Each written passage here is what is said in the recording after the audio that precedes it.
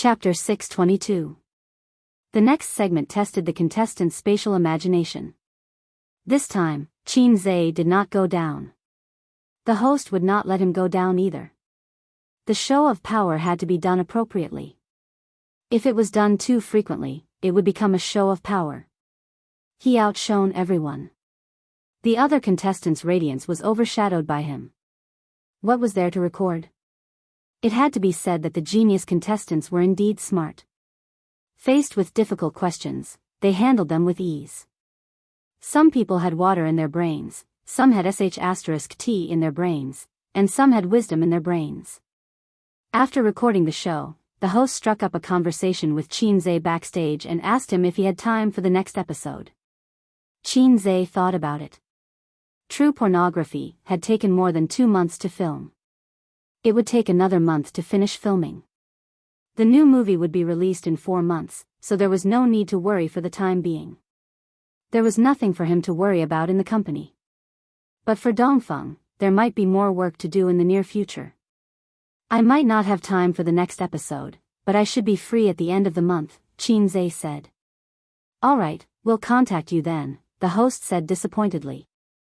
It was impossible to invite a celebrity like Qin Zhe to be a permanent guest. He was earning large sums of money every minute. They had previously agreed to do only 1 episode. The director saw that the results of this episode were good, so he asked the host to sound him out. If there was a chance, he would come out to discuss it. If there was no chance, then forget it. He could only wait until the end of the month to invite Qin Zhe again. Then let's go out. The fans have been waiting for a long time. The host gestured for them to leave. The two of them walked out side by side. In order to give back to the audience, the program team specially invited Qin Zhe to interact with the audience. Specifically, they would sit down to chat and answer some questions from the fans. Then, when the audience left, they could queue up at the entrance to get a signed photo of Qin Zhe. Qin Zhe had been signing autographs backstage just now. He had never practiced the signature of a celebrity. Back then, it was popular for celebrities to sign autographs. They even got people to design them. The name of the autograph looked like scribbles. If you didn't look at the photo, you wouldn't know who it was. Now that it wasn't popular anymore, if he still signed autographs like that, it would only attract criticism from the fans. At the recording studio, a portion of the audience had left, but most of them chose to stay behind. The cameras were not turned on. They had agreed that this was a private exchange, so they could not record it. The moment Qin Zhe came out, the scene entered a small climax, with endless cheers and screams. Many girls in the back row even stood up excitedly and waved their hands vigorously. Then, they were forcefully pulled down by their companions or boyfriends. Why are you calling me your husband? I'm your husband. That's the nation's husband. It's a title that belongs to everyone. You belong to me. That's more like it. That's right. He will always be someone else's child and someone else's husband. Hey, what do you mean? Words that were similar to a couple's bickering were quickly drowned out by waves of cheers. The production team asked me to have a casual chat with everyone. I know that everyone has a lot of questions. Qin Zhe thought for a while. Then, raise your hands. I'll just pick anything. Whoosh. Countless hands were raised. Qin Zhe picked a pretty girl from the first row. Qin Zhe, did you practice with the jigsaw puzzle just now, or did you really rely on your own ability? The girl asked. Qin Zhe said, I don't really play jigsaw puzzles. I've never practiced before. There was an uproar. There were still people who expressed their doubts. The girl said, I like you very much. At the same time, I'm also a jigsaw puzzle enthusiast. I play it often. It feels a little unbelievable. Qin Zhe thought for a while. That's easy. I'll play it again on the spot. Let's change the puzzle. The audience was stunned at first, then they became excited. The production team's staff immediately brought up a tablet. The cameraman carried a camera over and a tablet puzzle appeared on the big screen. It was a brand new puzzle. Qin Zhe said, "Host, please count to 3. The host smiled. 3, 2, 1. Everyone stared at the big screen. The godlike operation appeared again. Both hands moved, fingers sliding across the screen. Only afterimages could be seen. The puzzle pieces changed rapidly, returning to their original state at a steady and fast pace. Some people raised their phones to take pictures. Others saw this and quickly took out their phones to take pictures. It was a 6x6 puzzle. This time, it was even faster. Qin Zhe only took 23 seconds. He shook his numb fingers and passed the tablet to the host, who then passed it back to the staff. Clap, clap, clap, clap. Intense applause resounded throughout the venue. If the first performance could have been fake, then this time, it definitely couldn't be fake. Because Qin Zhe could have chosen not to perform. Moreover, was it realistic for a superstar to practice 2 puzzles just to show off? The girl who asked the question was holding the microphone with one hand and covering her mouth with the other. She was excited, shocked, and excited. The second person who asked the question was a big sister. Her question was more in-depth, neither gossipy nor entertaining. She said, "Qin Zhe, my son is about the same age as you. He will be graduating from university next year. His school is also very ordinary. I would like to ask, what is your secret to success? Everyone knows that you started from scratch." This question was not easy to answer. Work hard, study hard, and failure is the mother of success. Believe firmly that you can succeed. If he answered like this, it would seem that he would be despised. After all, chicken soup was not popular these days. Following the big sister's words, the audience became excited as if they had been injected with chicken blood. The young boys and girls were obsessed with Qin Zhe's idol halo, but the young people who had entered society were actually more curious about the history of Qin Zhe's success. It could almost be written into a long serial novel, but it had to be written by a well-known literary tycoon, the newspaper seller, who was recognized as a first-class writer. Therefore, Qin Zhe should have a lot of secrets and experience. Qin Zhe pondered, thinking about how to answer. Answer truthfully. In this era where transmigration is common, I didn't transmigrate nor was I reborn. But I got a lousy system. The system said that my luck was too low, so I couldn't transmigrate to the ancient times or transmigrate to another world. Even so, I still relied on the system to become the CEO, married Bao Jia, and walk to the peak of life. Therefore, in this society where class rigidity is becoming more and more serious, if you want to be outstanding and squeeze into the upper class of society, you have to use cheats. Of course not. That would make me a schizophrenic. Qin Zhe said, "Many successful people have been asked this question, so what is the secret? Let me talk about my own experience first. When I was in school, my results were indeed very average. At that time, I did not focus on my studies at all. I only thought about playing all day long. Then, there was the saying that studying was useless. I thought that I should play while I can. At worst, I can work harder in the future and become a rich boss. I can then mock those straight-A students. Even if my parents and teachers warned me every day that if I did not study, I would regret it in the future and have no way out in the future. I did not take it seriously at all. Similar situations should be encountered by everyone, right?" Many people nodded, feeling the same way. Actually, those who want to study will naturally study. Those who do not want to study, even if you use a knife to force them, it is useless. Not to mention the useless nonsense. Those who know that studying is useful have all suffered after entering society. Therefore, they tell their children to study hard. But think about it. Back then, didn't you think so too? Some hardships need to be experienced before you know it. Regret can never be predicted in advance. When we were students, we did not enter society. We did not know that daily necessities were expensive. We did not know that it was not easy to support a family. Therefore, no matter how much experience we have, we will not be able to understand. I only understood this after I graduated from university. Therefore, I worked hard to catch up. You all know that I only used a month to earn 100 million. But you do not know that for 2 whole months, I did not sleep more than 5 hours a day. I did not go out for 2 whole months. This is something you do not know. What is the secret? This is the secret. In your respective professions, take out your passion and work hard like me. I dare not say that you will definitely earn 100 million, but I can guarantee that you will definitely earn a lot.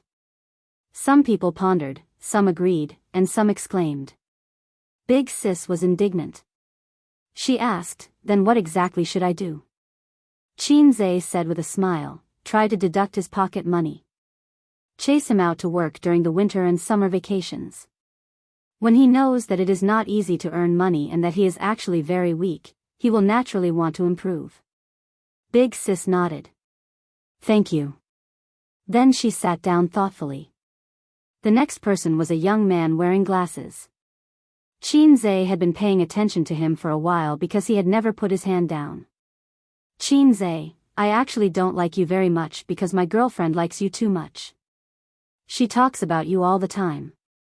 She has never been so obsessed with little fresh meats in the past. I am very dissatisfied with the current trend of little fresh meats in the entertainment industry. What do you think? The man wearing glasses asked a rather sharp question. Xianxia asked back, then do you think I'm a little fresh meat? The man wearing glasses said, yes. Xianxia laughed. Why? Do you think I'm famous because of my looks? The man wearing glasses was taken aback and was speechless. Xianxia shrugged. Laughter rang out. Xianxia continued, is your girlfriend here? Yes. The host said, who is it? Is it the one beside you? Pass the microphone to her. Beside the man wearing glasses, a slightly plump girl stood up and waved vigorously at Xianxia. Xianxia said, are you a fan of mine? The girl nodded vigorously. Hardcore. Xianxia said, then do you want to come up and give me a hug and take a picture? The girl was excited. Can I? So she ignored her boyfriend's twitching face and excitedly went up to Xianxia to hug him. After the girl went back, Xianxia raised the microphone and said seriously, look, all I can give you is a hug. But what your boyfriend can give you is care, love, and love. He can give you the time you spent with him. As for you, don't worry too much about these things. As a man, you have to be more tolerant. It's normal to chase after celebrities. There are so many beautiful female celebrities in the entertainment industry. Don't tell me you don't like one in particular. The man wearing glasses stopped talking. It doesn't make sense that you're the only one chasing after celebrities, but your girlfriend can't, right? She also knows that you're her boyfriend, so she's already very happy that she can hug me and take a picture with me. As long as couples understand each other, many conflicts can be easily resolved. Xianxia poured chicken soup for the couple and even received a round of applause. Chapter 623. On the 3rd day after returning from Suzhou, Xianxia buried himself in helping his sister write songs. At the end of October, she will hold a concert in Shanghai, Beijing, Hangzhou, and Guangzhou. Xiangjiang and Wanwan have not been decided for the time being. She said that it depends on her mood. If she feels that she can still fight for her life, she will sing. If she feels tired, she will talk about it next year. Recently, his sister has fallen madly in love with lip-biting makeup. My God, her face is already attractive enough, but she even put on this kind of seductive makeup. Xianxia wants to eat the rouge on his sister's mouth, but he is afraid of dying of chemical poisoning. The night before yesterday, his sister asked if she looked good, and Xianxia said yes. Wang Zijin was not convinced. At night in the room, she imitated Qin Bao Bao and also put on lip-biting makeup. Then she asked expectantly, is your sister prettier or am I prettier? The witty Xianxia replied, my wife is the prettiest. In fact, lip-biting makeup is the most seductive makeup. The coquettish and iceberg type are the best. The former is the icing on the cake, and the latter is the contrast. Only Wang Zijin, a dignified beauty with an oval face, is not suitable. Wang Zijin was very satisfied and said shyly, "Do you want to eat it?" Qin Zhe said in his heart, "It's all chemicals. It's not as good as my sister's juice, which is pure natural and pollution-free." After lunch, he heard the phone ring. The caller ID was Su Yu. Qin Zhe answered the phone. The sister next to him immediately pricked up her ears. Her clear eyes didn't blink as she concentrated on listening. Although the sisters did not pursue the matter of that day, she and Wang Zijin both secretly sounded an alarm in their hearts. Life is not only about the present, but also about the distant. In the same way, the enemy is not only the monster in front of him, but also Teddy Sue in the distance. He has to be on guard. "Hello, what's the matter?" Qin Zhe was serious. "There is a project in the company that needs you to come over and review." "I can't handle it." Su Yu was serious. "Oh, then wait a moment. I'll go over now." "Okay." After hanging up, Qin Zhe said, "Should I make a trip to Tianfang?" Qin Bao Bao curled her lips and lazily stuck out her chest like a plump mermaid. She said grumpily, "Go, go. If I keep you here, some people will say that I don't know what's important." Qin Zhe put his phone in his pocket and nodded. When she reached the door, her sister suddenly said, "Come back on time after work, understand?" Qin Zhe nodded vigorously. I know." After the person left, Qin Bao Bao crossed his legs, pinched his orchid fingers, and held the teacup. He hummed, "If you dare to cook for Su Yu again, I will cut it off." He drove to Baoza Investment and pushed open the door of the office. He saw Su Yu sitting behind the desk, turning the pen in her hand in boredom. Her fingers were slender and slender. Unfortunately, her fingers were not flexible. She turned a few times, dropped the pen, picked it up, turned it again, and dropped it again. With the same slender fingers, her sister was n times more flexible than her. Because of this, her sister's game operation beat Su Yu. "What project? Let me see it in person." Qin Zhe took off his coat and threw it on the sofa. Su Yu raised a bright smile and hooked her fingers. Qin Zhe approached, she got up, pressed Qin Zhe on the chair, sat sideways on his lap, put her arms around his neck, and said sweetly, "Billions of projects." She was not enchanting or seductive, but the words she said were meaningful, which should not be said by a beauty with temperament like her. Qin Zhe froze for a moment, saying in his heart, "Is she infected by me?" That's right, Su Yu's style of saying a few words from time to time was obviously influenced by him. He remembered that someone said that if two people get along for a long time, their personalities, temperaments, and speaking styles will become more and more similar, which is the legendary husband and wife look alike. Qin Zhe, although I like to talk nonsense, I don't want my wife to talk nonsense all day long. Qin Zhe secretly decided to change this bad habit. That's a lie. Qin Zhe pinched her white and soft cheeks and pulled hard. Pain. Su Yu's face was deformed in his hands, and she begged for mercy. "There's something serious, let's go to the spa in the afternoon." "All right, let's get down to business." Qin Zhe exerted more force. "Sister Man wants to discuss with you again. We're going to have tea in the afternoon. I said I'm looking for you, and we can talk about things by the way." Su Yu said. "What's the matter with Sister Man?" Qin Zhe frowned. "She'll talk to you herself. You'll know when you get there." Su Yu rubbed her cheek, and the left side of her white face was red. Su Yu drove Qin Zhe to a women's beauty and health spa that he had never stepped into in his life. The location was in Lujiazui. 2 whole floors could be rented in the well-known Guorong building, and several 7-digit luxury cars could be seen in the parking garage from time to time. One could imagine how high-end this place was. The main customers of the club were women, but it didn't mean that there were no men, just fewer. Some came to accompany their wives and girlfriends, and some came because they liked to take care of themselves, such as men who loved to split peaches. Stepping into the luxuriously decorated lobby, marble walls, red carpet, and soft and comfortable lighting, probably the decoration style of this kind of leisure club was very similar. Qinze was a little uncomfortable. This atmosphere makes me a little disgusted. The decoration style of the high-end big sword club was like this. Suyu said blankly, "What's wrong?"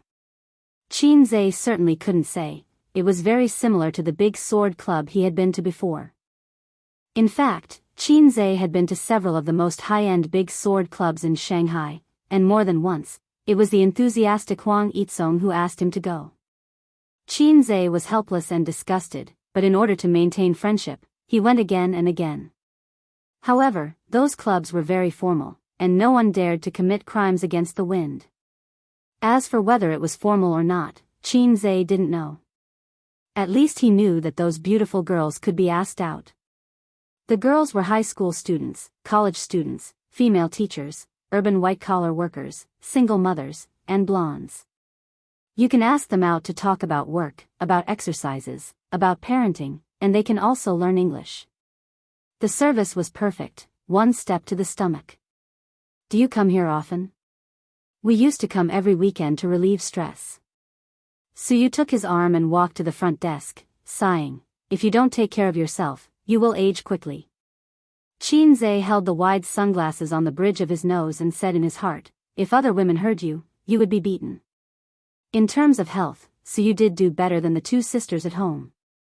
Maybe she was taught by Nan Man Pei.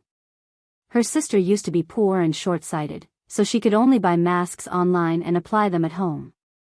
After becoming famous, her face was not easy to expose, and she would not come to such clubs. However, youth is capital. A regular work and rest and consistent exercise are the best health.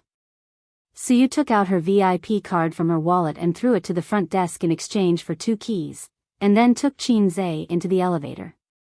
Her VIP card was black, with the word Supreme written in golden font in the upper left corner. There was a billboard at the front desk, Supreme VIP.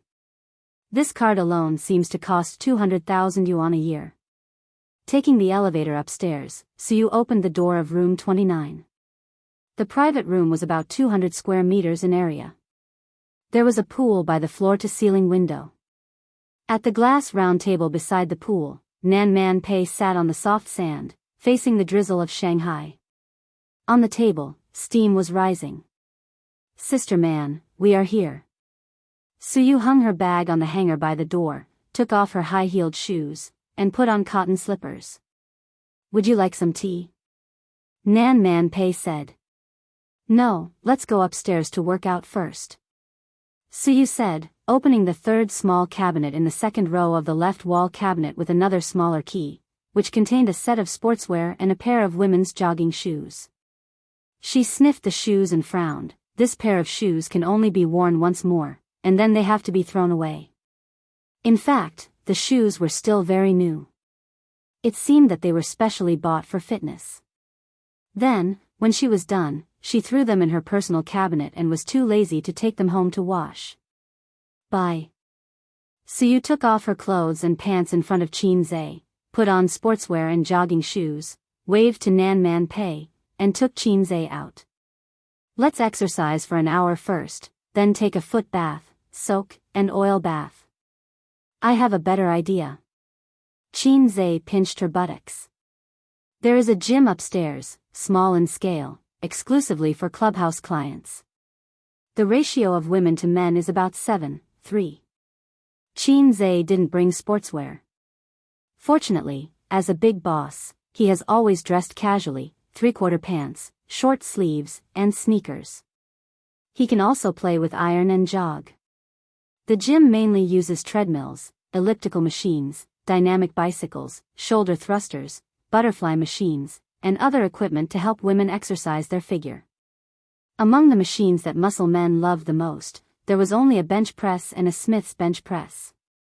And they are all empty and no one uses them. Suyu went for a run, and Qinze looked around and chose the bench press. He played with this thing when he first went to college. At that time, a gym opened near the school.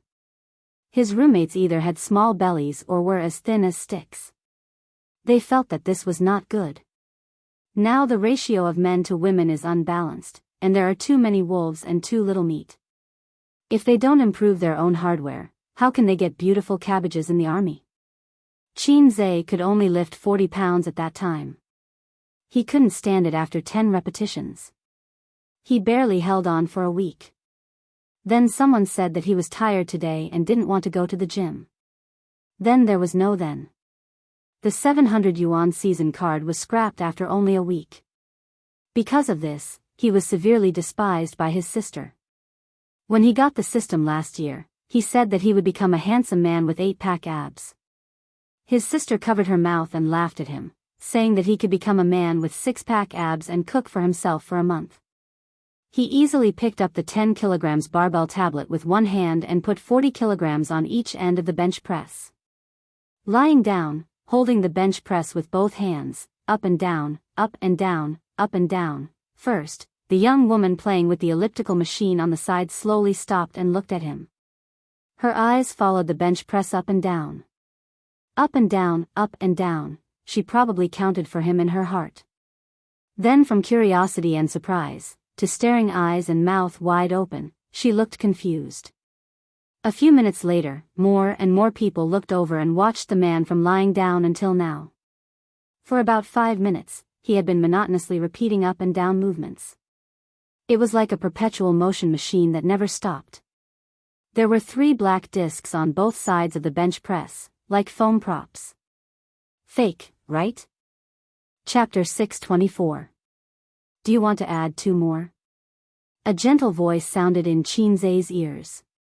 He turned his head slightly and saw a young man with red lips and white teeth standing beside him. He even had a thumb-sized silver earring on his left ear. Qin Zhe nodded. Okay, help me add 2 20 kilograms dumbbells. The young man did as he was told and lifted a 10 kilograms dumbbell tablet. No, it's 20 kilograms each, Qin Zhe corrected him. Can you do it? The young man was stunned. A man can't say no. Qin Zhe's lips curled up. It was a pity that he was wearing sunglasses. Otherwise, the young man would have seen him winking at him. Qin Zhe didn't know if it was an illusion, but he noticed that the young man's face was red. Maybe it was because of the intense exercise.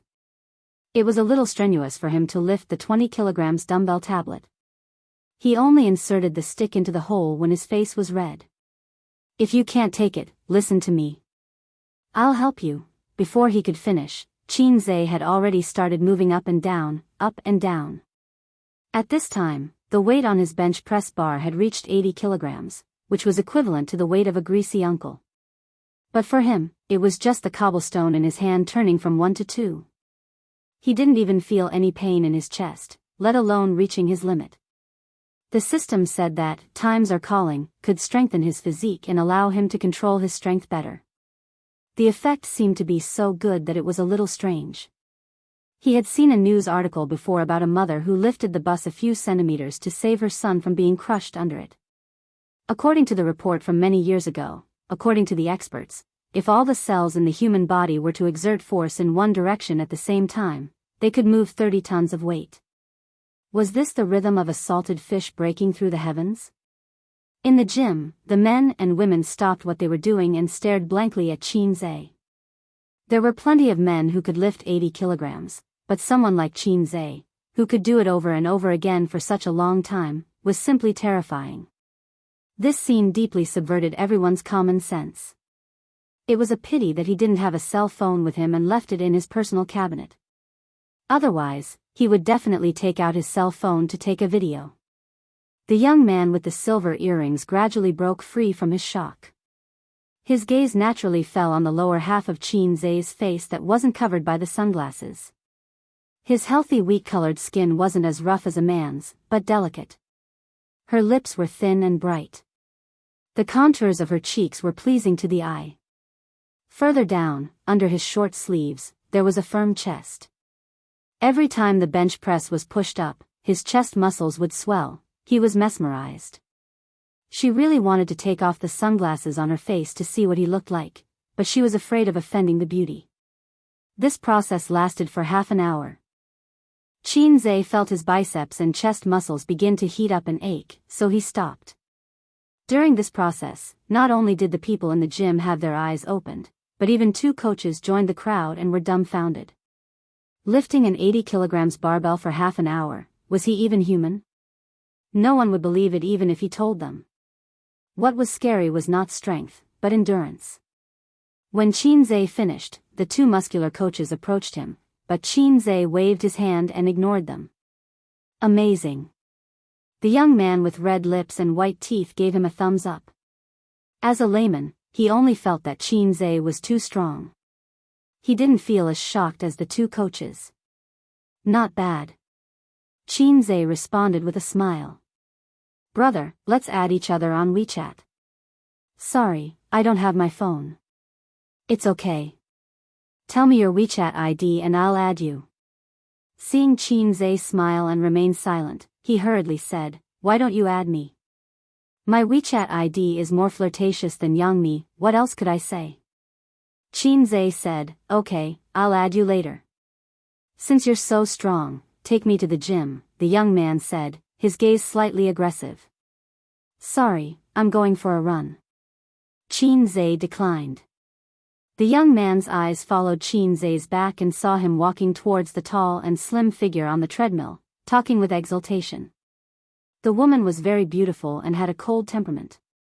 As soon as she came in, she overshadowed the young women and older sisters who were originally good-looking. Little bitch. He cursed in his heart. Why are you so strong? Su Yu's tone was full of admiration. That's strange. Don't you know whether I'm strong or not? Xianxia stood on another treadmill and jogged.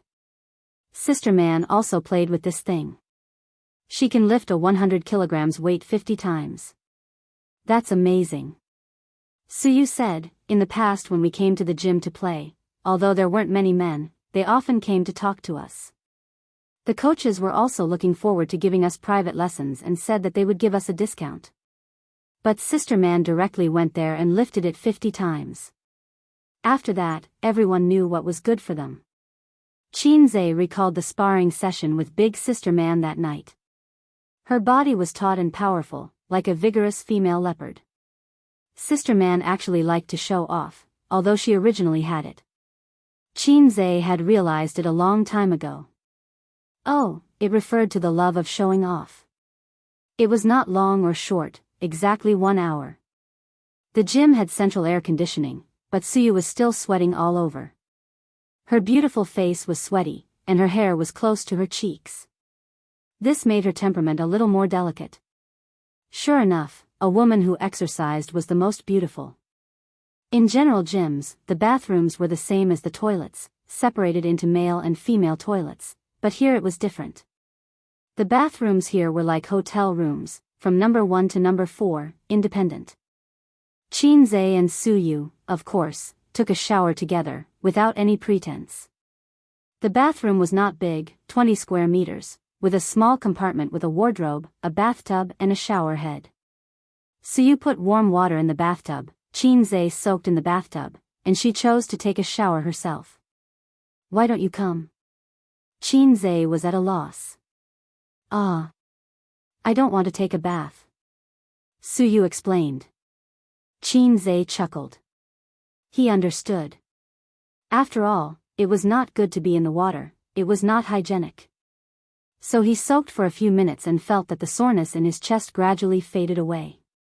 He stepped out of the bathtub, pushed open the glass door of the shower compartment, and hugged Suyu from behind. What's the matter with Sister Man? She usually calls me directly when she has something to do. Xianxia said. You can talk about it later. It's not appropriate for me to say it. Suyu replied. So mysterious? Xianxia was surprised. Is it about quality? At Sister Man's age, she really should have a child or something to make up for the shortcomings in her life.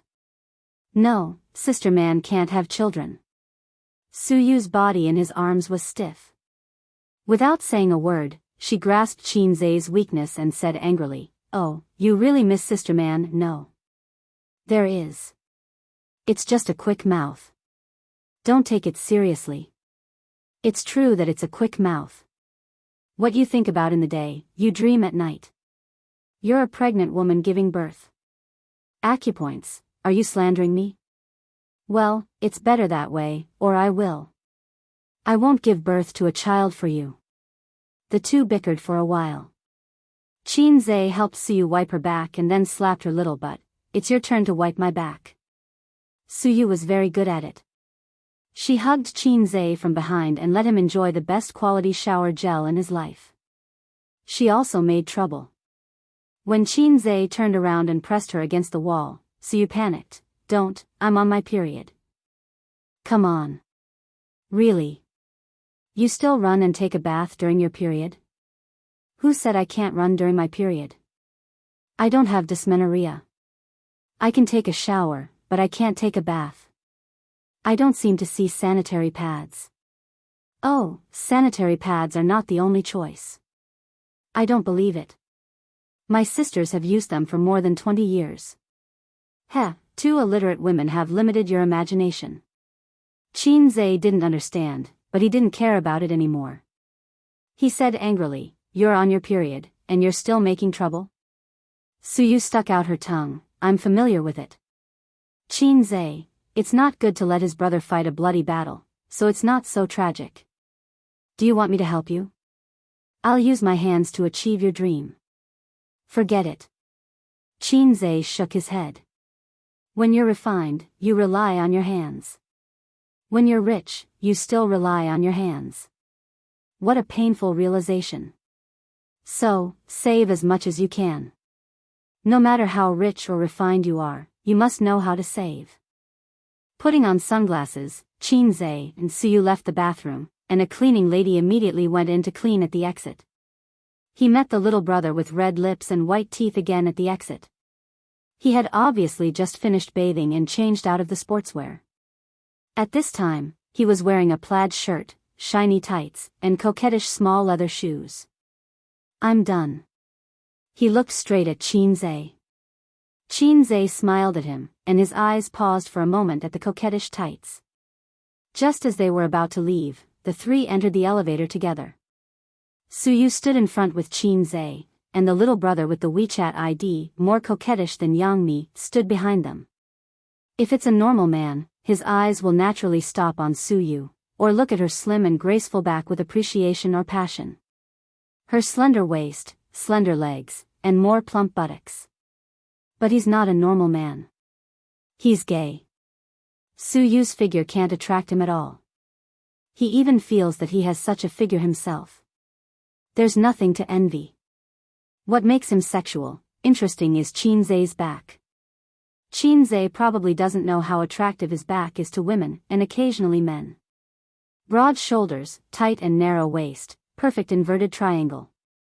Of course, there are also unavoidable buttocks, strong and straight. This thing is particularly attractive to some men, it's poison. The little brother's mouth was dry for a while, and the two buttocks seemed to have a whirlpool, constantly attracting him and calling him. He couldn't control himself. He reached out and wanted to pat it hard like a big man, and then praised, Brother, good figure, teach me. To cover up the fact that he was eating tofu. But the moment his hand touched Qinze's buttocks, it involuntarily turned into a caress. Qinze was stunned at first, then he bounced a small step forward like an electric shock, turned around, and glared at him. Fuck, he's really gay. I know that those who wear tights are either transsexuals or gay. Goosebumps all over his body. The little brother didn't see Qinze's angry eyes because he was wearing sunglasses. He was a little excited, and his eyes flashed with desire. Little brother, your figure is really good. Suyu looked at him blankly and then looked at her man. Qinze whispered, he touched my buttocks. He's gay. For a man, his wife was touched in broad daylight, this is a matter of life and death. For a woman, it's also a matter of life and death. What's more, the other party is gay. Suyu's two eyebrows were erected in an instant, her pretty face was covered with frost, and she raised her hand to slap him. The little brother looked very angry. He wanted to resist, but Qinze pushed him gently, pushed him like a weak chicken, and then looked at Suyu. The meaning in his eyes was, I'm not convenient to do it, you do it, your man was molested, you hit people, you have a reason. Suyu nodded with hatred and added 2 more kicks to his stomach. The little brother covered his stomach, curled up, and his face was white. Just at this time, the elevator stopped and the door opened. There were 3 or 4 people standing outside.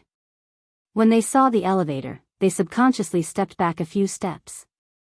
Suyu wanted to burst out with a swear word, "I'll fuck your whole family," but there were people standing outside the elevator, and the swear words couldn't be said. She thought about it and said, "Shake." She grabbed Qin Zai's arm and quickly slipped away. "Let's change places. That guy may call the police." On the way to the private room, Suyu said with a frown. If she was beaten, she would definitely call the police, and then let the person who beat her know how expensive that slap was. It's the practice of ordinary people to keep the peace. Rich people will only kill you. Call the police and say you're gay, molesting a man and being beaten? Qin Zai rolled his eyes. Men also have human rights, okay? In fact, he was not sure. After all, there was a crime of rape in the law, but there was no crime of tearing the chrysanthemum. It can be seen that this society is unfair to men, and this is the ironclad evidence. But for this kind of thing, people who have a little face will not make a big fuss and let the world know. Suyu said, "Oh," and suddenly looked at Qin Zai's buttocks with disgust. "Go back to the private room and wash your buttocks." Chapter 625. Sister man, let me tell you, Qin Zai was molested just now. Molested? It was a man, and he touched his butt. Touched his butt? Well, I've been here for so long, but I didn't know that there are gay people here. So many men hit on us before, but I didn't see it. The man who hit on you is innocent. Since he is gay, of course, he will ignore you. Suyu and Nan Man Pei chattered endlessly. At this moment, they were not angry. Instead, they had the enthusiasm of sharing gossip between little girls. Nan Man Pei listened silently and glanced at Qin Zai from time to time. "Why are you looking at me?" Qin Zai felt that Sister Man's eyes were strange and couldn't help but roll his eyes. Nan Man Pei retracted her gaze and secretly thought that men with this figure and appearance were really attractive to gays. The more developed the area, the more people believe in same-sex true love, heterosexual reproduction. In this respect, people in backward areas are very positive. Poverty limits their imagination for sex. It is said that 9 out of 10 men have a hobby of smelling chrysanthemums, but some people hide it in their hearts, and some people show it. "The tea is cold, sister man, boil another pot." Qin Zai smacked his lips. The herbal tea was particularly bitter. After drinking a few mouthfuls, his tongue felt uncomfortable, as if there was a thick layer of tongue coating. This was the reason why he and his sister preferred coffee to tea. "If you want to drink, you cook it yourself." Nan Man Pei glanced at him and said, "Suyu, call someone to come over and take a foot bath." When the 3 aunties in work clothes came up, Nan Man Pei and Suyu had changed into swimsuits and bathrobes, while Qin Zai was still dressed in the same way. Fortunately, when Suyu called, she asked the staff to send a pair of men's swimming trunks. Qin Zai closed the curtain and changed into his swimming trunks. The swimming trunks were tighter, so he had to make do with them.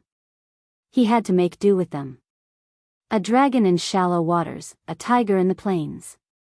During the foot bath, Qin Zai's eyes were always fixed on the 2 pairs of jade feet of Suyu and Sister Man. They were white and exquisite, and the red soles were very cute. No wonder there were so many extremities control. Small things were always very cute, such as little puppies, little feet, little penis. This was not cute at all. The process of foot bath was not comfortable. The aunties rubbed the acupoints with all their strength, which made Qin Zai's chrysanthemum clench. However, he did feel much better afterward. The effect of the foot bath was quite good. The aunties washed their hands and prepared to massage the guests. "Just leave one person, I don't need him," Suyu suddenly said. The aunties looked at each other in silence, looking disappointed. Massage oil and foot baths were all charged, and they were much more expensive than outside. They could make a lot of money. "Just a massage?" It's good for the body. The middle-aged woman tried to fight for a few words. No need, no need. Suyu waved his hand. Thus, they left in disappointment. Suyu lay on the bed and said happily, Aze, help me push the oil. Big sister man, let me tell you, he's amazing. Last time, he made me feel so comfortable, so comfortable. Which aspect are you talking about? Nan Man Pei's mouth twitched. So only Suyu and Nan Man Pei were left to enjoy. Qin Zhe, like the aunties, became a waiter. Out of professional habit, the aunties liked to chat with the guests, but no matter what she said, Nan Man Pei was too lazy to pay attention to it, and closed his eyes to sleep. Because of his birth, Nan Man Pei's character was not good. He was strong, cold, and a little proud of everyone here is trash. Not to mention an auntie who pushed the oil, even if the manager of the club came, Nan Man Pei would not necessarily care about him. The scenes of those big shots with a net worth of tens of billions of dollars chatting amiably with the small fry were all in novels to coax people. After all, there were no reporters and cameras around the rich big shots, and they did not need to play the drama of loving the people as their children. Young man, she's your wife. The aunties said. The aunties did not see Qin Zhe's body because he was still wearing sunglasses. Yes. Qin Zhe nodded. You're so lucky. Your wife is very beautiful. Thank you, aunties. We're tall and handsome. We're really a good match. Only Qin Zhe, who had just become a big shot and was used to pretending to be gentle, could talk to her. What do you do? No, I'm unemployed. Your wife, my wife is capable. The company is supported by her alone. I don't do anything. I just eat, drink, and play. The aunties suddenly realized that he was a gigolo. So she said against her will, young man, you're capable. You're capable. Nan Man Pei frowned, as if she thought it was too noisy. She opened her eyes, looked at Suyu, and found that she had fallen asleep. No wonder she did not speak for a long time. She fell asleep so quickly. Usually, Nan Man Pei was the one taking a nap, and Suyu was bored playing with her phone. Suyu's sleep quality had always been poor. She's asleep. Nan Man Pei said. Qin Zhe nodded. Nan Man Pei patted her shoulder. Okay, no need to massage. Huh. Only 10 minutes. The aunties were stunned. No need. Nan Man Pei said. This guest was too cold and difficult to get along with. The aunties nodded and left. Anyway, according to the rules, the charge was the same for 1 minute and 1 hour. She earned an hour's money in 10 minutes, which was more than the 2 colleagues who left first. After he left, Pei Nanman glanced at Suyu. She was sleeping peacefully. So, she tilted her head and looked at him with a pair of eyes that were as bright as the autumn water after hiding her fierceness. Qin Zhe, massage me? I'm very expensive. 500 for an hour, 2,000 for the night, and 500 for the full set. Okay. Nan Man Pei nodded seriously. Qin Zhe saw that Suyu was sleeping soundly, so he went to Nan Man Pei's bed, poured oil, and massaged. Nan Man Pei's skin was delicate and white. She was a 31-year-old young woman, but her skin was well maintained like a young girl's. The curve of her back was beautiful. Not only was it a woman slender, but it was also a strong curve. This was unique to a well-trained woman, just like the Apollo's belt. Her small waist with the Apollo's belt, TSK, her magic power was boundless. So, a thin woman did not necessarily have a good figure. Women who exercised were the most beautiful. This was what it meant. He glanced at Suyu from time to time. Although it was just a simple massage, this kind of sneaky scene with his wife's best friend while she was sleeping had a kind of perverse stimulation. Perhaps she felt too comfortable. Nan Man Pei couldn't help but moan out of her nose, but she immediately held it back. Sister man, if you feel good, call it out. Qin Zhe said. Nan Man Pei turned her head and glared at him. Unfortunately, her coquettish and charming appearance was not lethal. How many times? What? Massage her. This is the second time. Nan Man Pei nodded. 20 minutes later, Nan Man Pei said softly, well, Qin Zhe, let's take a bath. A bolt from the blue. Qin Zhe opened his mouth and stared. Sister Man, today, is she really going to give birth? Sister Man, when did you fall in love with me? Nan Man Pei was stunned at first, then turned over and sat up, kicking him hard in the lower abdomen. Her pink face rose with 2 faint blushes. Qin Zhe covered his stomach and laughed dryly, just kidding. Nan Man Pei got out of bed and took off her bathrobe, leaving only a set of black swimsuit, against her white skin, blinding Qin Zhe's dog eyes. The two leaned against the edge of the pool and chatted. This time, I asked you to come out because I want to ask you for help. What's the matter? Qin Zhe lit a cigarette. Borrow money. Borrow money? He looked at Nan Man Pei in surprise, her slender and graceful body rippling and twisting in the clear water. Her 34D chest was firm and firm. Sister used to complain to him that she was always worried that the secret would be too big, but Nan Man Pei didn't seem to be on the verge of collapsing. This might have something to do with her constant exercise and abstinence. In Taoist and Confucian health, one of the rules was abstinence. Regardless of gender, if one's private life was too dissolute, they would age quickly. I'll take notes and pass on my experience to Sister later. No, now is not the time to be unrestrained. Qin Zhe returned to the topic and asked blankly, what do you want to borrow money for? Sister Man's assets were definitely more than his, this was without a doubt.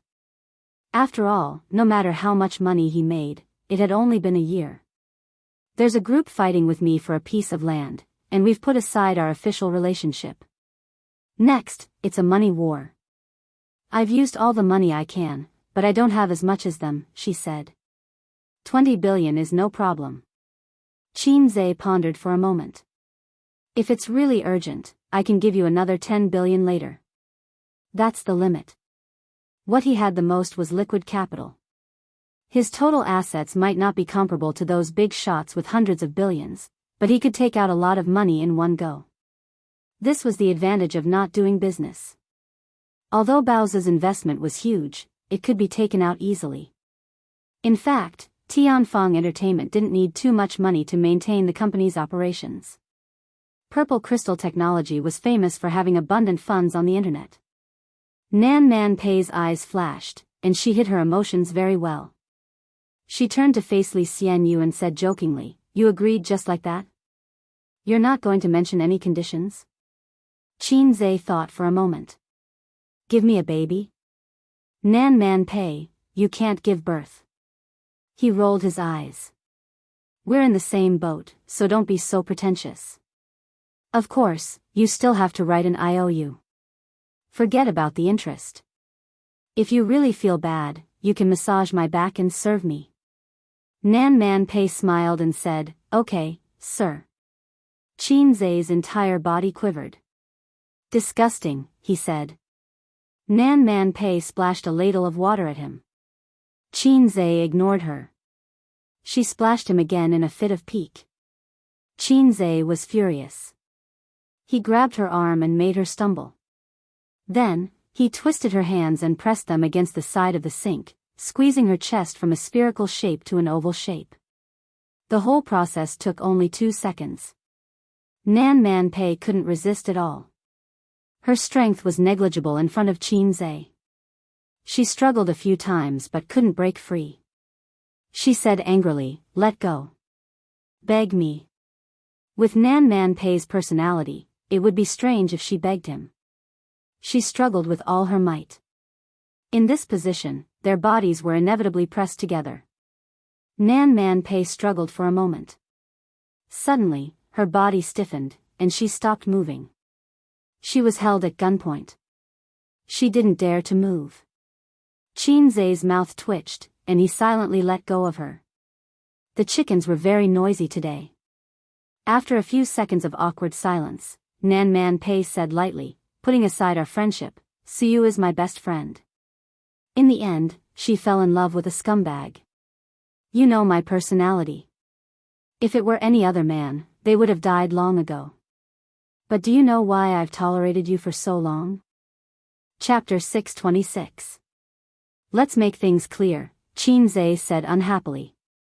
Liking a scumbag is Su Yu's personal character problem.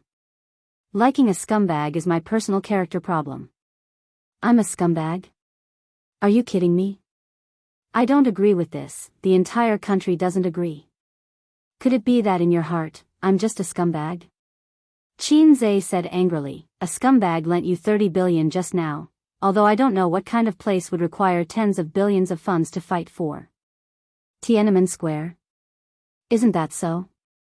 Nan Man Pei's expression was calm, and she took this opportunity to hide the blush on her face. Qin Zhe felt sad. Although he wasn't outstanding, he had been a calm and obedient child in the eyes of his elders since he was young. Although his future was bleak, he had a strong character. Yet, he had become the scumbag in Nan Man Pei's words. There were countless scumbags in Cantonese, and there were groups of them. However, he had only bid farewell to his ex-girlfriend last year, with both hands. Right was passionate and unrestrained, while left was reserved and reserved. They were both very unique. But I don't hate you, Nan Man Pei said seriously. Not at all. Qin Zhe said, so. Sister Man also likes a scumbag? Nan Man Pei sighed. By right, based on my experience, I should hate men like you who are two-timing.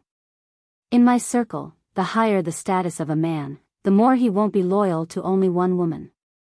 It's the same for women. I'm used to it, but I don't agree with it. Qin Zhe, do you know? But I have unlimited tolerance for you. Qin Zhe said carefully, thank you for your love. Nan Man Pei shook her head. Because you're still a child. Qin Zhe felt a mouthful of blood stuck in his throat. He wanted to spit it all over her face. This was the most humiliating sentence Qin Zhe had heard this year. Although he was indeed much younger than Nan Man Pei, he was still a 24-year-old man. How could he still be a child?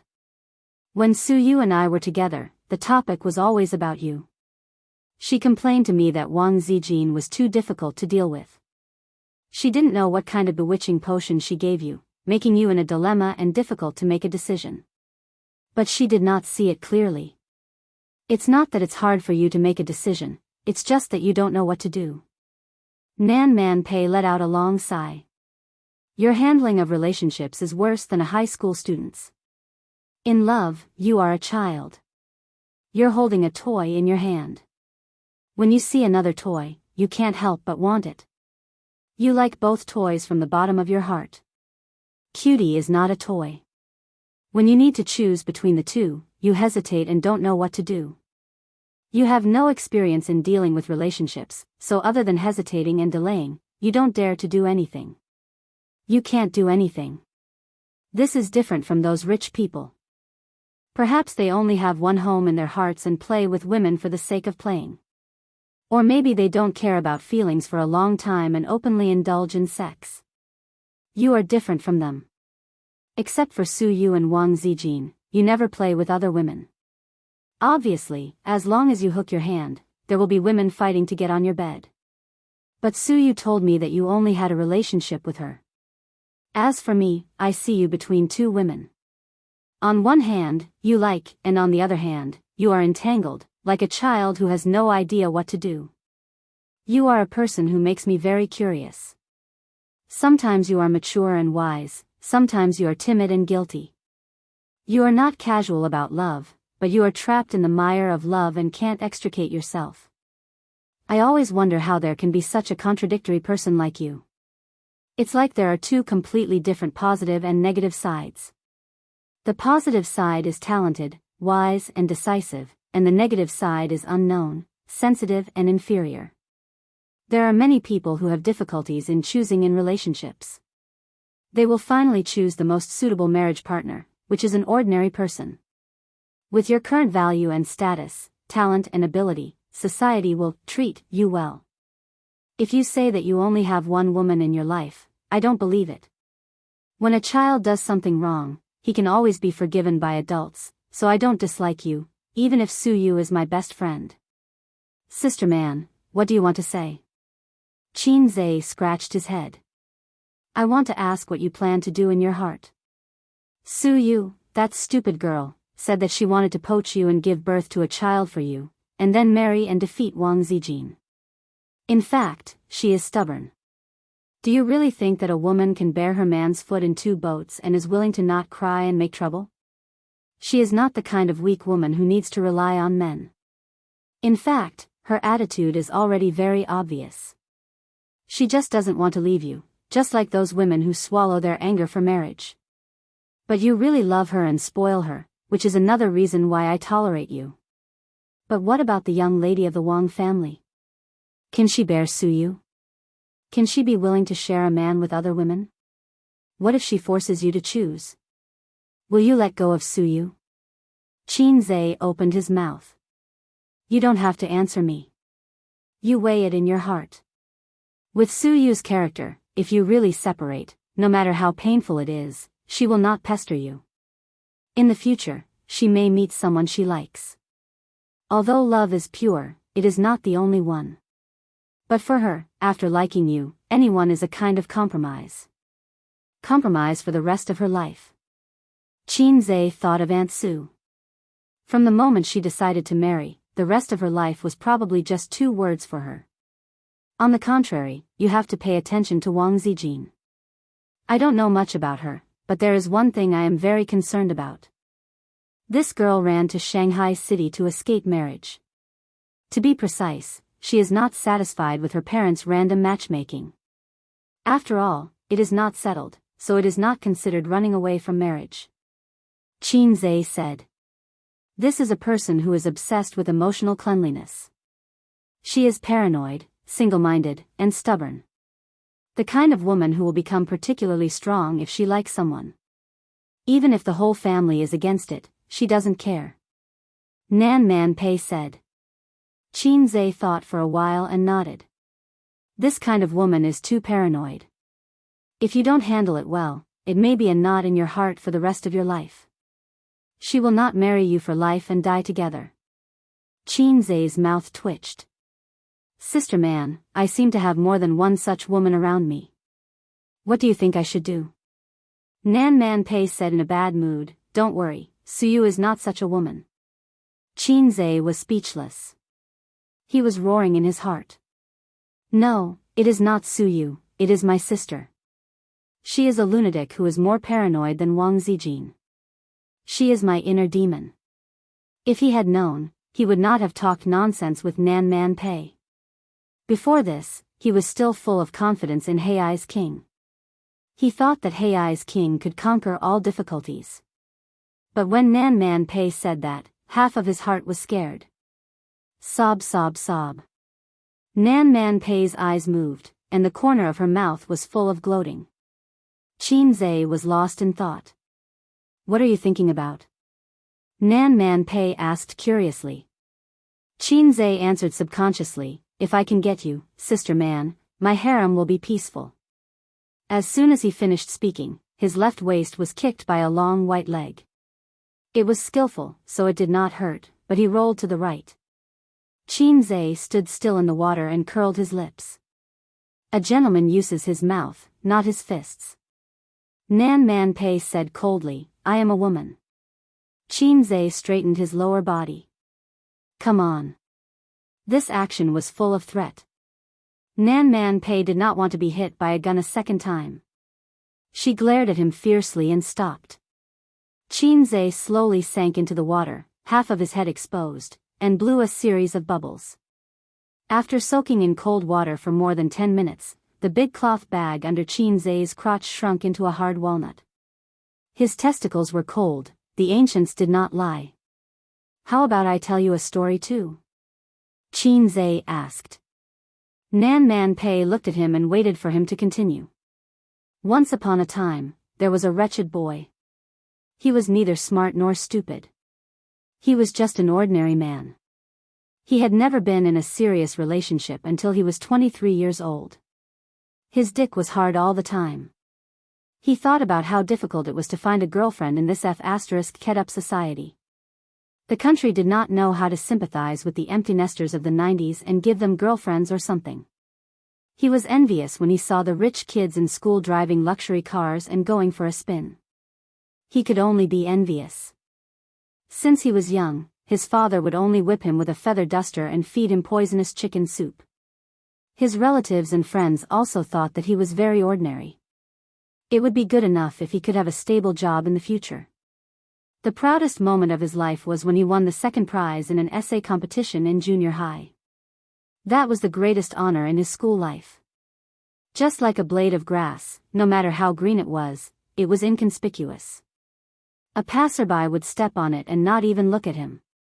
But even a blade of grass hoped that it could stand on a dazzling stage. He once loved a girl, a very radiant woman, but that love was as lowly as himself. He couldn't even tell anyone about it. When he was 18 years old, at his alma mater's ball, he stood there like a minion. At that time, I tearfully swore that everyone must see me. There are too many ordinary paths in the world. Which house do you live in? I've been neglected too much in love and at work, she said.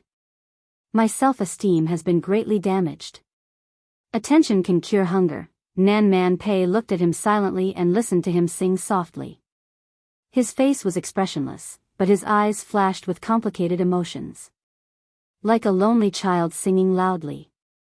In the eyes of girls, the only thing that shines about him is the big house at home. That is a luxury that ordinary men can never afford in their lifetime. Don't you think it's funny? The biggest shining point of his life has nothing to do with him. That humble blade of grass, he also wants to be liked. To hell with his house. Until one day, one night, when he was drunk, a girl said to him, "I like you. I like you very, very much." At that moment, it was as if a ray of light had struck his heart. It was the first time in his life that a girl said that to him. It was not because of money, but because the girl was very rich. The first time. Qin Zhe murmured, the first time a girl liked him and said that she liked him. Nan Man Pei whispered, "Who was the girl you loved?" After a long silence, he said, "That's another story. There was once a girl who loved him very much. But at that time, he was just a blade of grass. He could not even control his own fate." I'm afraid she would never say that sentence out loud. Chapter 627. Nan Man Pei was speechless. Your love life is really complicated, she thought to herself. Suyu was the first woman to say, "I like you," to him. Nan Man Pei knew this because Suyu had told her before. She had always thought that Suyu's love was insignificant. She did not expect Qin Zhe's love to be equally insignificant. Just because of this sentence, you've hit your G-spot? How much do you lack love? How could such a talented man have such a sad childhood and adolescence? Nan Man Pei could not help but shed a tear of sympathy for him. Also, who's the woman you love and she loves you? Wang Zijin. That's not right. If it's love buried deep in the heart, then the timeline doesn't match. Wang Zijin only came to Shanghai last year. For some reason, a coquettish face suddenly appeared in Nan Man Pei's mind. She shuddered violently and chased that face out of her mind. Impossible. I'm overthinking. Qin Zhe, this idiot, is still quite decent. Pei Nanman took the initiative to have a heart-to-heart talk with Qin Zhe. She received a response from the other party. She saw that under the bright clothes, there was an ordinary big boy. However, she could not understand. With the ability and talent he displayed, how could such a boy have such a quiet childhood? Some people could be enlightened overnight and be reborn. However, there was a limit to everything. It was not as exaggerated as him. Do you need soap? Can I rub it? Nan Man Pei changed the topic. Qin Zhe nodded silently. With the sound of splashing water, she stood up from the water and left the pool. After a while, she came back with a round piece of bright yellow soap. It was crystal clear and had a faint fragrance. Qin Zhe smelled a few types of Chinese medicine from it. Chinese medicine? You have a good nose, Nan Man Pei said. She stood by the pool. Her feet were small and exquisite. The curves of her bare feet and calves were especially seductive. Water droplets slowly dripped between her legs. Splat. Splat. Patter, Qin Zai's hand slipped, and the soap jumped out. Sister Man, help me pick up the soap. Nan Man Pei walked over. When she bent over, her two buttocks were especially round and perky under her swimming trunks. Qin Zai secretly said, "Good butt." Suyu was woken up by Qin Zai. With a dazed look in her eyes, she rubbed her eyes and said in a coquettish tone, "What time is it?" Qin Zai patted her head and said softly, "It's only been half an hour. I've finished talking with Sister Man. Did you promise, Sister Man?" Suyu blinked and asked expectantly. "Of course I'll agree to such a beautiful lady's request." Beside him, Nan Man Pei's face twitched. Suyu laughed and said, "She is a little sister, what am I?" Little sister. She did not expect that at the age of 28, she would become a little girl. She was not happy. Carat Omega Carat, Suyu's eyes curved, and she forced a smile. "Don't be rude, call me sister." Qin Zai, "Well, you are also a little sister." Suyu rolled over and almost rolled out of bed. She said happily, "Then I'll call you little brother." Qin Zai, "Good." Look, he was not embarrassed at all when he said mushy words to Suyu. She remembered that when he called Qin Bao Bao little sister, she had goosebumps all over her body.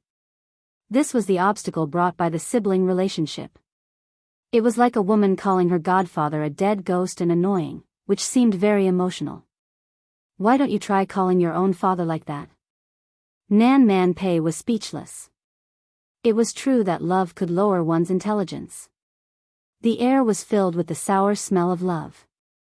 She was inexplicably upset and said angrily, "Get out of here, don't disturb me drinking tea."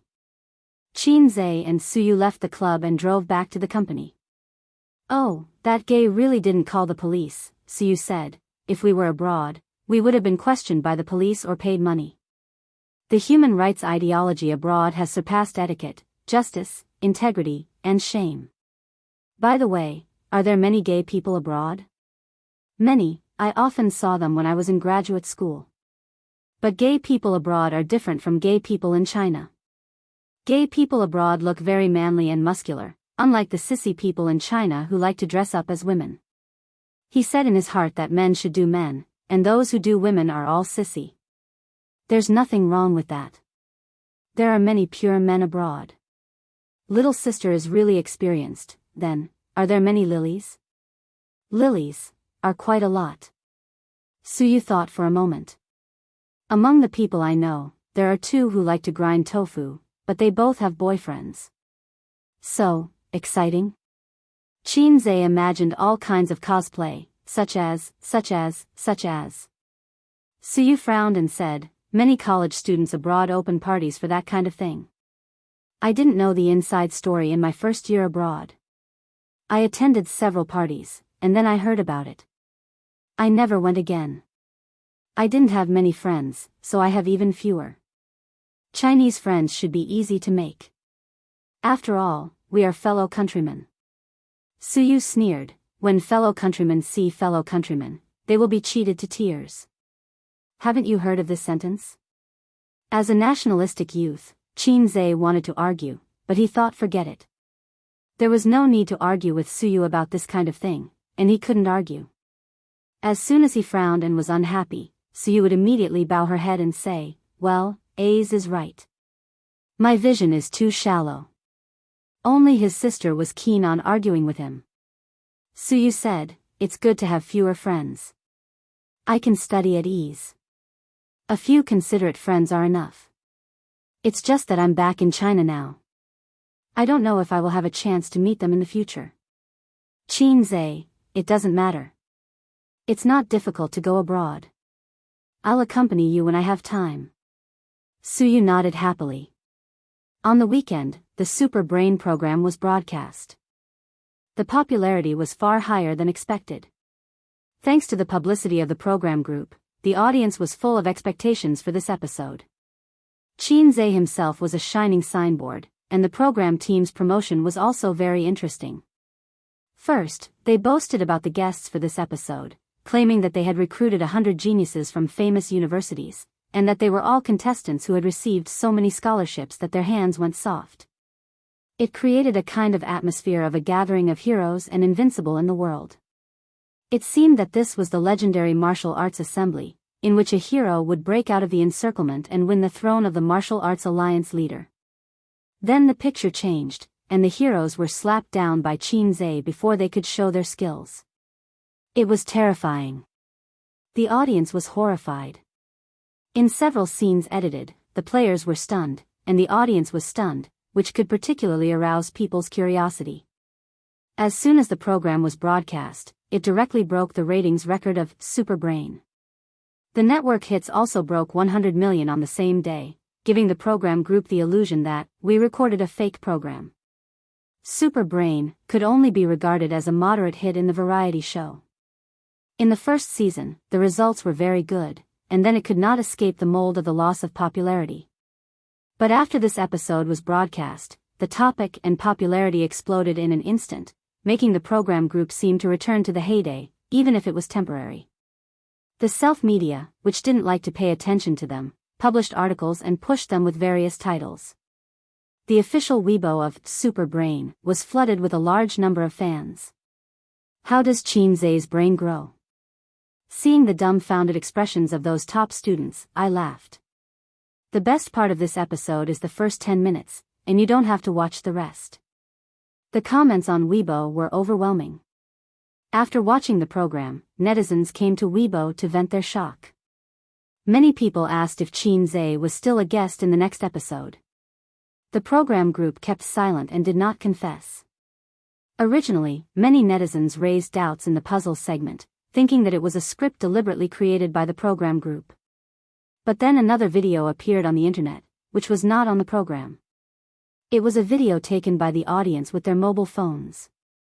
Another puzzle video of Qin Zhe. In the hearts of the audience, Qin Zhe was a genius among geniuses. After watching the video, Nan Man Pei also had the same idea, but she was puzzled when she thought of Qin Zhe's words a few days ago. Such a person had nothing to do with being mediocre at all. In the past, she didn't pay much attention to Qin Zhe's news. It was either a catfight, a scandal, or a movie. But when she saw the promotional title of Qin Zhe beats 100 top students, she couldn't help but read it. What else could she say? She was amazed and impressed. She rarely admired others. Because she wanted to know more about him, but the more she knew about him, the more curious she was. She always felt that he was shrouded in a layer of mystery. She couldn't see the flowers in the fog. Nan Man Pei sat on the sofa in the living room and sighed. Auntie is frowning and sighing. What's going on? In the corner, Li Donglai and Pei Ziki whispered to each other. She's in trouble with her business. But I heard from Auntie Suyu that Qin Zhe will help with the money. Is it related to Qin Gu? For example, the unspoken rules of the business world.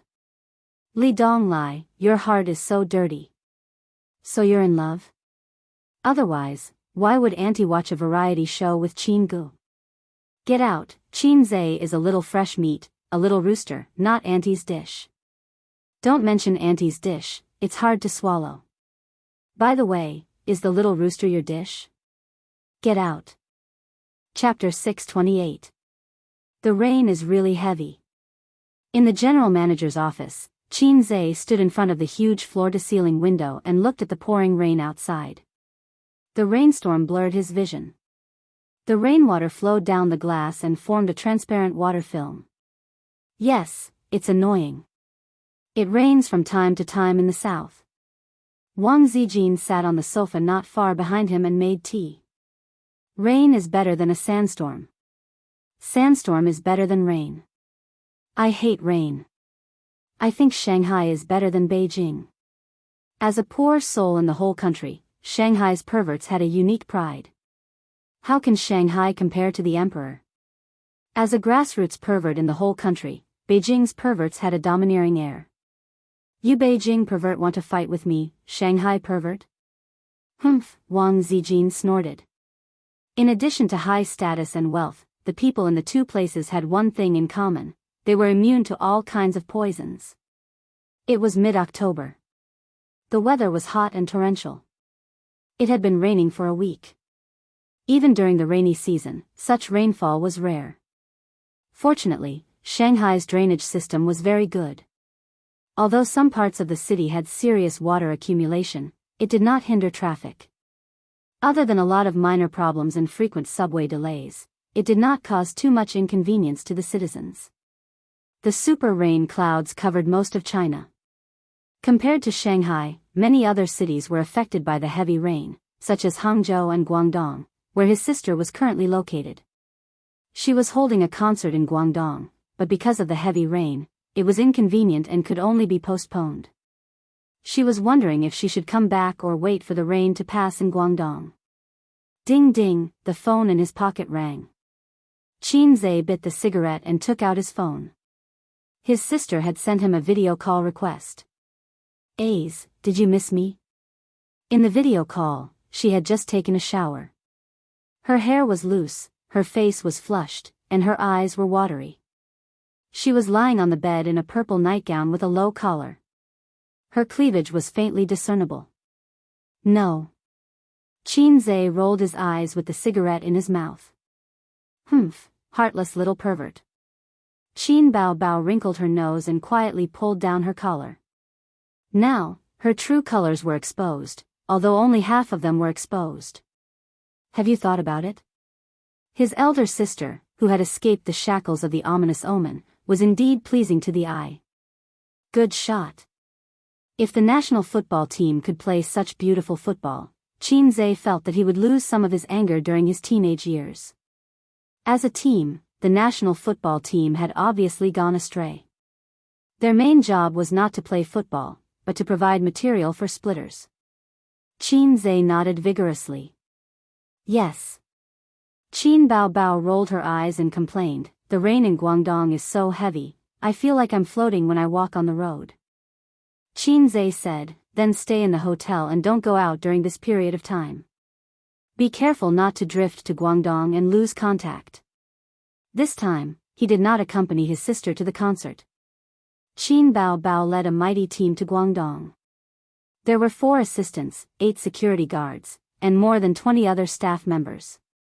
The reason why they chose Guangdong as their first stop was that Qin Bao Bao had voted on Weibo. There were a total of 6 cities, and Guangdong had the highest number of votes. The people in Guangdong felt that Qin Bao Bao, a northerner, sang well and was beautiful. They were looking forward to her concert. Qin Bao Bao was also very surprised. She did not expect that she had so many fans in Guangdong. "Is there a donation event tonight?" "I saw it in the group chat," Qin Bao Bao said. It was a donation event about the floods in several areas. The entertainment industry spontaneously organized it. On one hand, it was for public welfare. On the other hand, it was to appease the public anger. After all, no one cares about the bones of heroes, but the family affairs of actresses are known to the world.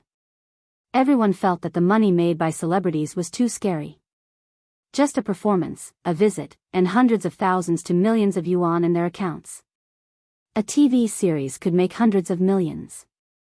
Ordinary people might not earn as much money as they did in a week even if they spent their whole lives working. This was a very desperate thing. Therefore, many celebrities actively participated in public welfare activities to build up their bright image. This operation was called giving back to society. It was like a literary tycoon selling newspapers. From time to time, he would send a small red packet to a group of lousy writers to appease their anger and beg them to let him go. Although he did not have many copper coins in his pocket. "I'll go tonight. I'll help you donate your share," Qin Zhe said. As the 2 great bodhisattvas of Shanghai's entertainment industry, he and his sister naturally received an invitation. In the areas where the floods were the most serious recently, the subway and bus stations were flooded. Cars parked on the road could only be seen. People could not walk. They had to take boats to travel. The news said that this was a once-in-a-century rainstorm.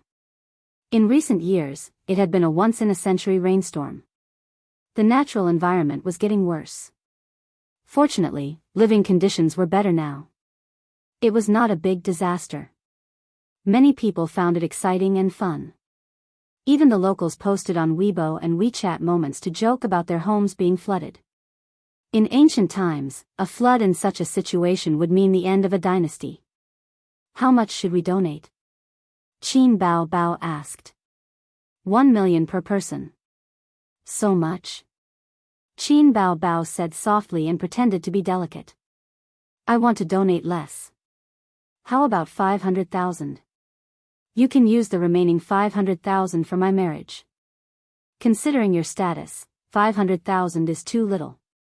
It's hard to explain. Qin Zhe said helplessly. Thousands of Virgin Mary bitches were watching. If he donated less, he would attract more hate. Qin Bao Bao pulled her neckline lower, and the two halves blinded Qin Zhe's dog eyes. Qin Zhe was speechless. He was about to say something when he saw his sister in the video pull her collar back in panic. She looked like a shameless sister who had been caught trying to seduce her younger brother. No, it was. Qin Zhe's scalp went numb. He turned around and saw Wang Zijin standing behind him. Wang Zijin was speechless. She sneered. It's okay if you don't donate. 500,000, right? I'll donate 5 million in the name of the company. Shameless little bitch. She would not even let her younger brother go. He was furious. Sister Ziwei is indeed a member of the Communist Party. She has high ideological awareness. I'm ashamed of myself. Qin Zhe gave her a thumbs up. I didn't say I wouldn't donate. It's just 1 million. Qin Bao Bao rolled her eyes. Ace, watch her. Don't let her do anything stupid. She was born in a well-off family. Like Qin Zhe, she was only a sister in the Communist Youth League. Whether it was education or the environment she grew up in, she could not be as concerned about the country and the people as Wang Zijin. She had a small heart, but she had to hesitate when she had too much money. After the video ended, Qin Zhe's cigarette burned out. He threw the butt into the ashtray and pulled Wang Zijin, who was still angry, to his side. Don't do this in the office. Wang Zijin's anger disappeared. She said angrily, your mouth is full of cigarette smoke. I have Dazzle in my bag. Sister Ziwei, please help me with it. Qin Zhe said. Wang Zijin threw herself onto the other sofa and stuck out her little butt. She opened Qin Zhe's bag and rummaged for some chewing gum. She felt a little shy in her heart. She knew that she would definitely be taken advantage of later. Although she didn't mind doing some very forbidden things with Qin Zhe, it was only limited to at home and in the office. At most, she could accept kissing. There were not many things in the bag. Wallet, keys, and a box of Dazzle. And a strange bottle. Wang Zijin held it in her hand. She looked at it and raised her eyebrows. Dear Blood Soft Capsules. Ace, how did you get this? Wang Zijin turned around and waved the bottle in her hand. Qin Zhe said. The advertiser forced it on me. Dear Blood Soft Capsules, Yang Qi, Kidney Invigorating, Yang Qi. In his mind, Suyu's boasting expression with a thumbs up appeared. Suyu bought this thing. She bought 2 bottles. One bottle was for him, hoping that he could turn the tables next time. The other bottle was for Qin Zhe, hoping that his body would get better and better. At that time, Qin Zhe said, I don't need it. I'm already a fast buck. 3 shots in 1 second. High-speed crazy output. Later, Suyu secretly put it in his bag when he was not paying attention. Oh. Wang Zijin put the capsule back and did not suspect anything. Qin Zhe breathed a sigh of relief. Fortunately, it was an aphrodisiac. If it was replaced with a condom or a small blue pill, he would be finished. He pulled Wang Zijin into his arms, bowed his head, and wantonly ravaged her wet and soft lips. Lipstick? Qin Zhe smacked his lips. I'll wash it. No, put some on. Then what flavor do you want? I have strawberry, blueberry, and apple here. In terms of color, there are light, pink, and chocolate. Wang Zijin turned out her lipstick box. I like pink lips and black lips. 5 minutes later, Wang Zijin tidied up the messy collar, buttoned up the shirt, and looked at him. There's something I want to tell you, she said. Qin Zhe was stunned. He thought, how can you be so hot and do shameful things with me in the office? What's the matter? Let's go to Wanshui town. Wanshui town? Qin Zhe was busy. Most of the town is flooded, Wang Zijin reminded him. Oh, why are we going there? To send supplies and money. No, your awareness is too high. You're not in the system now. We just need to donate money. There's no need to go to the battlefield personally. We're going to make a show, Wang Zijin said. We'll help the flood victims a little, and then the media will definitely broadcast your news. And then? Then my dad and grandpa will see it. They'll like you more. Then, I'll bring you home before the end of the year. It'll be easier for us to do things. How scheming. Chapter 629. The charity banquet was held at Xinghui Hotel. The whole place was booked tonight. Luxury cars were parked downstairs and the red carpet was laid out. The organizer was the Antai Foundation. This donation was organized by the celebrities and the foundation. The singer Su Jiao accompanied Qin Zhe to the banquet. A big shot must have a pretty vase beside him. His sister wasn't here and Yi Lu and the other movie stars were out filming, so they couldn't make it back in time. 8:30 p.m. The lights were bright. Su Jiao was dressed to the nines. Her long dress touched the floor and her collar was very low, revealing her deep cleavage. Qin Zhe guessed that she was wearing a special bra inside, the kind that even men could get a cleavage. With Su Jiao's size, he estimated that she couldn't squeeze out such a deep cleavage even if she tried. Under the guidance of the staff, they took the elevator and arrived at the venue. The venue was originally the hotel's revolving restaurant, but now it was changed to the venue of the charity banquet. In the Shanghai entertainment industry, Qin Zhe was probably the most dazzling one. His fame and status were far above the other celebrities present. The moment he appeared, both familiar and unfamiliar celebrities greeted him. Even Su Jiao received a lot of attention. CEO Qin, you're really dazzling, Su Jiao said. As a B-list singer, it was hard for her to receive such attention at a banquet where so many celebrities gathered. Everyone was quite famous. Because it wasn't a public event, there weren't many people present, so they invited a few reporters with good reputations. They took photos of Qin Zhe like crazy. Qin Zhe and Su Jiao sat down. His table was full of A-list and B-list celebrities from Tianfang and Star Art. The outside world knew that he had a good relationship with Star Art CEO, Huang Yizong.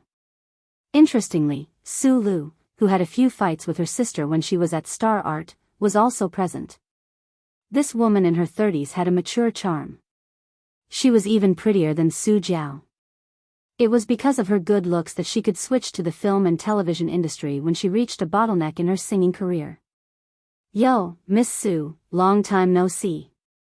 How come you don't have any works recently? Qin Zhe was full of smiles.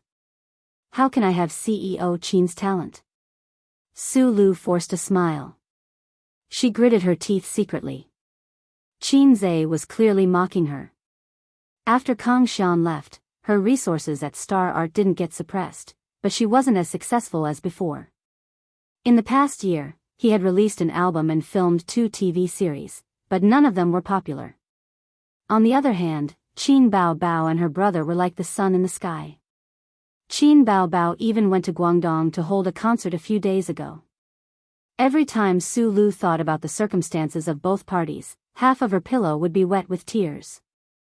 He had casually stepped on a little vixen with potential, and in just a year's time, she had already achieved meteoric success. Even karma wouldn't come so quickly. I have a few good scripts on hand. Are you interested in joining us? Qin Zhe took a sip of wine and said casually. Su Lu's eyes were filled with gentleness and joy. Thank you, President Qin. Qin Zhe laughed. I'm just kidding. How could I have a script? I just finished shooting a movie. Su Lu was speechless. It was infuriating. Looking at Su Lu's stiff smile, Qin Zhe's expression didn't change. He even felt a little smug.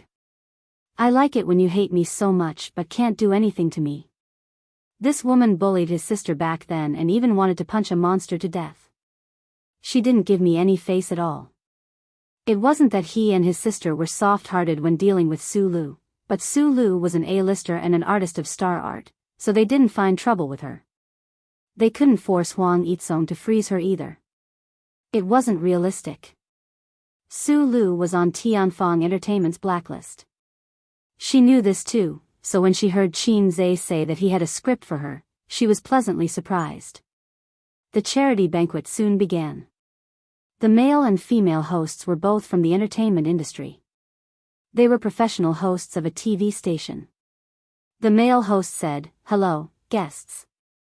I'm very happy to be able to gather with everyone at this charity banquet." The female host said, "When I first arrived, I asked Teacher Xiang how much do you intend to donate? Teacher Xiang told me 5 million. I was shocked and gave a thumbs up. Look, Teacher Xiang is so understanding." Guess what Teacher Xiang said next? The male host said, "Don't say it, don't say it." The female host said, "He said 5 million, that's right. I won't charge an appearance fee this time."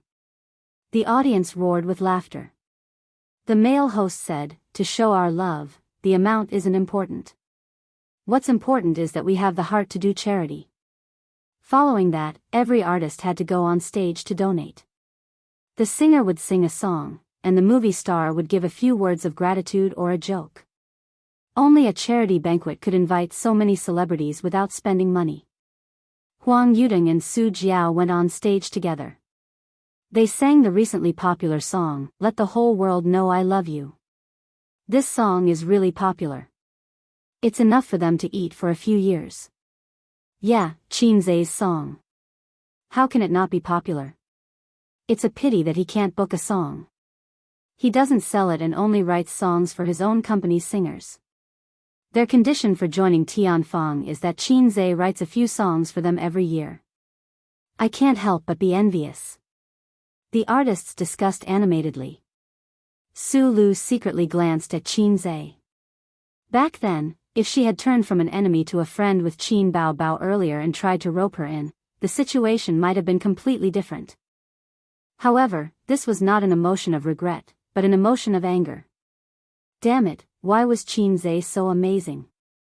In many plots, the supporting characters should be extremely regretful when the main character pretended to be pretentious. Actually, that wasn't the case. The supporting characters would only hate the main character more. Huang Yudong and Su Jiao returned to their seats and said, "CEO Qin, it's your turn next." According to the order, the next person was Qin Zhe beside them. The host thanked Huang Yudong and Su Jiao for their 500,000 donation as usual, then said, "Next, let's welcome Qin Zhe on stage." Under everyone's gaze, Qin Zhe went on stage and took the microphone. "This time, my sister Qin Bao is holding a concert in Guangdong and can't make it. She entrusted me to donate on her behalf." He paused when he said this. The male host continued, "The two Qin's donations are 1 million each." Applause sounded. 1 million wasn't a lot. Many people even thought that with Qin Zhe and Qin Bao's financial resources, it was more like 2 million each. Qin Zhe suddenly said, "Next is the singing segment, right? I have something to do here. I recently wrote a new song, and it just so happens that it's in time for this charity gala. I'm planning to donate this song. Host, can we auction it live?" The crowd suddenly started discussing and whispering. Especially the singers, who were instantly excited. The female singer's eyes sparkled as she looked at the stage with anticipation and excitement. Good songs were hard to come by. Qin Zhe's songs were even harder to come by. In the entertainment industry and the singing circle, Qin Zhe was recognized as a golden ladder. Singers could climb up the ladder to the sky by following this ladder. Yes, of course. The male host was very surprised. Qin Zhe didn't say anything beforehand. But there's no accompaniment. The female host shook her head and laughed. CEO Qin must have brought it. Qin Zhe nodded and took out a USB flash drive from his pocket and handed it to her. Wait a moment. The female host walked backstage. Su Jiao smiled and said, Yudong, are we buying it? Huang Yudong rolled his eyes. Why should we buy it? We don't lack songs. Huh, that's true. A moment later, the music started. The dark sea is covered with white moonlight. I'm lost in thought, I don't know where the heart of the sea is flying. Many singers nodded to themselves. Yes, it wasn't a catchy song. They were all professionals. They could tell how a song was from the beginning. They could at least conclude 2 points. Qin Zhe's singing was as impeccable as always, and the accompaniment was actually average so far. The beginning of this song was quite good. It wasn't a catchy song, but it wasn't as amazing as Blue and White Porcelain, Exaggerated, and Fairy Tale. The Secret I've Hidden. In the early morning of every day. Warmed into coffee, brought to you quietly. If I'm willing, with a black pencil. Draw a silent stage play. No matter how bright the lights are, I can still hug you. Scalp tingling. Many people really felt their scalps tingling. Previously, they listened to the song with an appreciative attitude. Now, the song was suddenly running with an appreciative attitude. Without any warning, their emotions were immersed in the song. If I'm willing, singing a hoarse song in the corner. No matter how loud it is, it's still for you. Please listen with your heart, don't speak. Qin Zhe closed his eyes and pressed a finger to his lips. Su Jiao shuddered violently, her hair standing on end. She glanced at the wide-eyed Huang Yudong beside her and whispered, Hey, you said you don't want it, right? Chapter 630. Huang Yudong was dumbfounded. He thought that Qin Zhe would at most use a slobber song to deal with it, but after listening to this song, it wasn't a slobber song at all. There was no problem with premium quality. No, it was the best of the best. Not only would this kind of song be a hit upon release, but it would also last for a long time. Even if one listened to it again many years later, they would still think it sounded good. It wasn't like a slobber song that would get sick of it after a few days and not want to listen to it anymore. Huang Yudong realized that Su Jiao's eyes were frighteningly bright. She was humming the rhythm of Qin Zhe's song. Not only her, but Su Lu at the same table, the singers next door, and even further away all had hopeful and excited expressions on their faces. They chewed on the song while looking at the stage with burning eyes. Of course, they wanted this kind of song. No one wanted to give it up. The male host said, Thank you, CEO Qin, for bringing us this song. It's called Don't Talk, right? Thank you. The artists below the stage clapped and cooperated. But there's something we need to clarify. How much does CEO Qin plan to sell it? The host asked the question that everyone wanted to know. The starting price is 1.5 million, and each increment must be no less than 100,000, Qin Zhe said. A stone stirred up 1,000 ripples. The audience was slightly stirred and whispered to each other. This price was clearly much higher than what they had expected. There weren't many gold medal composers in the entertainment industry today. The most famous ones were in Taiwan and Xinjiang, and they had worked with the heavenly kings and queens of the 90s. They charged 60,000 to 100,000 yuan for a song or lyrics. They were the top composers. Low-level songwriters could thank the heavens for a few thousand for a song. For Qin Zhe, it didn't matter if the price was several times higher. Singers were always so partial to talented fast shooters. But this price was too exaggerated. The starting price was 1.5 million, and each increment must be no less than 100,000. Even celebrities who reeked of money found it hard to accept. Because it's a charity gala, he's unscrupulously offering such a high price. That's reasonable. Many charity galas had auctions, and only in this kind of occasion could the item be sold for 10 times the original price. It didn't matter what was sold, the most important thing was the donation. TSK, I reckon most of the singers will withdraw from the auction. It's not worth it. Let's see how it goes. It's still acceptable if it's within 2 million. Those who were more flexible wanted to use the auction to get closer to Xianxia. All copyrights, Xianxia added. All the copyrights? Everyone suddenly realized that this was reasonable. If it was all the copyrights, based on the words Xianxia produced, and the quality of this song, there would be no problem at all with such an auction. The scene immediately heated up, and the stars' eyes lit up with excitement again. The income of a composer was not just limited to composing songs and lyrics. Famous composers and singers had a kind of cooperative relationship. They wrote songs and composed songs, and the singers sang them. If they became popular, they would receive all kinds of copyright fees. Moreover, this kind of income was long-term. KTV requests, website downloads, album resales, and so on. There was also the annual royalties paid by platforms such as China's 8ong and so on. This was the reason why some singers and composers could live off a single song for a lifetime. Then, let's begin. Xianxia looked at the male MC. Ladies and gentlemen, we'll keep it simple. During the auction, please shout slowly and quietly. Otherwise, we won't be able to see all of you. We won't shout the countdown either. We'll give you enough time, the male MC said. 6 million. Huang Yuding raised his hand and shouted. His voice was clear and audible. It was undeniable that the quality of celebrities was definitely one of the best in the entire society, at least on the stage. Such a large venue quieted down just like that. 7 million. The second to bid was Su Jiao. As Xianxia's underlings, they were very responsible in supporting him. At the same time, if the final price was within an acceptable range, they would fight for it. If not, then so be it. They were different from other artists. Other singers had a hard time getting a song, but they did not lack Xianxia's nourishment. We're different.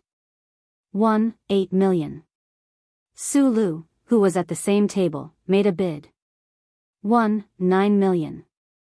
2 million. 1 million. Bidding voices rose one after another. Xianxia stood on the stage and was very satisfied with the artist's enthusiastic bidding. Usually, he scrimped on his points and carefully held them in his hands. It was only at times like this that he was willing to be generous. In any case, he was the successor of communism. When society was in trouble, of course, he had to help. If you're in trouble, I'll help. I live next door, and my surname is Wang. At this moment, the bidding had reached 3 million. It was very worth it, wasn't it? It was only 30 points, so it was not a loss. If Xianxia really donated 5 million in one go, he would have to hesitate. Although he was the successor of communism, the fact that the country tried so hard to get rid of him back then could not be erased. That didn't seem right. The me that the country wanted to get rid of had already been dead for 24 years. Sure enough, going against the heavens did not end well. Under the light of the national emblem, even animals were suppressed and could not become demons, let alone a mere Xianxia. In the end, the auction was sold for 5 million. It was won by a little fresh meat. He went on stage with a face full of joy and shook hands with Xianxia. The money would probably be paid by the entertainment company directly to the foundation, but it would be under Xianxia's name. Thank you, Chairman Qin. Thank you for the opportunity at this charity banquet. The little fresh meat smiled. His 2 cheeks filled with hyaluronic acid were especially hilarious. 5 million for a song. No one would believe it if he said it out loud. It felt like the audience would be shocked again.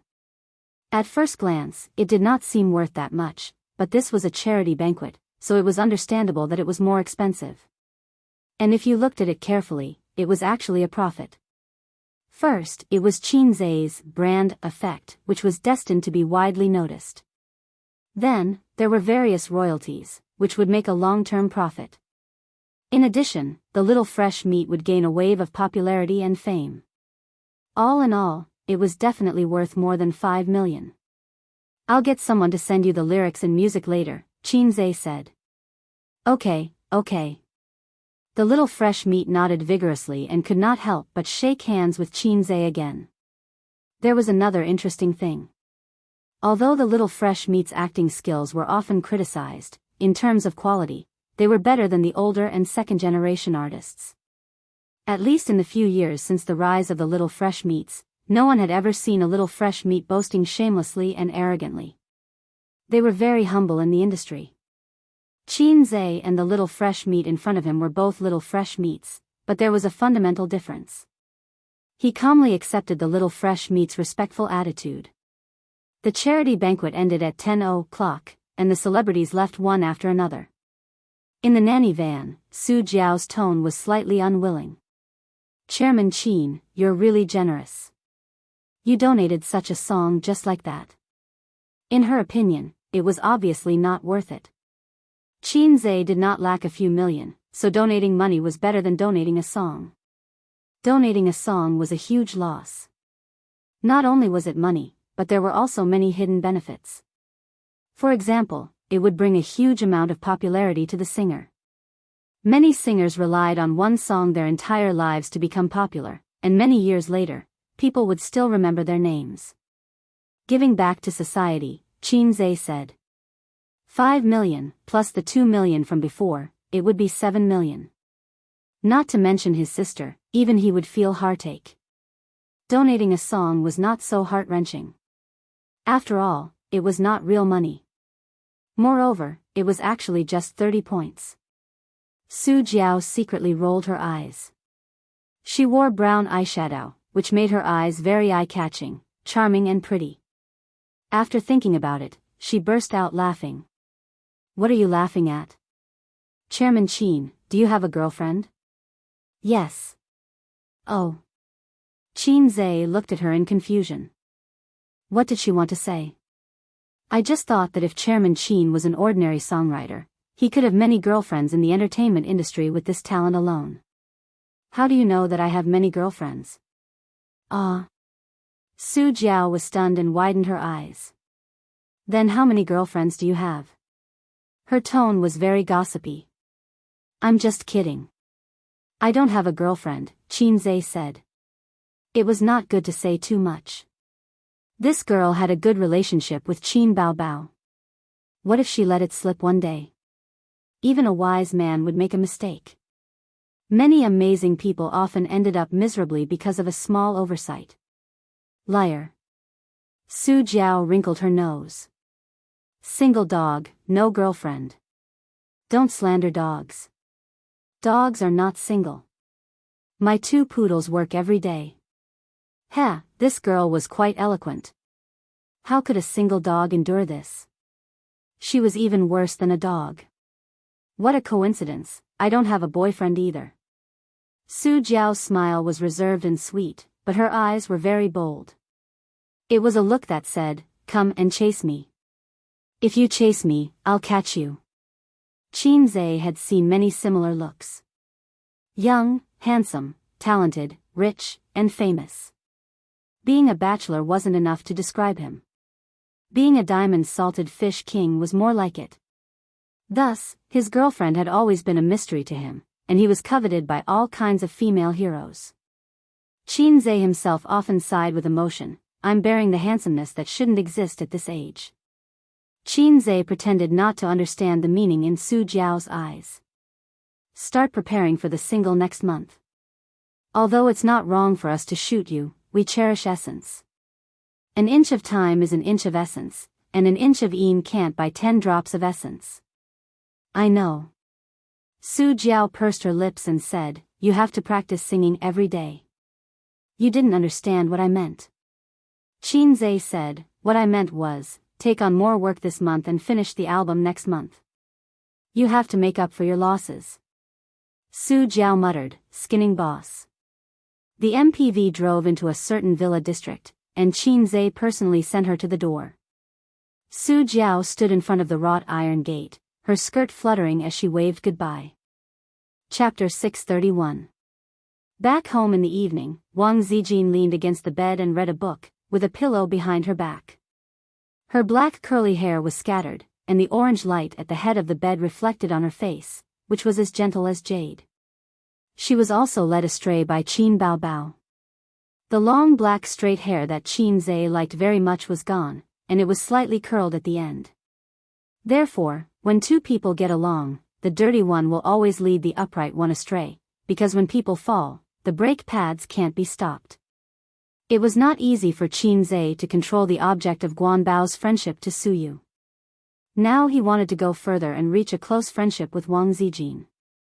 Unfortunately, Wang Zijin was well versed in the tactical essence of unobtainable things are always in turmoil, and always kept Qin Zhe hanging. A beautiful name, want to fall in love, but be afraid of being F***ked. Bah, because love is not easy to F***ck. His sister was not at home, so Qin Zhe and her had been sleeping together.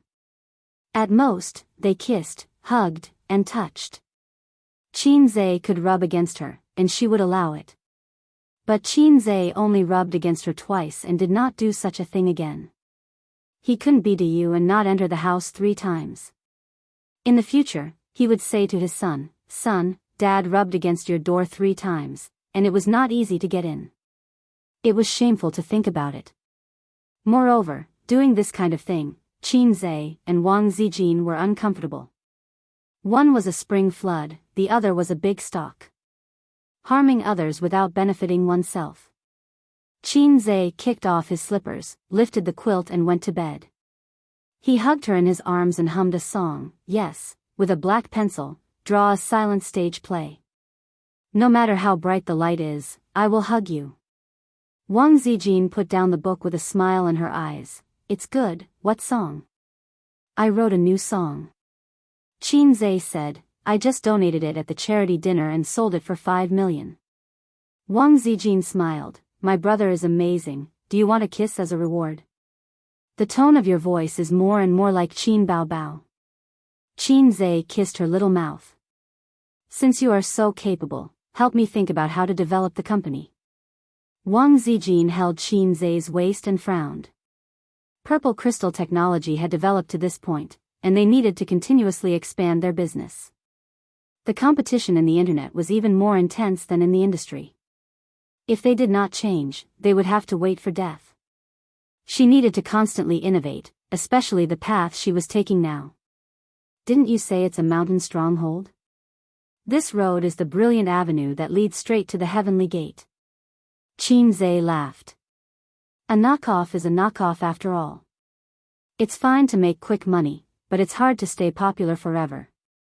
Letting out a sigh, Wang Zijin closed the book and gently placed it by the bedside. She then returned to Qin Zhe's embrace and said, how about my pirated PUBG mobile game? But there are already many of them in the market, and I'm afraid that I won't be able to produce any results. Qin Zhe suggested, it's time to kill a few programmers as a sacrifice to the heavens. Wang Zijin felt that this was a good idea and nodded in agreement. Have you played a PUBG game before? No, don't ask me about games. I've quit. As a veteran shooter, Qin Zhe started playing Counter-Strike when he was in junior high. Later on, he started playing CF, shooting games practically ran through his entire youth. Now that he could not play them anymore, he really did not have the interest to eat PUBG. Men should not eat PUBG either. That was a woman's patent. Whoever ate PUBG was gay. Sleep early tonight. Let's set off tomorrow. Wash up and sleep. Qin Zhe chuckled. They took a bath together. Tomorrow, they would go to the disaster area to send a batch of supplies and a little money. Money was secondary. In the disaster area, money did not have much use. At most, it could be used to comfort people. The supplies were the most important. Wang Zijin curled her lips and said aggrievedly, I work myself to death every day, but you never praise me. You just want to take advantage of me." When she said this, Qin Zhe remembered that he had never praised Wang Zijin. She was not a woman like his sister who liked to whine and act coquettishly, nor was she a woman who lacked love like Su Yu who needed him to nourish her. She should be an intellectual, mature, and steady woman. Not to mention whether she was steady or not, she was definitely a woman with strong opinions and a strong heart. But Qin Zhe ignored that a strong woman was also a woman, and she also longed for her boyfriend's praise and love. Just like a mature man, he would also fight for his son's milk like a child. "Good girl, Zijin is so sensible and amazing." Qin Zhe pressed his big hand on her head and rubbed it. His eyes were gentle and loving. Wang Zijin was stunned for a long time and then burst out laughing. "Ace, your expression just now was like my father's. When I was young, he rubbed my head like this. Now that I think about it, I feel that your eyebrows and eyes are a bit similar. Your father is as handsome as me?" Qin Zhe said in his heart. "You haven't seen Su Yao. I'm the one with similar eyebrows and eyes." But now it didn't look like him. Qin Zhe's facial features had been optimized. "Bah, my father was very handsome when he was young. He's as talented as me." "That's also true. My father has been scolded by my grandfather since he was a child. But my grandfather also said that among his children, my father is the only one who can be regarded as a talent. But my father's qualifications are not as good as mine." Wang Zijin said proudly. "You must not like your father." "Why?" "Your father is too serious. Otherwise, you wouldn't like a humorous and interesting man like me." "Humph, stinky man, my father was very serious when he was young, and it's the same now." "Stinky man, take you to take a bath." Qin Zhe's hand passed through her legs and wanted to pick her up. Wang Zijin held him down and said, "Change into your swimsuit first." "I'll help you get it." Qin Zhe took out a set of blue swimsuit from the wardrobe beside the bed. It was fashionable and sexy. It was not the kind of swimsuit that was paired with a short skirt or a tube top. It was a bikini. There were more than 10 similar swimsuits in his sister's wardrobe. Wang Zijin curled up under the blanket and silently changed into her swimsuit. Qin Zhe watched as she pushed her bra and fat CI out of the blanket one by one. When she lifted the blanket, the swimsuit had already been changed. She was about 1.6 meters tall, a head shorter than her sister, but she was slim and well-proportioned. Her delicate body was white under the light. In the bathroom, it was steaming hot. Qin Zhe and Wang Zijin were soaking in hot water. Beside them were 2 glasses of Yamazaki water, and ice cubes were floating in the wine. Wang Zijin's hair was tied into a ponytail, and her forehead was pasted with bangs. Her face was flushed red, and the tip of her nose was dripping with fine beads of sweat. She squinted her eyes comfortably. The central air conditioner above their heads was blowing cold air. It was actually very comfortable to take a hot bath in summer.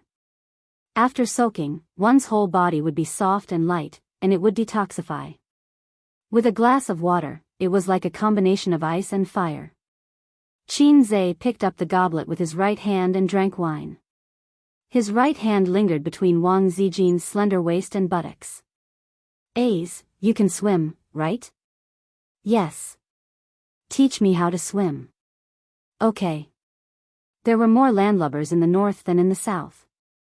Wang Zijin couldn't swim. At most, she tried to hold her breath.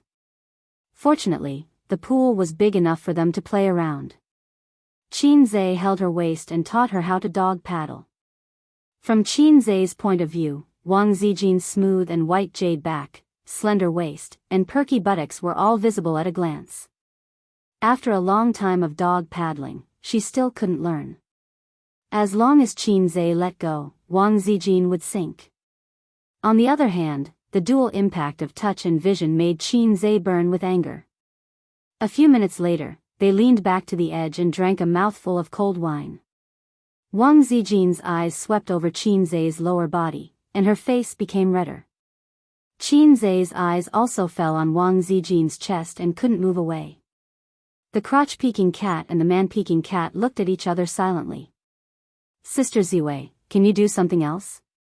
He swallowed. No, no. Wang Zijin quietly shrank to the side. I know you don't want to open it, and I don't mean that. Qin Zhe said in a bewitching tone, but we still have a lot of room for manipulation. Wang Zijin looked at him blankly. Oh, you're already an experienced internet user. Why are you still pretending?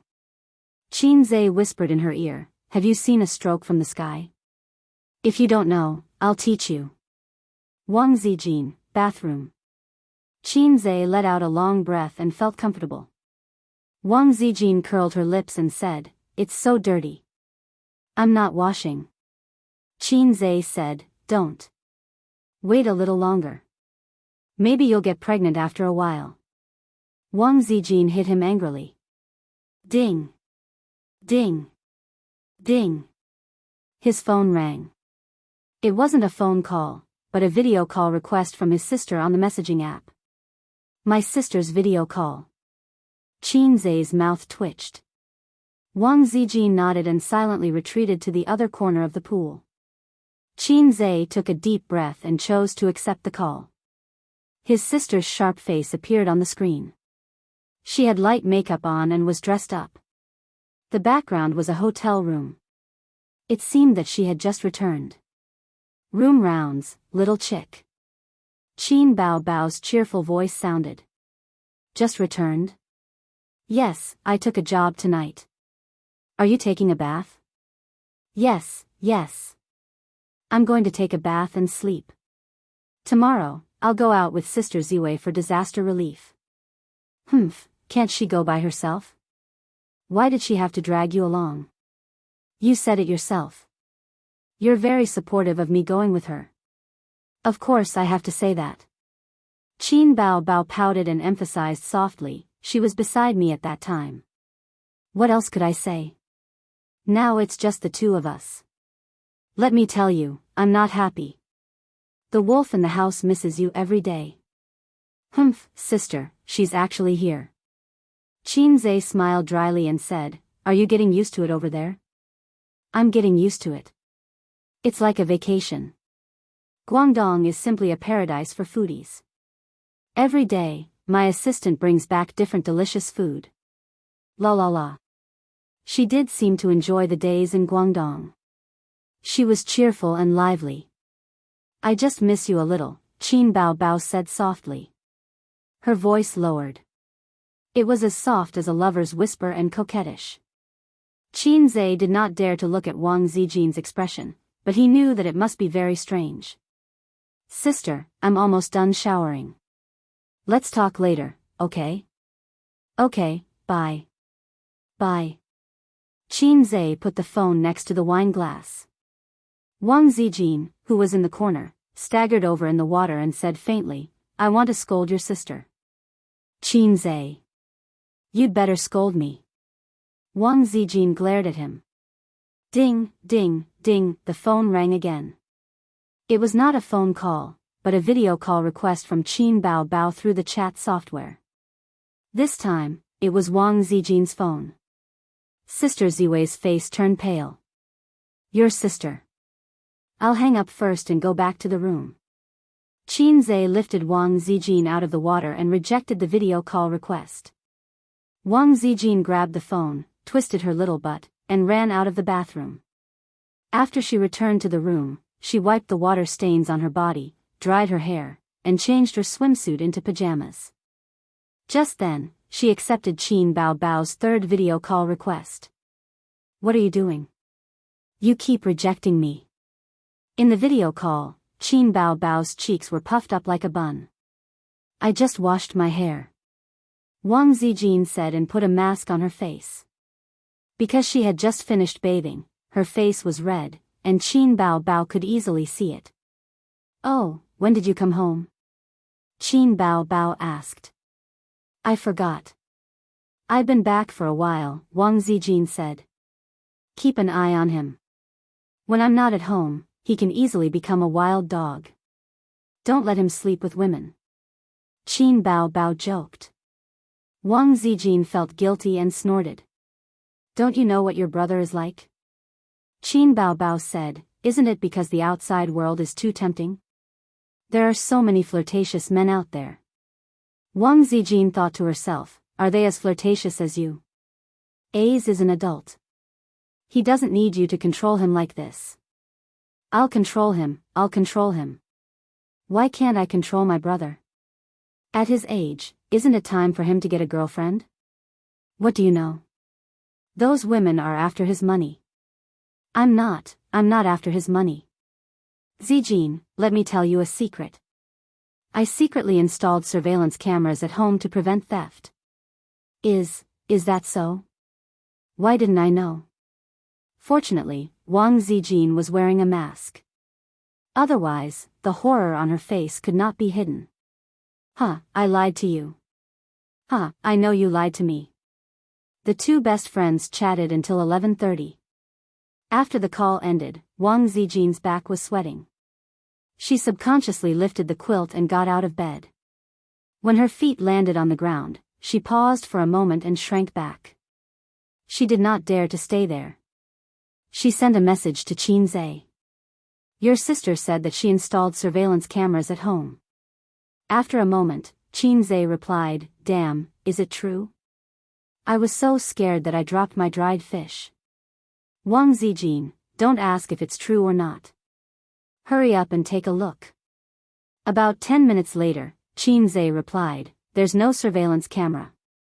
Wang Zijin lay down on the bed, her chest heaving up and down as if relieved of a burden.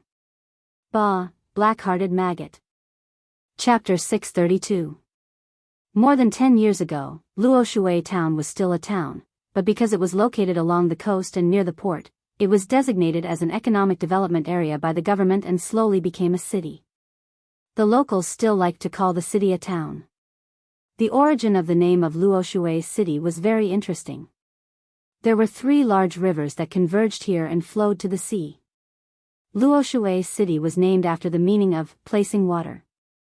It was located in the eastern part of Zhe province and had a subtropical monsoon climate.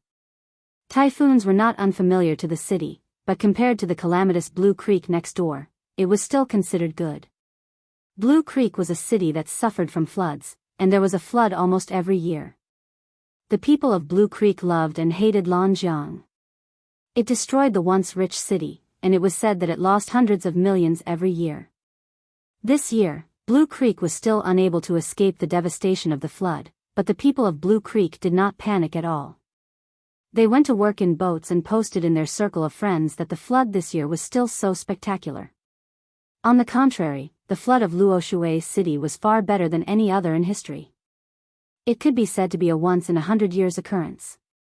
At present, 70% of Luoshui city was submerged in water, hundreds of thousands of people were affected, the roads were paralyzed, water and electricity were cut off, there was no communication signal, and there was not enough food. Schools, units, and factories had all stopped operating. Even if it did not rain, the flood would take 2 to 3 days to recede. Qin Zhe and Wang Zijin held an umbrella and stood at the bow of the boat, driving on the main road of the city. Behind them were several large trucks, transporting some supplies and food. Raindrops fell on the muddy water, creating circles of ripples. The main road was drained, the water was not turbulent, and the depth of the water just reached the position of the balls. The government invested a lot of manpower and resources in disaster relief. Other than the soldiers, there were also some volunteers and charity organizations. At this time, on the street, many disaster relief workers could be seen trudging in the deep water, pushing a basin and delivering supplies from door to door. Some citizens were evacuated to the suburbs to settle down, while others were trapped at home, relying on food reserves and food distribution. Leader, is there a way to get rid of the water on the street? Wang Zijin asked a district leader beside her. This time, the district leader in charge of receiving them was surnamed Wu. He was a middle-aged man with parted hair. His trousers were stained with mud. He said helplessly, we've already tried our best to divert them. This road is still considered good. Some parts of the road have already turned into rivers. The rainfall this time was once in 100 years. The three rivers flooded at the same time, and the water did not flow to the sea in time. The river water flowed backwards, and Luo Shui's city was like a frying pan, instantly flooded. This kind of natural disaster is not something that can be resisted by humans. He seemed to be very familiar with this speech as he spoke it very smoothly. This time, they were going to send the supplies to 2 distribution points, one in the suburbs and the other in the town. The total value of this batch of goods was about 200,000 yuan, including mineral water, compressed biscuits, instant noodles, canned food, ham sausages, and other fast food. 2 more batches of supplies would arrive tomorrow and the day after. How are the casualties? Qin Zhe asked. The district leader surnamed Wu said, the government responded promptly and launched rescue operations immediately. There are no casualties for now. Was this a joke? Didn't you just say that it wasn't something that could be resisted by humans?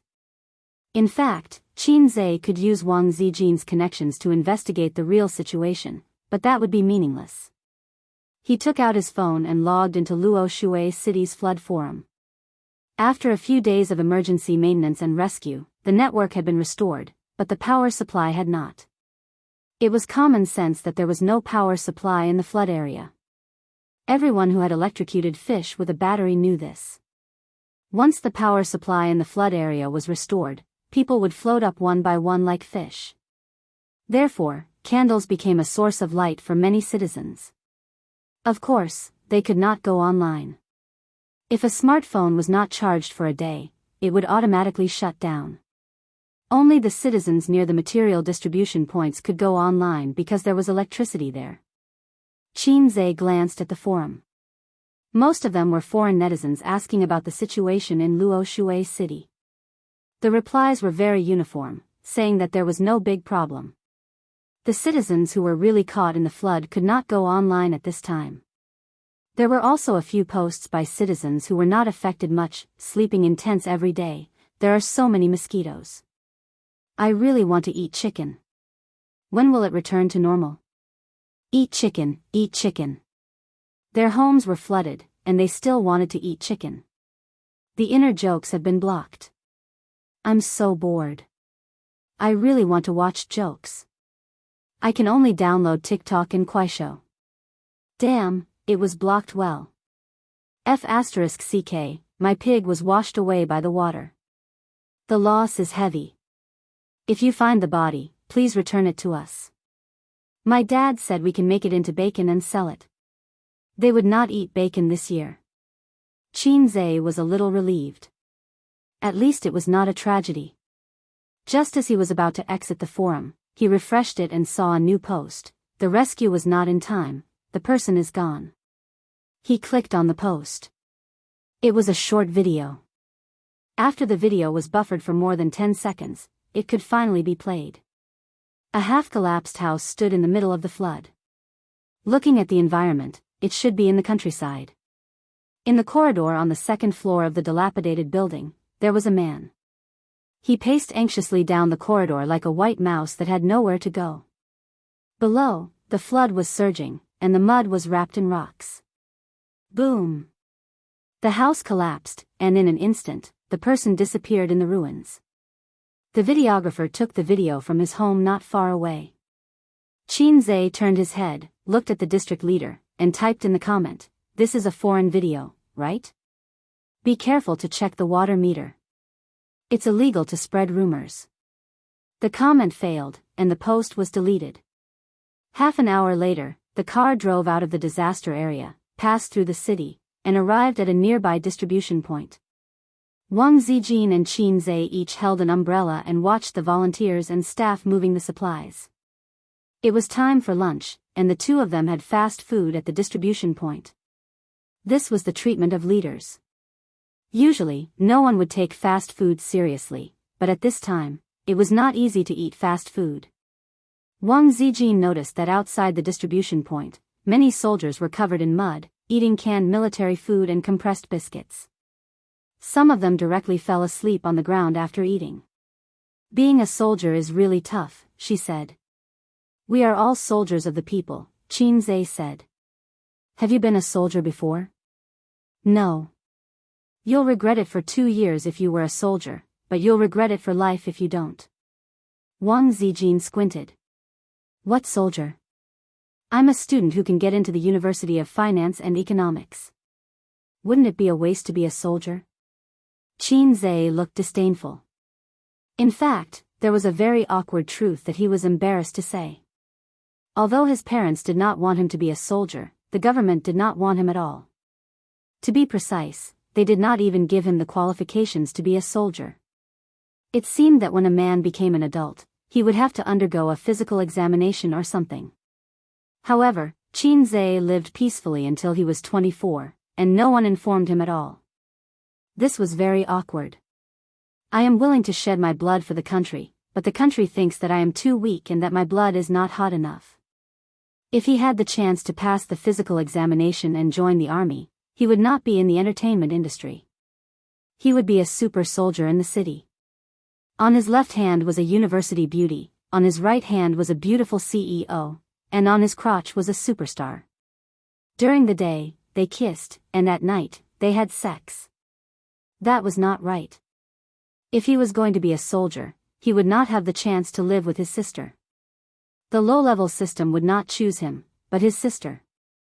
He could eat his sister's soft rice at home, live in a mansion, play games, and reward female streamers with a lot of money. Wherever he went, there would be people who would praise him and say, "My sister is Qin Bao Bao." Immediately, someone went up to flatter him and shouted 666. When he thought about it this way, he was unexpectedly moved. My little brother is a salted fish, the next distribution point is in a town. Shall we go there first? Wang Zijin said, the situation there is much better. Most of the places can be walked. Rain boots are enough. Miss Zijin, are you trying to empathize with the people? Wang Zijin rolled her eyes at him. Actually, she felt that strolling in the disaster area with Qin Zhe was very poetic, even though this method was a little unethical. It was like drinking tea with friends on the battlefield and having a seminar, and there were piles of bones under your feet. However, the emotions between people were not interchangeable. Wang Zijin felt that she had already done her duty by delivering supplies to the disaster victims. Next, she wanted to be romantic with Qin Zhe. Okay. Qin Zhe agreed. The two of them exchanged a few words with the captain of the supply team, then bade farewell to the district leaders and headed to the next distribution point. They took a small boat to cross the area with deep water. Along the way, they saw all kinds of people. There were citizens trekking in the water, boatmen doing ferry business with small boats, soldiers resisting the disaster, and volunteers transporting supplies in the water. It was a bleak scene. The two distribution points were more than 10 kilometers apart. Wang Zijin and Qin Zhe walked on foot. The road was muddy, but the situation was much better. There was no waist-to-knee water. Until they were blocked by a turbid river. This was a suburb. If the river did not flood, it should be a clear and small river. However, at this time, the water level had spread to the shore and submerged the flat bridge across the river. A pickup truck slowly drove across the flat bridge. It drove very slowly and crossed the river bit by bit. Qin Zhe and Wang Zijin were trapped at the end of the bridge. They looked at each other and said, "Let's wait for the convoy to come." Wang Zijin nodded vigorously. Call and inform them to change vehicles. The flat bridge is not enough to support a truck. Qin Zhe said, "We don't have to worry about that. The person leading the way knows the situation. They definitely won't drive a truck. No, this wasn't that big yesterday. Today, it suddenly can't cross." Someone on the side explained. Wang Zijin said, "Then I'll make a phone call." Many local residents were also blocked by the flood. They were carrying plastic bags with fast food in their hands. The flood had caused them a lot of trouble, but life had to go on. Compared to the city, which was more serious, this side was considered better. After the pickup truck passed, a local rode a motorcycle and tried to cross the river from the rushing flood. The iron baskets on both sides of the motorcycle were filled with mineral water and other supplies. "Don't go over. Wait for a car to come and take a ride," the resident beside him said to him in a dialect. I can't leave my car here. I still have to drive it over, the motorcycle owner said.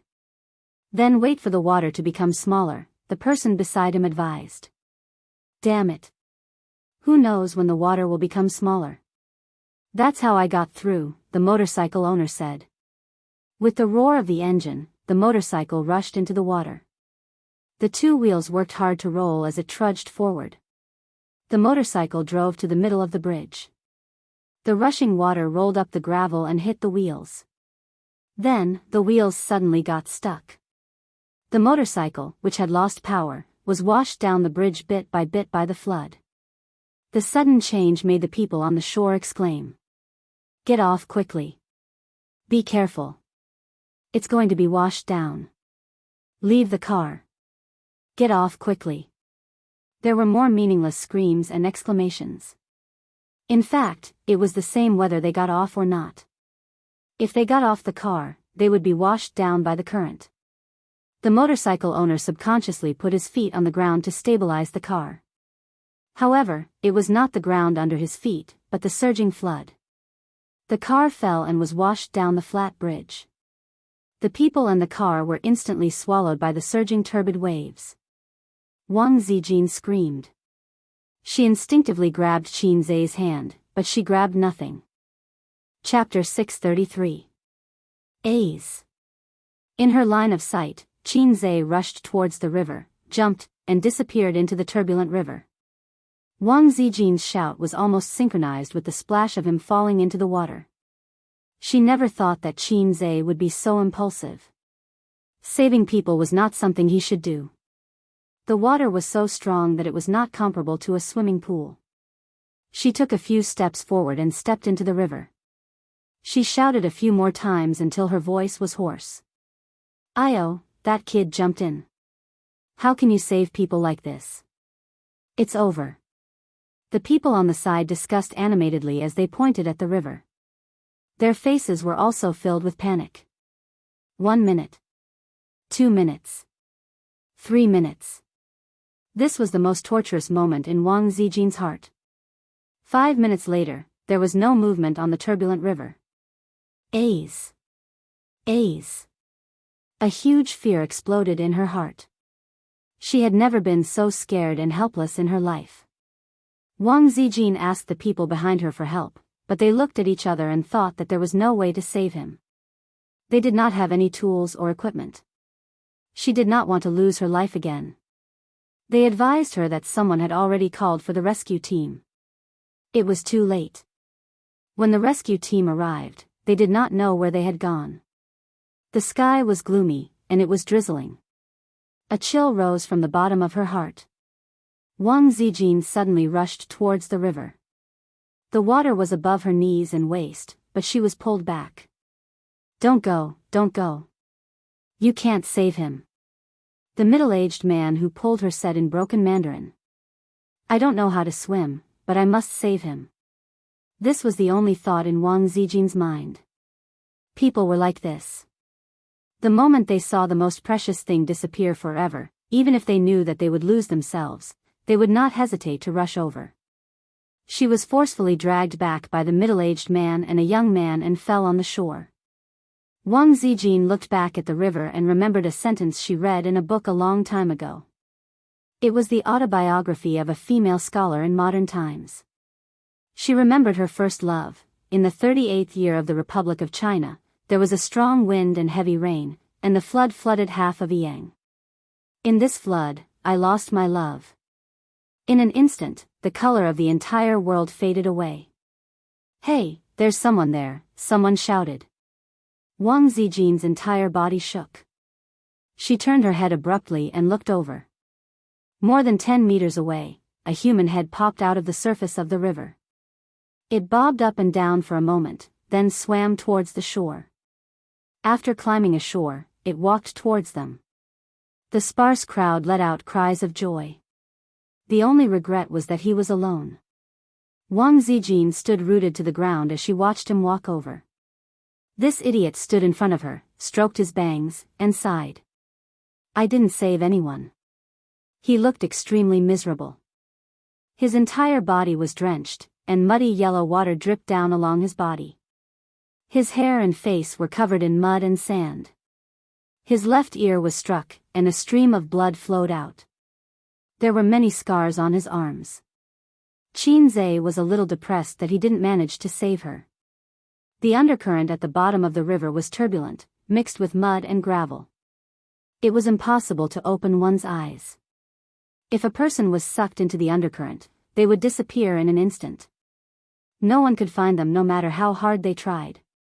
He had overestimated himself. Wasn't I handsome just now? Xianxia tried to find joy in his misery. Slap. Wang Zijin raised her hand to slap him in response. The tears that she had been holding back for a long time rolled down. I was wrong. Xianxia opened his arms and wanted to hug her, but when he thought about his embarrassing appearance, he awkwardly stopped himself. Wang Zijin took the initiative to throw herself into his arms. She cried and wailed. What does this have to do with you? Who told you to be a hero? If you save someone, at most I'll thank you. If you fail, you'll lose your life. Can you be more mature? Are you crazy? Who wants you to save them? Who wants you to save them? If something happens to you, how am I supposed to live? If I want to live, Bao Bao will kill me. She cried and scolded at the same time. Xianxia kept saying that he was wrong, but he couldn't explain that he had measured it in his heart. With his physical strength, he could swim 3 laps in the whirlpool. Holding his breath for 10 minutes wouldn't be a problem. If he said that, he would probably be slapped again. I'm still angry. Slap me again. Wang Zijin cried. Slap me to death. Xianxia coaxed her. Slap. A loud slap landed on her face. Xianxia, you really hit me. Slap. Sister Xian gave her another backhanded slap. This wasn't over. She slapped him twice more, as if to vent all her emotions. Wang Zijin took 2 deep breaths. The anger in her heart was finally gone. After waiting for about 10 minutes, the rescue team came. They were dragging a kayak and wearing survival suits. 2 were washed away by the water, right? Did any of them float up? The leader asked. 1, just 1. The person beside him explained, this one jumped down to save people. He came up, but the other one didn't. They should be dead by now. I didn't touch anyone. They might have been swept away by the water, Xianxia said. The leader nodded. As usual, he said some words of thanks and criticism. He reminded him not to be impulsive if he encountered such a thing again. Then, he led the others and paddled the kayak downstream to try to pull the people up. Wang Zijin wiped the sand off Xianxia's face with a tissue. She wanted to take him back to the hotel where they were staying to take a shower and change clothes. At this moment, she received a call from the motorcade. President Wang, the car is blocked on the road. They want to rob the supplies. What should we do? The person who called was the head of Tianfeng Entertainment's logistics department. This time, he was recruited by Xianxia to be a strong man. He followed the motorcade all the way. The truck driver was hired. Wang Zijin asked for the location and hung up the phone. She frowned and said, the car is blocked on the road. They want to rob the supplies. Xianxia frowned. Get the city government to deal with it. Wang Zijin, I called, but no one came to deal with it. Considering how busy everyone was, it was understandable that they did not have enough manpower. Xianxia and Wang Zijin went back the way they came. After walking for about 10 minutes, they saw dozens of residents of the disaster area blocking the 3 trucks. They blocked the front of the truck and did not want to let them go. The head of the logistics department shouted. The residents were equally agitated. What's going on? Xianxia and Wang Zijin squeezed their way in. The head of the logistics department heaved a sigh of relief. They had managed to hold on until the boss arrived, so he explained the situation to him. There was a large-scale power outage in the city and suburbs. Many people's phones were out of battery and did not know where to get supplies. They were all relying on the surplus food at home. Meanwhile, some people were panicking because of the flood and wanted to stockpile more food. Hence, they wanted to rob the transport trucks. Xianxia climbed onto the truck and stood at the front of the truck. He took a deep breath and said loudly, "Everyone, listen to me." Everyone looked in the direction of his voice. Xianxia said, "You all know me, right? I'm Xianxia." The effect was not bad. The noisy crowd quieted down a lot. Xianxia continued, "There will be bread and mineral water, but not here. Go to the distribution point to get your supplies." There were still people who did not give him face. For example, an auntie retorted, "It's the same for us here. We won't leave if you don't give it to us." Her tone was shameless. A commotion broke out. Xianxia tried his best to suppress his voice and said loudly, "Listen to me. You can't get any supplies by blocking here. I can guarantee that not a bottle of water or a loaf of bread will be given. And you have to be prepared to be detained for obstructing disaster relief. Don't think that the law can't punish the masses. This is a critical period. If you block the road like this, you will only add to the burden of the government." Seeing the looks of disdain on everyone's faces, he said in a deep voice, "We're not a government department. Donating resources is out of kindness, not an obligation. If your actions are exposed on the internet, what will other people think? What will other donors think? Let's not talk about anything else. Just the fact that you are blocking the road will hinder traffic. Just a few kilometers in front of us, there is a river. Not long ago, someone slipped and fell into the water. Look at me now. I jumped into the water to save people. Unfortunately, I didn't manage to save them. If such an accident happens again, but the road is blocked by you, what should I do? Tell me what to do." No one in the crowd answered. Wang Zijin stood by the car, raised her head, and looked at the man who spoke in a rhythmic tone. Xianxia continued, "If you want supplies, you can follow behind the transport vehicle. It will take you across the river and take you to the distribution point to get food. But here, it is absolutely not possible. The outside world is paying attention to the once-in-a-century flood in Luoshui City, but there are not many people who can really help you. You have to know how to save yourself, not cause trouble. Shouldn't you all want to see us overcome this crisis as soon as possible? Everyone should cooperate with the government, not cause trouble. Now, everyone step back and let the car pass." A few scattered people retreated, causing a group effect. Most of the people retreated silently. There were still a few uncles and aunties blocking the front of the car. Xianxia jumped down and threw them away like chickens. "Go, go, go. Hurry up and drive." The logistics minister took the opportunity to order the driver to drive. When most people chose to let them go, a few aunties were unwilling to give up and tried to stop the truck. However, they were not enough to pose a threat and were thrown away by Xianxia one by one. The truck slowly crossed the flat bridge. Before crossing the bridge, Xianxia asked the residents on the side. After getting an affirmative answer, he let the car pass. The two of them did not follow the car to the next distribution point. Instead, they returned the way they came. At 3:00 in the afternoon, they finally arrived at the hotel. This place was far from the city and was not affected by the flood. The two of them drove here. They planned to rest for the night and return to Shanghai tomorrow morning. On the way back to the hotel, Wang Zijin was still sulking.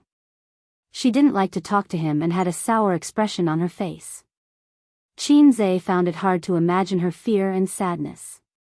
People's emotions were different. Wang Zijin felt that his attitude of admitting his mistake was not sincere enough. She was still considerate. If it were an ordinary couple, it would have escalated to a quarrel and a breakup. At 8:00 in the evening, after dinner, Xianxia sat by the window with a cigarette in his mouth and listened to the rain. In the bathroom, Wang Zijin was taking a shower. Xianxia shamelessly asked to take a shower with her and was kicked out by her.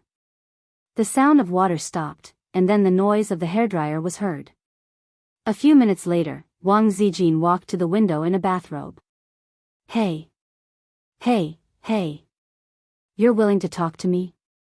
If I don't talk, can't you coax me? You don't even coax your girlfriend half as well as your sister. Actually, Qin Zhe turned around and looked at her. I watched a video during the day. Boom. The house collapsed and the people were gone. At that time, my heart clenched and I felt terrible. I wasn't completely impulsive. I thought about it and felt that I would be fine. However, I still couldn't save him. Wang Zijin sighed and hugged his head. She pressed it against her chest and said, "There are 3 great misconceptions in life. You can kill under the tower, I can kill him, you can save him." Qin Zhe said, "That makes sense. I won't do it again." The fragrance of the shower gel wafted into his nose. Qin Zhe licked her open collar. Wang Zijin's delicate body trembled. She said softly, "Let's sleep. Sleep with me. Chapter 634. Sister Ziwei, have you finally thought it through? Qin Zhe stared at her. She stood under the light in pajamas. The beauty who just came out of the bath had a fresh and refined aura. Her eyes were clear and bright, hiding a trace of shyness, but she was very brave to look at Qin Zhe. God, the pretentious Sister Ziwei actually thought it through. Am I dreaming? Happiness came too fast, like a tornado, blowing Qin Zhe's thoughts in a mess. Isn't this a very normal thing? Wang Zijin cheered herself up and pretended to be calm. We have been dating for more than half a year, and our relationship can go further. You also know that we can go further. Qin Zhe's emotions were very complicated. First, he was excited, like a teenager dominated by hormones in adolescence. Finally, under the shameless begging, his little girlfriend agreed to go with him to see the Lord of Zhou. The excited mushroom dragon raised its head and wanted to roar to the sky. Then, he hesitated. What are you going to do with Wang Zijin? That day, Nan Man Pei asked this question out of curiosity. Some things had to be faced eventually, but it was not necessarily a choice. Qin Zhe could choose to be a gentleman. When he and Wang Zijin's relationship warmed up to the point of talking about marriage, he could confess his relationship with Su Yu. Well, I do love you, so I gave you a chance to make a choice. Are you willing to accept such a scumbag man like me? Then his body shook, and the aura of a bastard surged like an ant. Sister Ziwei cried and said, I don't care, as long as Qin Long Outyan harem is not a dream, and you have me in your heart, I don't mind. Don't make trouble, the ending would only be that Wang Zijin slapped him and then left angrily. Then, how would the terrified salted fish Zhe be able to woo her again? The result of being a gentleman was only to forget each other. As Nan Man Pei said, maybe it was a knot in the heart for 10 or 20 years. Perhaps after a long time, Sister Ziwei would not thank him for being a gentleman. Instead, she would hate him for being a gentleman. Love is a small boat drifting in the vast sea. What you need to do is not to find the shore and send the sisters ashore. Instead, you let it drift away with the wind, so that your sisters can only stay with you on the small boat forever. There may be crying, there may be noise, there may be sadness and heartache, but in the end, they will still be with you. What else could he do? Watch her return to the capital sadly and marry Zhang Mingsheng or someone else. Gentleman or scumbag, please choose. Wang Zijin didn't notice his strangeness and said in a low voice, I've always been unwilling to give it to you. Won't that make me seem pretentious? Qin Zhe shook his head. No, because you're afraid of being F***ked. Wang Zijin. No. What is that? She bit her lips and said bitterly, I just feel that you don't love me very much. Girls would always hesitate. They were afraid of meeting a scumbag. I'm not the kind of person who likes to get into a dead end. I'm a scumbag? Sister Ziwei, you're the same as Sister Man. You have terrible taste. Qin Zhe said, but I really love you. Wang Zijin said, it's my own fault. I feel like I've been living in her shadow. Who? Qin Zhe didn't dare to ask, and Wang Zijin didn't want to say. In the past, I was just acting out of spite to keep you in suspense. But even if I went overboard, you never complained. I mean, you complained in your heart. Wang Zijin cupped his face and murmured, you know, after you jumped into the water, I waited on the shore. When you didn't come up, I wanted to die. She held her chest and said with a lingering fear, right here, it was like I suddenly lost something. It was empty. Those are the best words of love I've ever heard. Qin Zhe buried his face in her chest again. We still have a lot of things to do and a lot of things to say. We haven't planned our lives or looked forward to the future. How can I lose the person I love the most in my best years?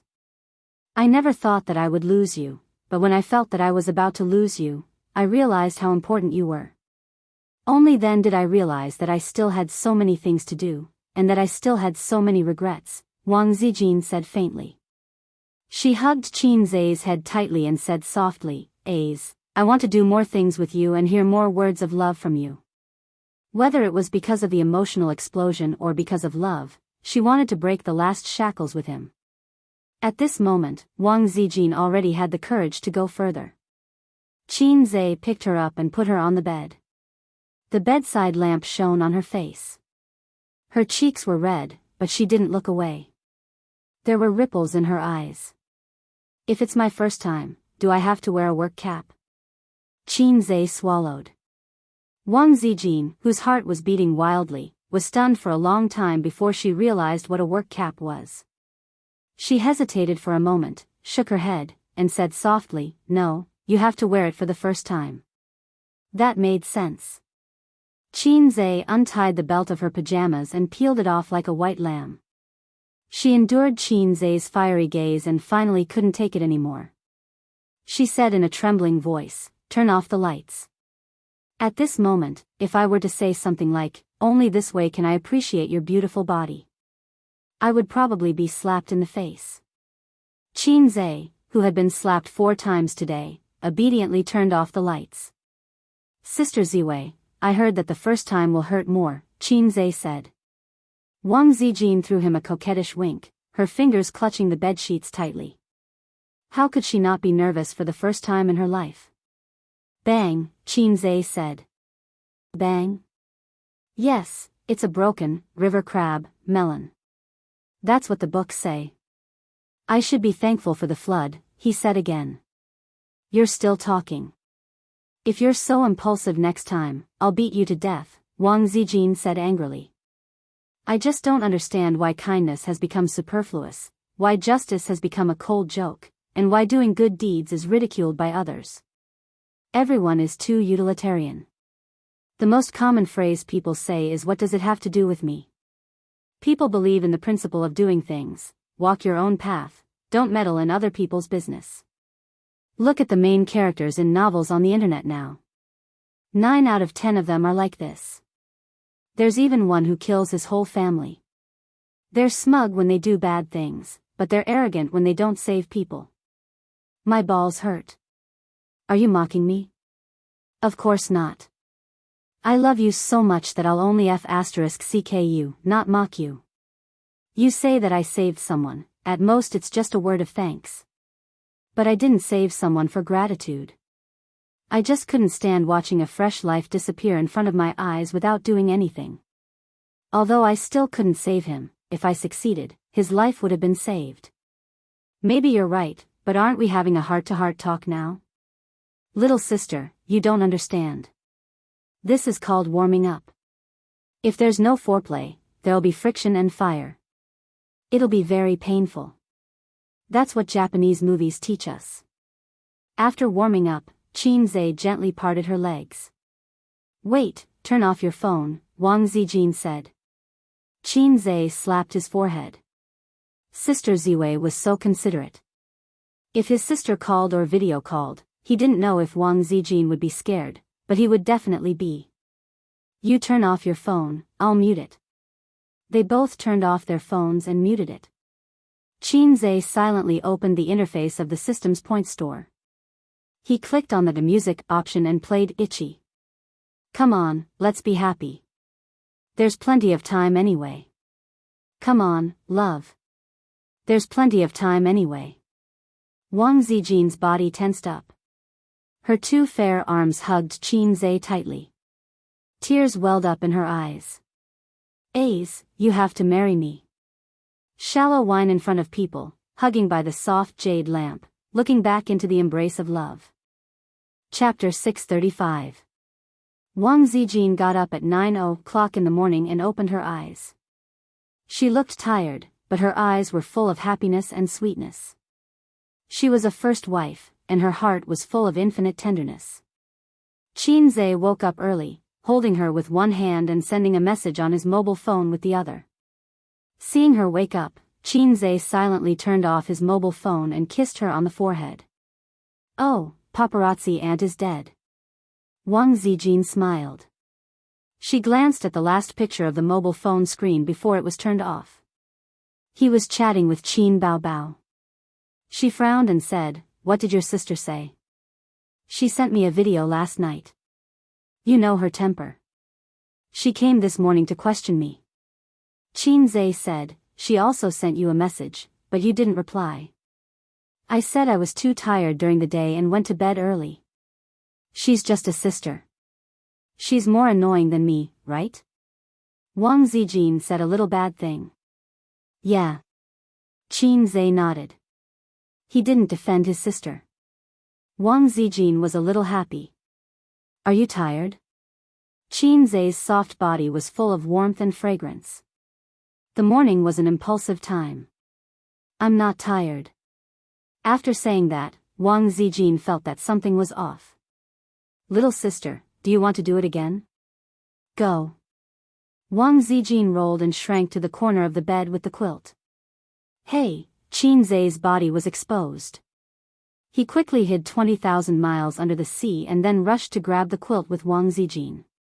"Then don't make trouble. I'll sleep for a while." Wang Zijin pushed his chest with her small hand. "Yeah." Qin Zhe had experience in this. After the first time he taught Suyu, she was also in pain for a long time and specially went to buy anti-inflammatory drugs. Although he restrained himself last night, he still tossed from 9:00 in the evening to 10:30, and Wang Zijin cried. After all, she was not as good as Suyu and could not stand Qin Zhe's destruction. The servant helped Jiao Jiao up weekly. It was the first time she received the favor, so Wang Zijin's exhaustion was understandable. It was raining outside at 9:00 in the morning. The sky was gloomy and dark. Qin Zhe hugged Wang Zijin's soft body and slowly fell asleep. His body is really good. He can sleep whenever he wants. Wang Zijin muttered. She was so tired that she couldn't fall asleep. The joy and happiness of reality were far more attractive to her than sleep. She quietly stared at the face that was right in front of her. It was just like before, but this time, her mentality was completely different. In the past, Qin Zhe was in her heart, but now, Qin Zhe was in her body. It was not the same thing at all. Wang Zijin quietly approached Qin Zhe's face and kissed from his eyebrows to his lips. Her heart was as sweet as honey. She didn't know if beauty was in the eye of the beholder. He was getting better and better. His eyebrows were as heavy as thick ink, his eyelashes were dense and long, his nose was very high, and his lips were slightly thick. She heard a saying that people with thin lips had a cold character. Qin Baobao and Suyu both had thin lips and were cold women. As far as lips were concerned, she and Qin Zhe were the best match. Wang Zijin thought. Donating to the disaster relief this time had not been in vain. Although she had slept with a man before getting engaged, she had gained a lot of happiness. The previous Wang Zijin had died. Now she was called Nyabala Zijin. At noon, Wang Zijin woke up refreshed, but there was no sign of Qin Zhe beside the bed. She rubbed her eyes and sat up. When she saw Qin Zhe standing by the window in big pants, she was relieved. She leaned against the bed and stretched her waist lazily. "What time is it?" 11:30. The rain was still falling, and the sky was pale. Qin Zhe turned off the air conditioner, and the cool wind blew in from the window, making him feel comfortable. I'm hungry. I'll order the meal now. Qin Zhe nodded, turned around, picked up the phone beside the bed, and dialed the number to order the meal. Wang Zijin subconsciously glanced at his crotch, and her face was slightly red. Do you want it?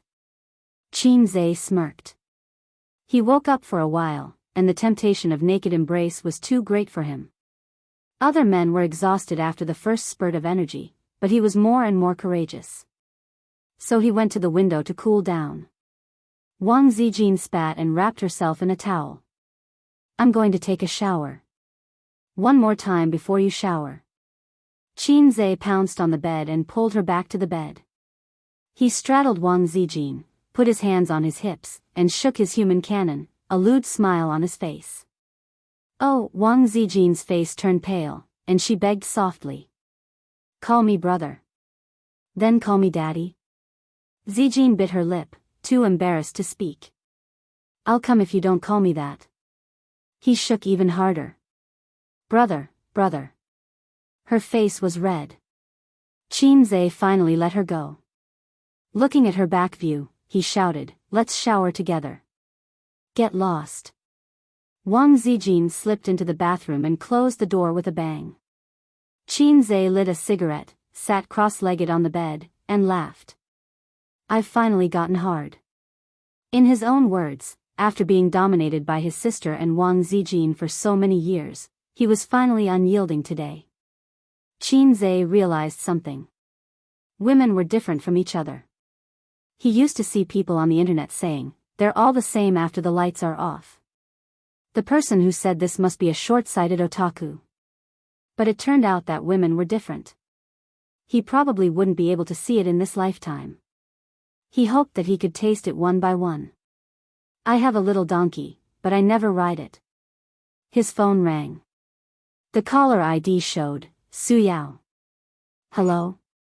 Qin Zhe frowned and answered. A's, are you at the Grand Hyatt Hotel? Su Yao asked. How did you know? I'm here too. Let's have lunch together. His attitude towards this biological uncle of his could not be considered to be respectful and distant, but it was also impossible for him to interact with him harmoniously. Like his mother, he only hoped that he would not disturb his peaceful life. Uncle just wants to have lunch with you, Su Yao said. Okay. Qin Zhe called to cancel the order.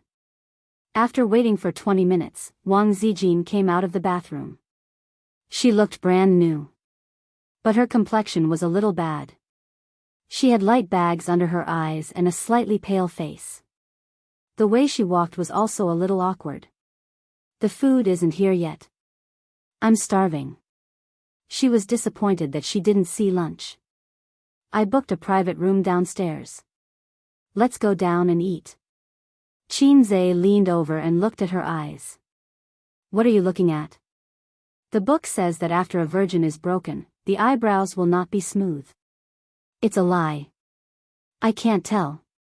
Wang Zijin rolled her eyes. We can just eat in the room. Why did you book a private room? A long, business friend happened to be there and asked me to go down for lunch. Oh. Wang Zijin had no objections. She asked, do you want to take a shower? I've already showered. They left the room and went downstairs. On the way, he saw her walking in an awkward way with small steps. Qin Zhe asked, does it hurt? Yes. She frowned. Qin Zhe said, I'll ask the waiter later if the hotel has any anti-inflammatory drugs. Wang Zijin blushed and nodded. Pushing open the door of the private room, the first thing she saw was Su Yao opposite the door. Beside him was a young girl with regular features and a clean temperament.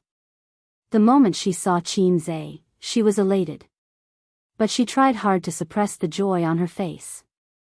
Her gaze and expression made Wang Zijin a little uncomfortable.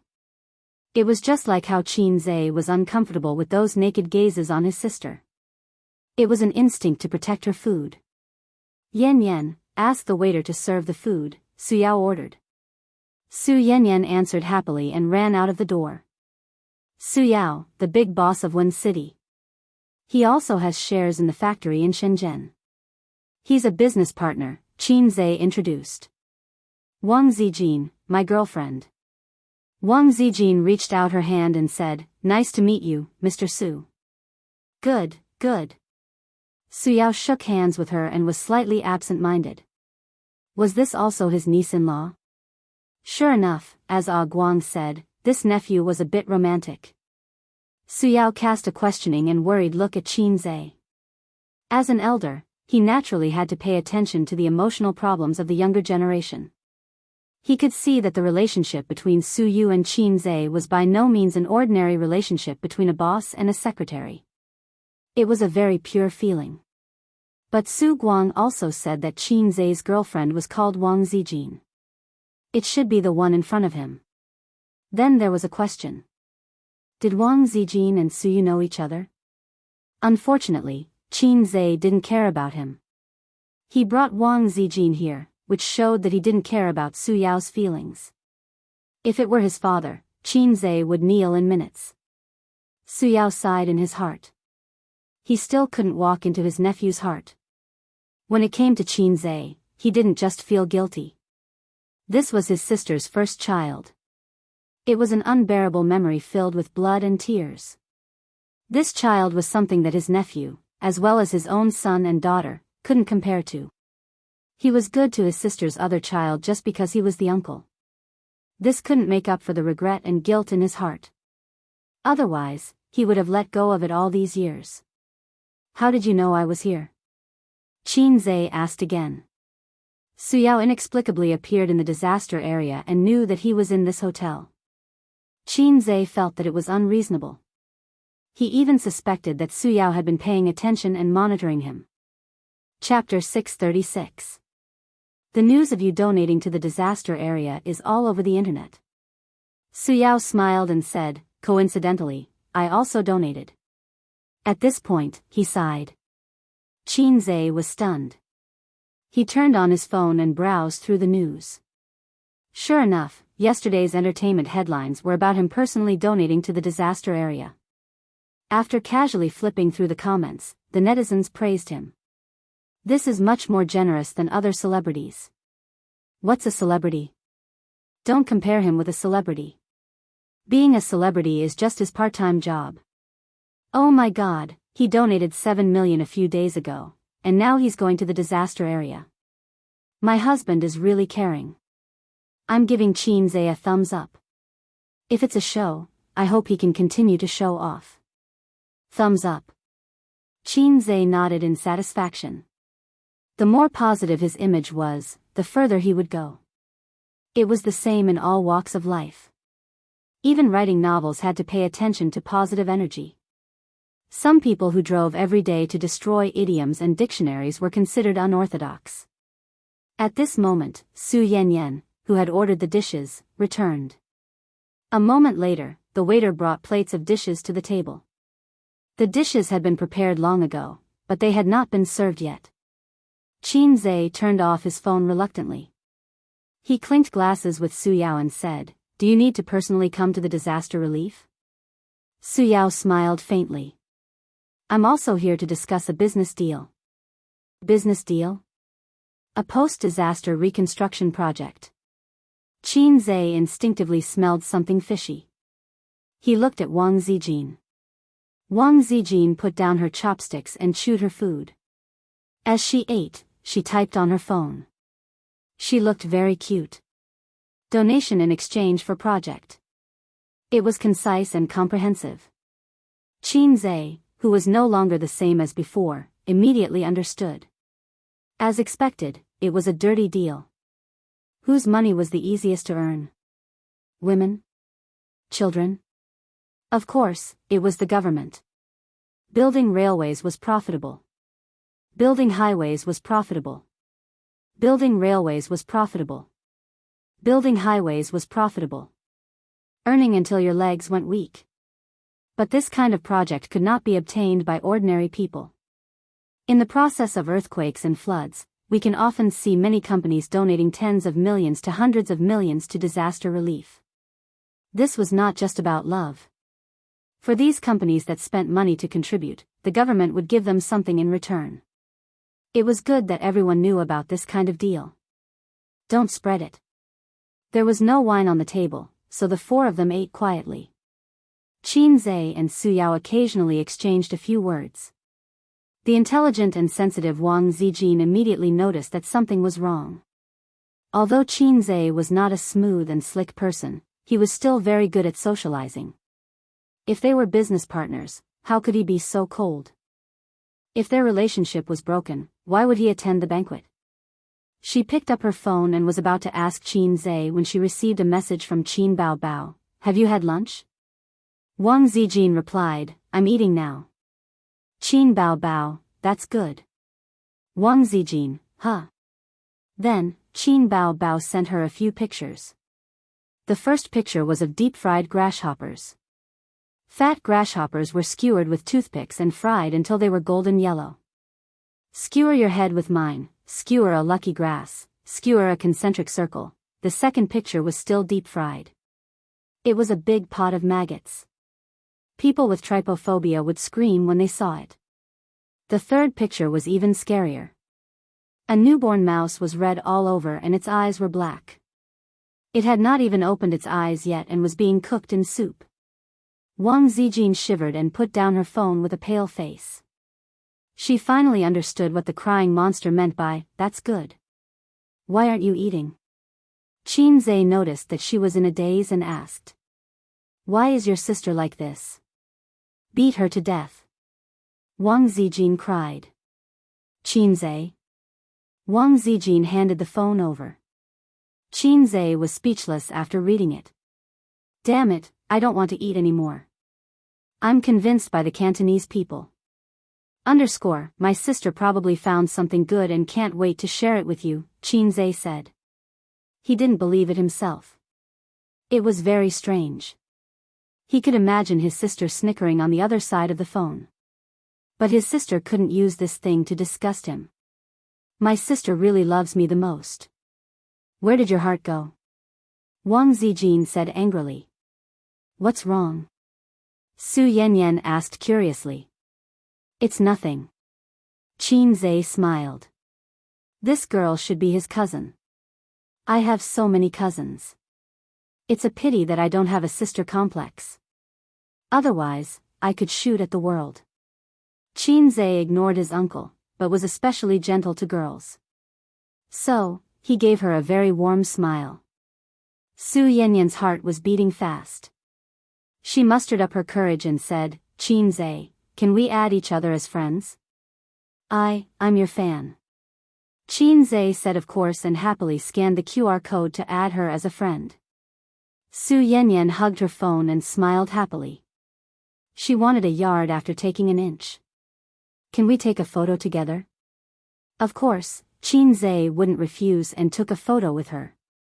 Su Yao frowned. Yanyan, eat. Su Yanyan nodded and secretly stuck out her tongue. In front of his children, Su Yao had always been a dignified father. He didn't smile and was strict. It was also because of this that Su Yanyan didn't grow up to be an unruly and willful rich girl. In terms of living expenses, he had always controlled it to be neither more nor less than the children of ordinary families. But compared to the other rich second generation in the circle, Su Yanyan was shy and embarrassed. In Su Yao's words, material things made people decadent and degenerate. Qin Zhe, I'm studying at Fudan University. Do you know that it's because of you that I chose Fudan University? Otherwise, I would have gone to Zhejiang University. While speaking, she carefully observed her father's expression. Seeing that he didn't expose her, she was immediately relieved. Actually, with her grades, she couldn't even get into Zhejiang University, let alone Fudan University. Su Yao's children didn't have the demeanor of a top student when he was young. On the other hand, Su Guang's children had good grades. Is that so? Then I have to thank you.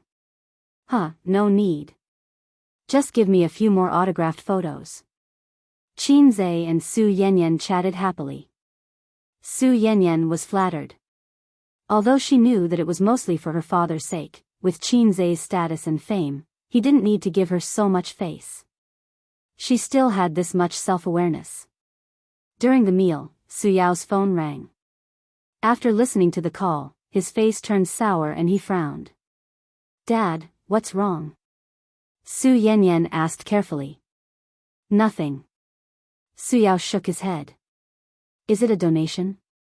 Qin Zhe asked. He heard the content of the phone call just now. Since he asked, Su Yao said with a bitter smile, "I met with a competitor. Not only did they donate, but they also gave me a commission. Anyway, you all know, so they called and asked me to donate 5 million more. And they even added a commission." Qin Zhe thought to himself, this guy is really dirty. The point is that I've already donated the money. If it's a few million, I'll let it go. But this is not a one-time deal. If you can't stop the other party from throwing money at you, I have to do the same. Otherwise, the money I donated before would really be a show of love, Su Yao said. Isn't that good? Show your love, don't be so materialistic, Qin Zhe said lightly. Hearing this, Su Yao shook his head with a bitter smile. Su Yanyan immediately nodded. Well said. Her father glared at her and she immediately lowered her head to eat. Su Yao sighed helplessly and frowned.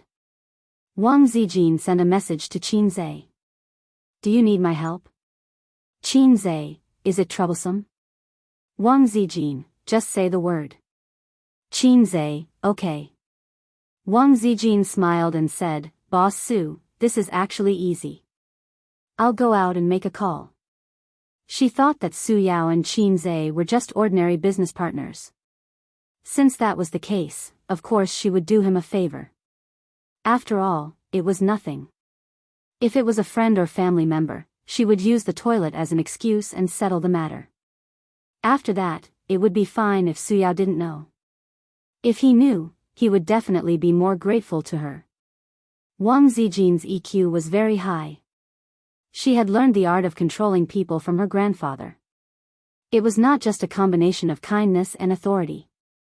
After she left, Su Yao looked at Qin Zhe blankly. Qin Zhe didn't know how to explain, so he remained silent and ignored him. It was not good to say things like, my girlfriend is the third generation of an official in Beijing. After a while, Wang Zijin came back. A few minutes later, Su Yao's phone rang. After receiving an affirmative reply and tactfully expressing goodwill, Su Yao hung up the phone in shock. When he looked at Wang Zijin again, the look in his eyes was different. Out of concern as an elder, he said, Zijin's family is in politics? Wang Zijin nodded. Yes, my father used to work in Jianghu province. Qin Zhe asked curiously, didn't your father work in Shanghai? Wang Zijin smiled. There is a saying in the officialdom. If you want to be a high-ranking official, you must go to 4 places. Fujian, Chongqing, Jianghu province, Shanghai, and then Beijing. Although the team has changed a long time ago, my father's name is still very useful in Jianghu province. Su Yao was shocked. This official position was not small. When he looked at Qin Zhe again, he felt uncomfortable. Is it really okay for you to do so many things? After dinner, Qin Zhe and Wang Zijin left.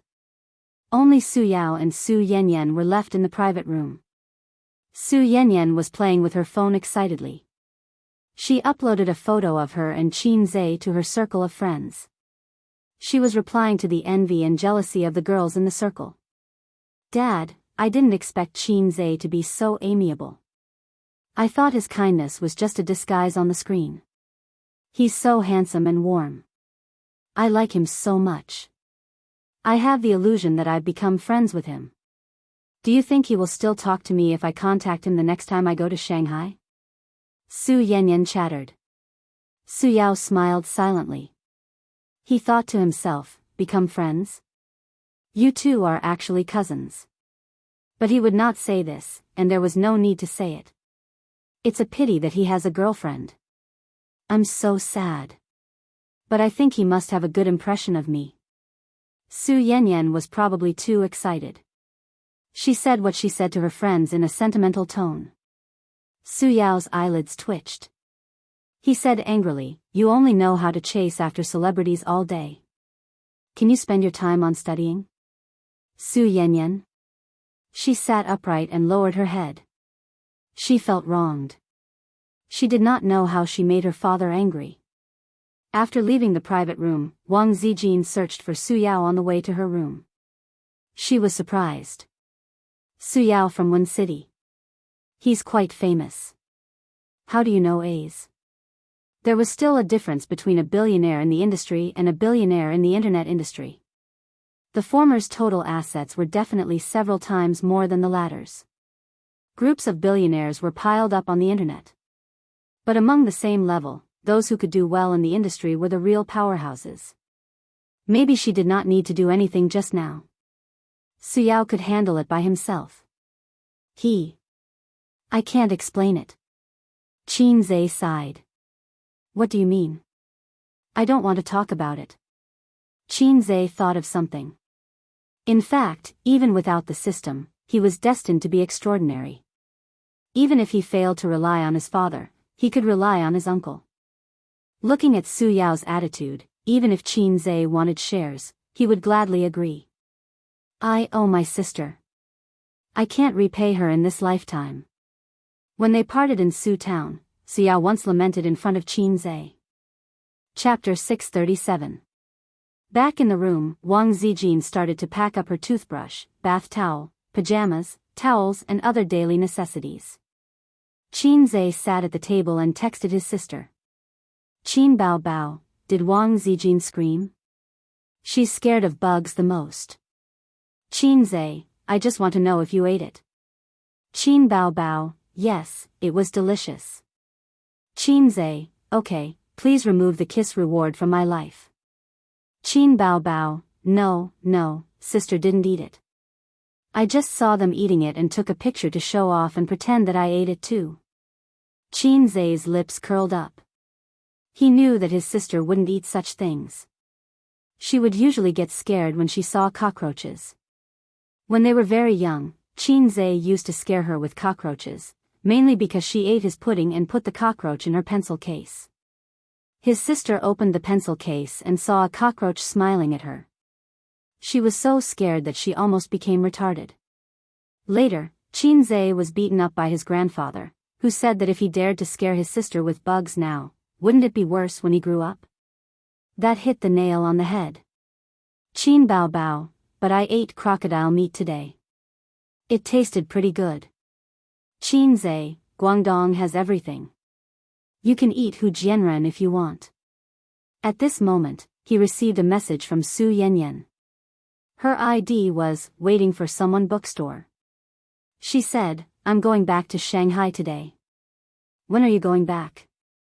Qin Zhe casually replied, also today. Then there was no follow-up.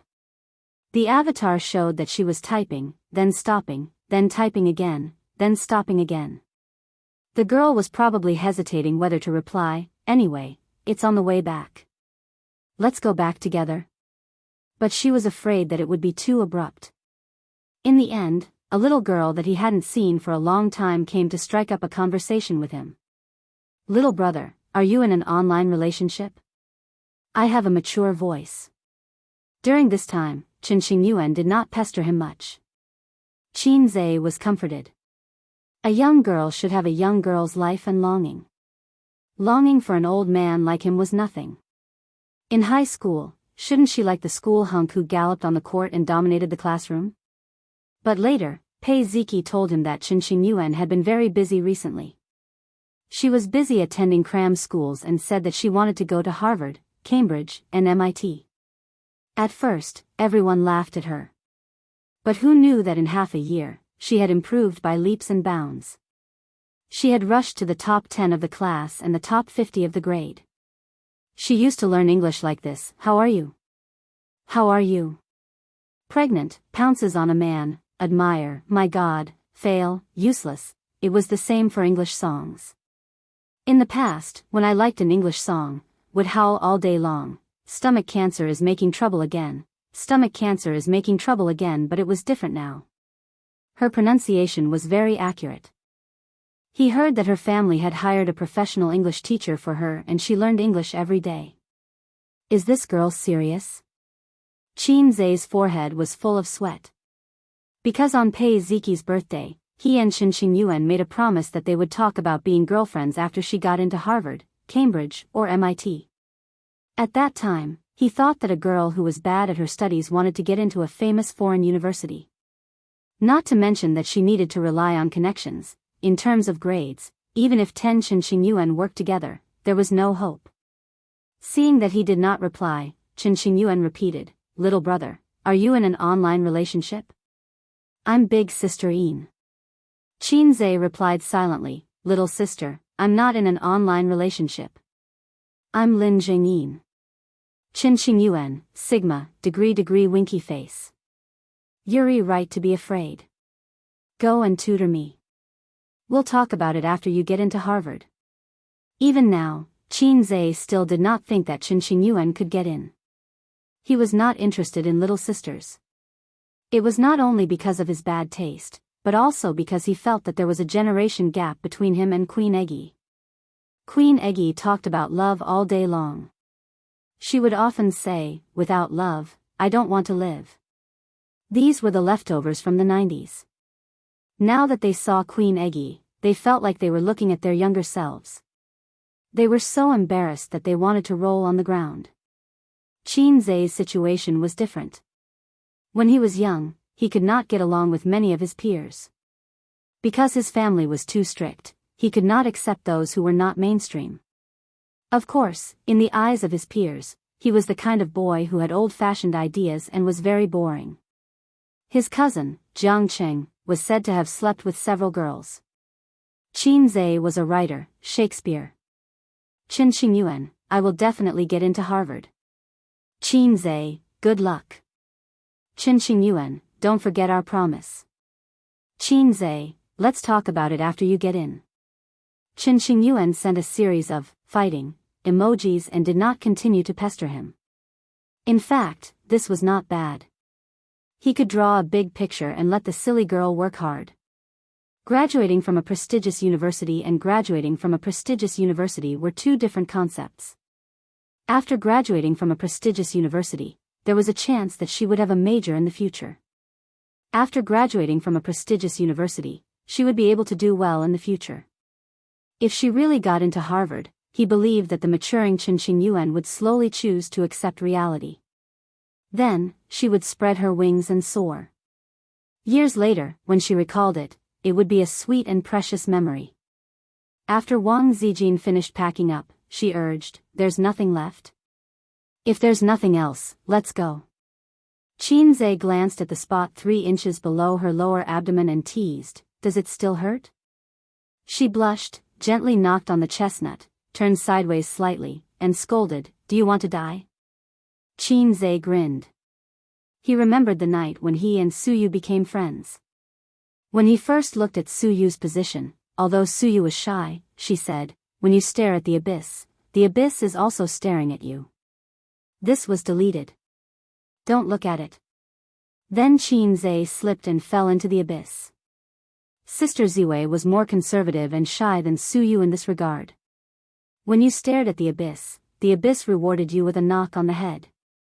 When you took off your pants and invited the abyss to do it again, the abyss shyly said, "Yamit, yamit." After returning to Shanghai by car, Qin Zai and Wang Zijin lived together for a few days. The next day, the abyss recovered from the serious damage it suffered in the hotel in the disaster area. It opened its bloody mouth again and swallowed Qin Zai. For Wang Zijin, these few days were probably the most memorable moments of her life. She was in love with her husband. Tui, she was in love with him. After they poked through that layer of window paper, the biggest change in Wang Zijin was buying things. She bought shoes, socks, clothes, expensive buttons and so on for Qin Zai. Suyu was the same. Women often said that they hated mommy's boy the most, but in fact, they liked to treat their boyfriend as their son. It seemed to be the nature of a mother's love. At the end of the month, the rain stopped. Sister's concert in Guangdong was very smooth, and the reviews were very good. In addition to the previous famous works, there were several songs composed, copied, by Qin Zhe for her. There were probably few stars who could be like Qin Bao Bao, releasing new songs without a word. Among them, the most representative song was Lost Contact with Prostitutes in Guangdong, No, Love Story in Guangdong, which Qin Zhe specially asked her to sing. The overwhelming praise was mostly due to this song. After the video came out, Qin Zhe watched it twice, once with Wang Zijin and once with Su Yu. Netizens were in heated discussion, hoping that Qin Bao Bao could hold a concert in their city, and then sing a song similar to Love Story in Guangdong. I'm Hunan's, the song is called Hunan's Love Story. No, it should be called Toilet Love Story, I'm from the Northeast. The song is called Anti-Japanese Love Story, I'm Henan's. The song is called Henan's Love Story. No, it should be called Manhole Covers Love Story, Upstairs Looking for Shit. I'm your father. You wait, the 18-meter broadsword is on the way. Tell the manhole cover not to leave after school. At the end of the month, Qin Zhe's new movie, My 2008, was released. Qin Zhe was very concerned about the success or failure of the task. Points were much more valuable than renminbi. During this time, the company vigorously promoted the movie. His Weibo, Qin Bao Bao's Weibo, and the Weibo of his artists were all promoting the movie. The exposure was enough, and there was a rumor that Qin Zhe's production must be the best, so there was a strong sense of expectation for the movie. On the same day, at tea time, her father, who had not seen Su Yu for a long time, asked her to meet him. He said that Uncle Chen, a former business partner and now an old friend, was coming to Shanghai. The two families, who had a good relationship, came out to meet and have a meal. The location was a quiet Western restaurant, not far from the company, more than 10 kilometers. Su Yu did not hesitate and agreed. In the past year, she had only been home a few times, but she had always kept in touch with her father on the phone. In fact, the father and daughter were estranged. Her father, Su Tong, was still the same as always, favoring boys over girls, but it could not be said that he did not like this daughter. His attitude had not changed, but Su Yu had changed. She was no longer the daughter who was eager to be recognized and valued by her father, and who was jealous of her brother. The best way to end a relationship was to start another one. This analogy was not appropriate, but it was the truth. Her feelings, her soul, had a new sustenance, and she was not so eager for her father's love. Su Yu finished dealing with the company's affairs and rushed to the restaurant's private room. The two families were all there, waiting for her. Sorry, there was something in the company that was not handled well. Su Yu explained and sat next to her brother Su Hao, but she was actually separated from Su Hao by a seat. This was the distance between her and this family. Her father was next to her stepmother and brother. She did not want to sit next to Su Hao. Fortunately, the table was large and there were enough seats. The two families sat around a large round table, with a dazzling array of dishes on the table. Uncle Chen laughed and said, Did you return to China the year before last? Su Yu smiled and said, I returned to China at the end of 2016. Su Yu found that a young man next to Uncle Chen was peeping at her. Chapter 638. That was Uncle Chen's son. Su Yu remembered that he seemed to be 1 or 2 years younger than her. They were quite familiar with each other in childhood. They met several times after adolescence, and then they never met again. Uncle Chen had a son and a daughter. The daughter was the elder sister, who was the same age as Su Yu. Since Su Yu entered the private room, she had been scrutinizing Su Yu. Uncle Chen's name was Chen Guohua, a very contemporary name, unlike her father Su Tong, whose name was a bit forward. He should be called Su Aigua or Su Jianjun, which was in line with the background of that era. The two families had a deep relationship. Before Su Tong made his fortune, he had drifted thousands of miles to the north for several years. At that time, Su Tong was still struggling at the bottom, and Chen Guohua was his boss. A few years later, Su Tong, who had saved some money, resigned to start a business. He pursued his dream with great ambition.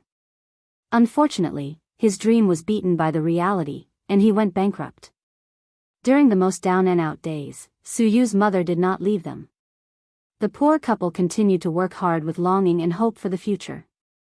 So later, Su Yu's mother hated Su Tong, which was reasonable.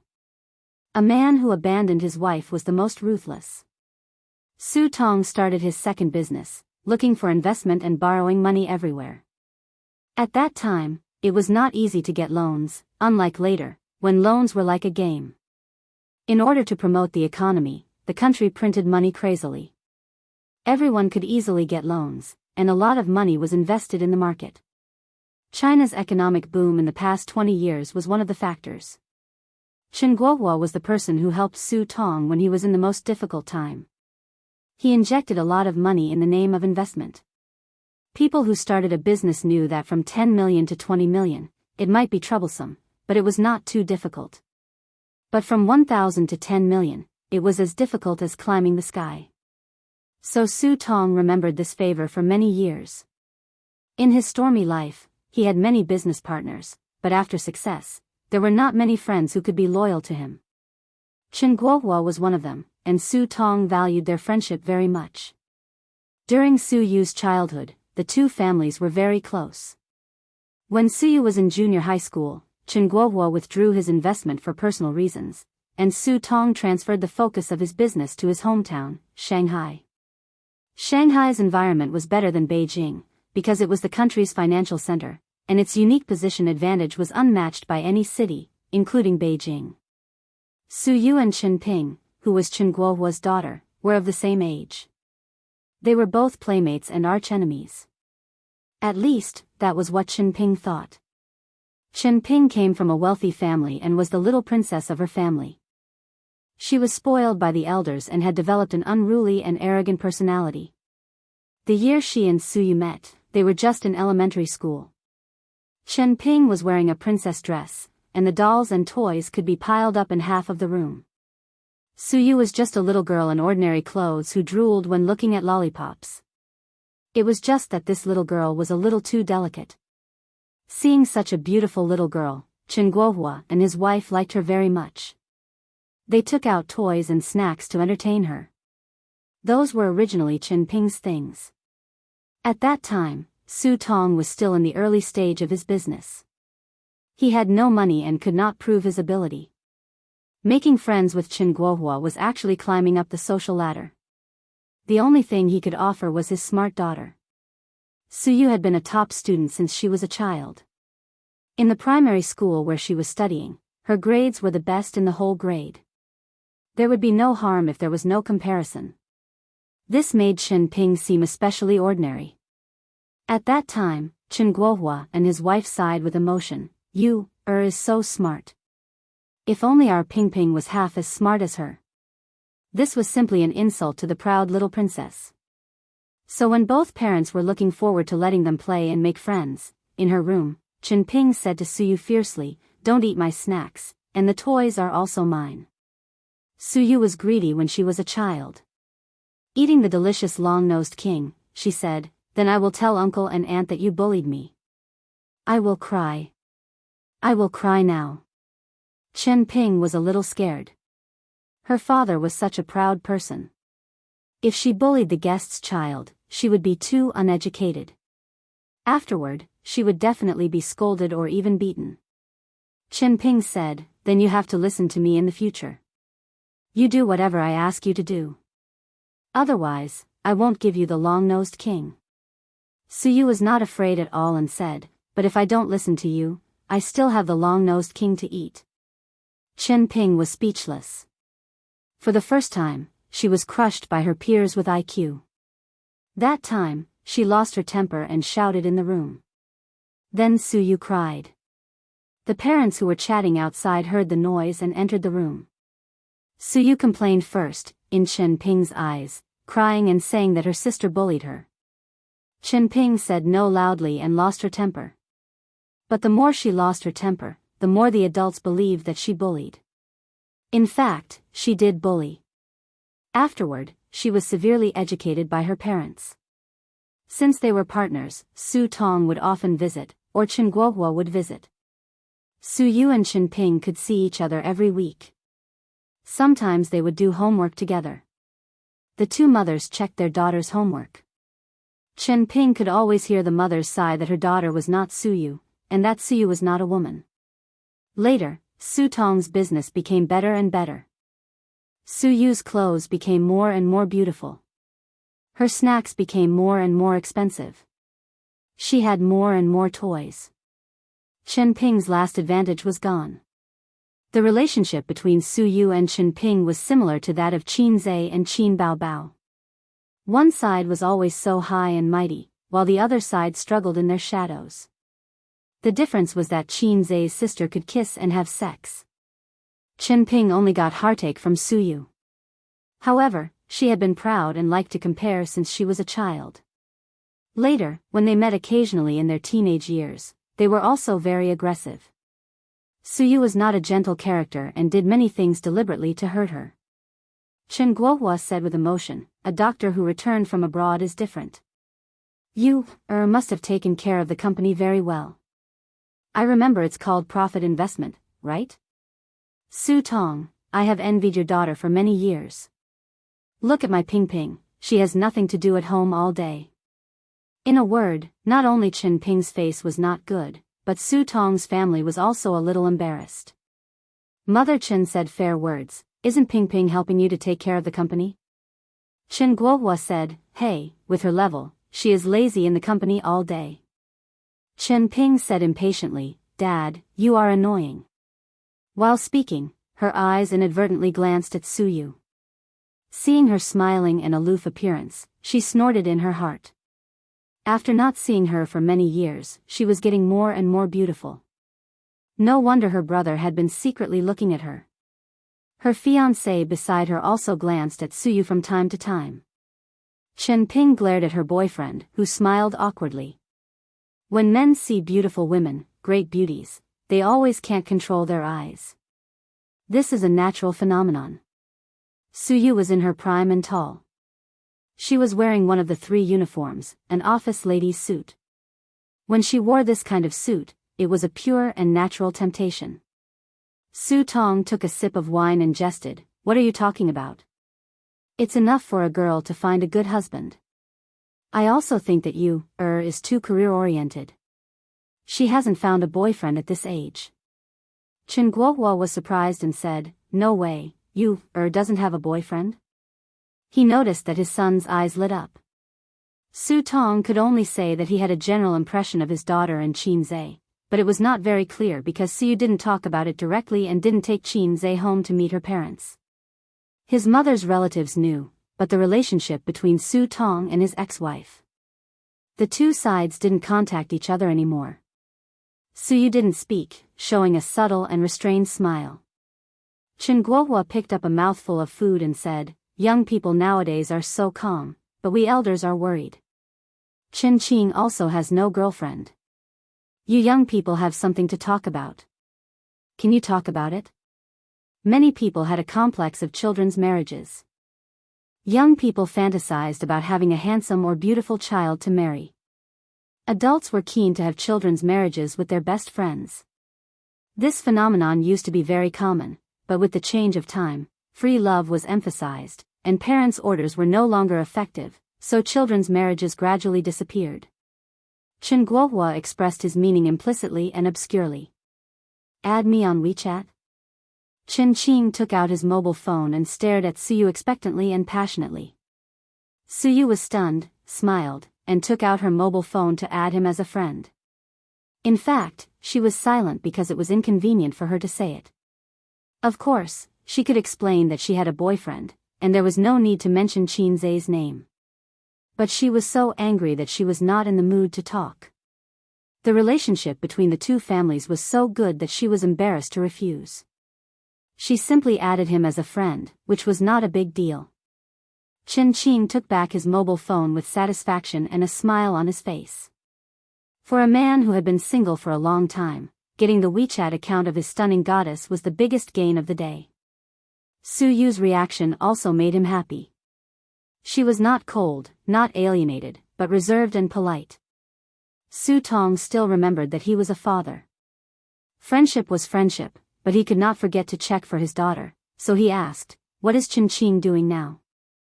Chen Guohua said angrily. When he just graduated, he said that he would go to the company to gain experience and slowly take over. After half a year, he resigned and set up an entertainment company with his friends. Su Tong said, very good. It's very promising to do this in the capital. In the entertainment industry, most of the popular stars graduated from Beijing Film Academy and China Drama Academy. Therefore, there were many entertainment companies in the capital, and the industry was developed, which was incomparable to Shanghai. Uncle Su, it's true that it's promising, but the competition is also fierce. You can't get good seedlings at all, and you need strong financial support. Times have changed. Starting an entertainment company from scratch, 90% of the small companies are struggling and need to find another way. So, my friends and I developed a mobile live streaming platform to cultivate female anchors from the platform.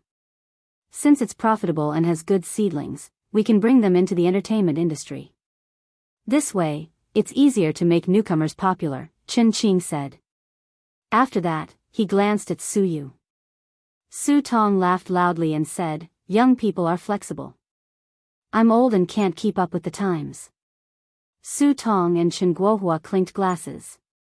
Chen Qing said, our era is actually more difficult than yours and my father's, but if you look carefully, there are still many opportunities. With money and funds, investing in the entertainment industry will never be a loss. Just look at Qin Zhe, who is very popular in the entertainment industry now. His success, in addition to his own talent, is mostly due to luck. I also want to try to see if I can achieve his scale. There was a sound of agreement at the table, and Su Tong praised him for his ambition. Luck? There was a discordant voice from Su Yu. She asked with a smile, how is it luck? I remember that Qin Zhe is not a rich second generation. He started from scratch. Chen Qing's heart moved, and he asked, Sister Su likes Qin Zhe? Of course, he didn't mean that kind of like, but the like of a fan to an idol. Su Yu smiled, and her eyes curved. I like him very much. Chen Qing took the gentleness in Su Yu's eyes as a woman's infatuation. He felt uncomfortable and said, so he relies on luck. How did he get his initial funds? Su Yu said, stocks. Chen Qing said, yes, last year's bull market made him a lot of money. If he didn't have this luck, how many years would it have taken him to start from scratch and reach the scale now? Uncle, am I right? He wanted to get approval from Su Tong. Su Tong nodded awkwardly. The man next to Chen Ping echoed, that's true. He directly crossed the most difficult starting stage. Chen Qing said with assurance, in more than a year, from stocks to Tianfang Entertainment, he now has at least a few billion yuan, or even tens of billions. He is indeed very powerful. Now everyone says that he is a legend, an inspirational role model for people born in the 90s, and an unsurpassable monument. But in fact, everyone regards him as a myth. If it wasn't for that bull market, which happened to be caught by him, he wouldn't be able to reach this point. The era has created him. Of course, he is really powerful. Young people with middle school syndrome look down on people and would proudly say, he is very powerful, so what? Mature men look down on people and would, humbly, say, he is not very good, but he is really very powerful. The order was different, and the effect was different. The latter sounded more mature and restrained. But the meaning was actually the same, disdain. Su Yu blinked, maybe fishing for money in the stock market is not based on ability, but luck? The sound of agreement at the table stagnated. Chen Qing defended himself, didn't we encounter the bull market? Su Yu smiled, there are a lot of people who lose money in the bull market. Chen Qing thought about it and couldn't think of a rebuttal. He looked a little embarrassed. Su Yu said, but it's okay. He is much more promising than Su Hao. Su Hao and his mother's faces darkened. Chen Qing immediately recovered his smile, but the scene was a little awkward. The stepmother said sarcastically, as long as you are promising. Father Chen and Mother Chen looked down. It was not convenient to interrupt other people's family affairs. Su Tong jumped out to break the awkwardness and pretended to be curious. What business does Ping Ping's boyfriend do? The man replied, I am not promising. I took over my father's job and do import trading. So he was also a rich second generation. Chen Ping retorted, if you are not promising, then who is promising? Your father's small business is worth dozens of times more in your hands. How much does he earn in a year? The man said, more than 200 million. Su Tong exclaimed, young and promising. Chen Ping glanced at Su with a slightly proud look and asked curiously, Su, how is your company now? It's okay. What do you mean by okay? My father praised you. Su smiled casually, the company's operating capital is 20 billion, and the quarterly profit is only 0.8%. It's a small business. Boyfriend, Chen Ping, every word was hurtful. Chen Guohua was shocked and said, Old Su, is the stock market so profitable? A quarter of 3 months, 0.8% profit, that was hundreds of millions. 5 or 600 million a year? Chen Qing's hand trembled. In fact, Su did not tell the truth. 0.8% was the GPA when the company's performance was not good, and the company's operating capital was not only 20 billion, but more than half of the funds were borrowed by Nanman Pei some time ago. The investment company that Qin Zhe and Su spent a lot of energy to run only earned 5 or 600 million a year? What a joke, this amount of money was nothing in the eyes of the big groups in the financial world. In fact, in the Shanghai financial circle, Baoza investment was very famous. Chen Guohua's words made Su Tong embarrassed.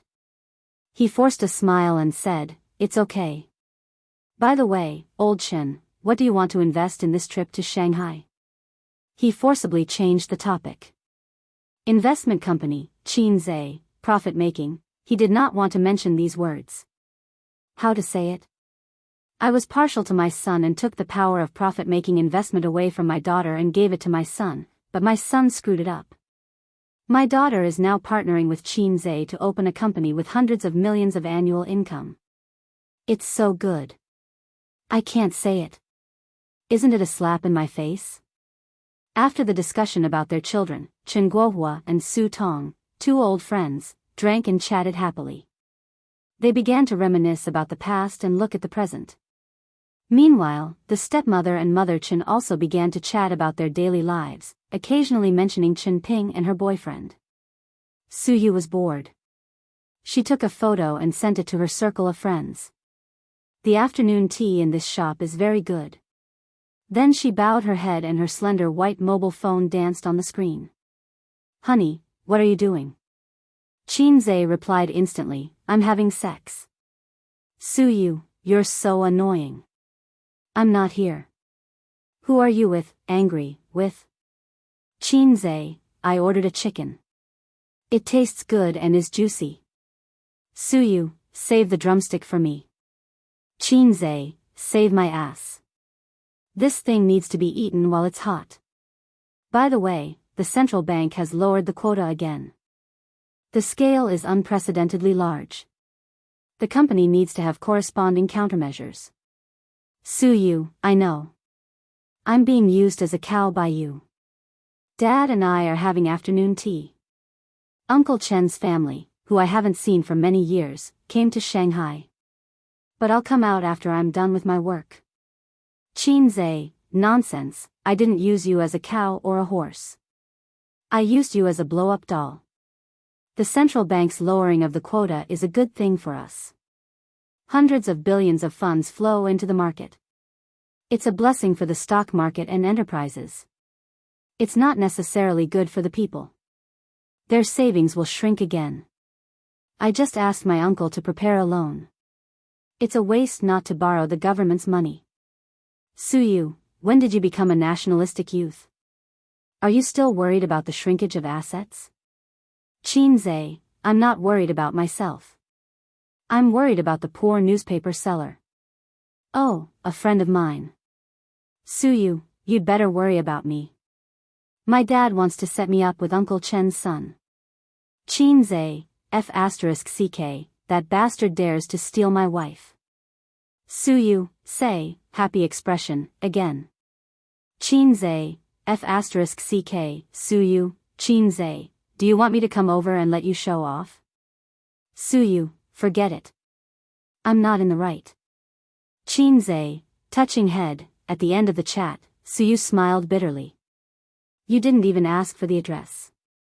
I want you to come, I'm being sarcastic. At this time, she received a message, going to the bar for a drink tonight? It was from Qin. She looked up and saw the latter's warm smile. No. Suyu replied. Qin bowed his head and typed, don't like to drink? Then watch a movie. Qinze's new movie is just released tonight. You like him, right? Suyu, no, thank you. She thought to herself, to watch Qin Bao and Qinze being intimate on the screen? Go away. Qin frowned slightly. Can't make an appointment? He took this as a girl's reservedness. He stretched his eyebrows and continued to type. But at this time, Suyu turned off her phone and looked at the table with a smile. He had to put down his phone helplessly. Su Tong and Chen Guohua hadn't seen each other for many years. Although they kept in touch by phone, the last time they met was 15 years ago. Men could talk for a whole day. Time passed slowly, about half an hour later. Suyu got up and went to the bathroom. At the pool between the men's and women's toilets, she saw Qin waiting there. Are you busy with the company? Qin smiled. It's okay. Suyu smiled. You are amazing. I especially worshipped you when I was a child. Because of good grades? Because you are good. Suyu smiled and said, thank you. My dad should stay in Shanghai for a while. If you are free in the evening, let's watch a movie together. I also admire Qinze. Qin said.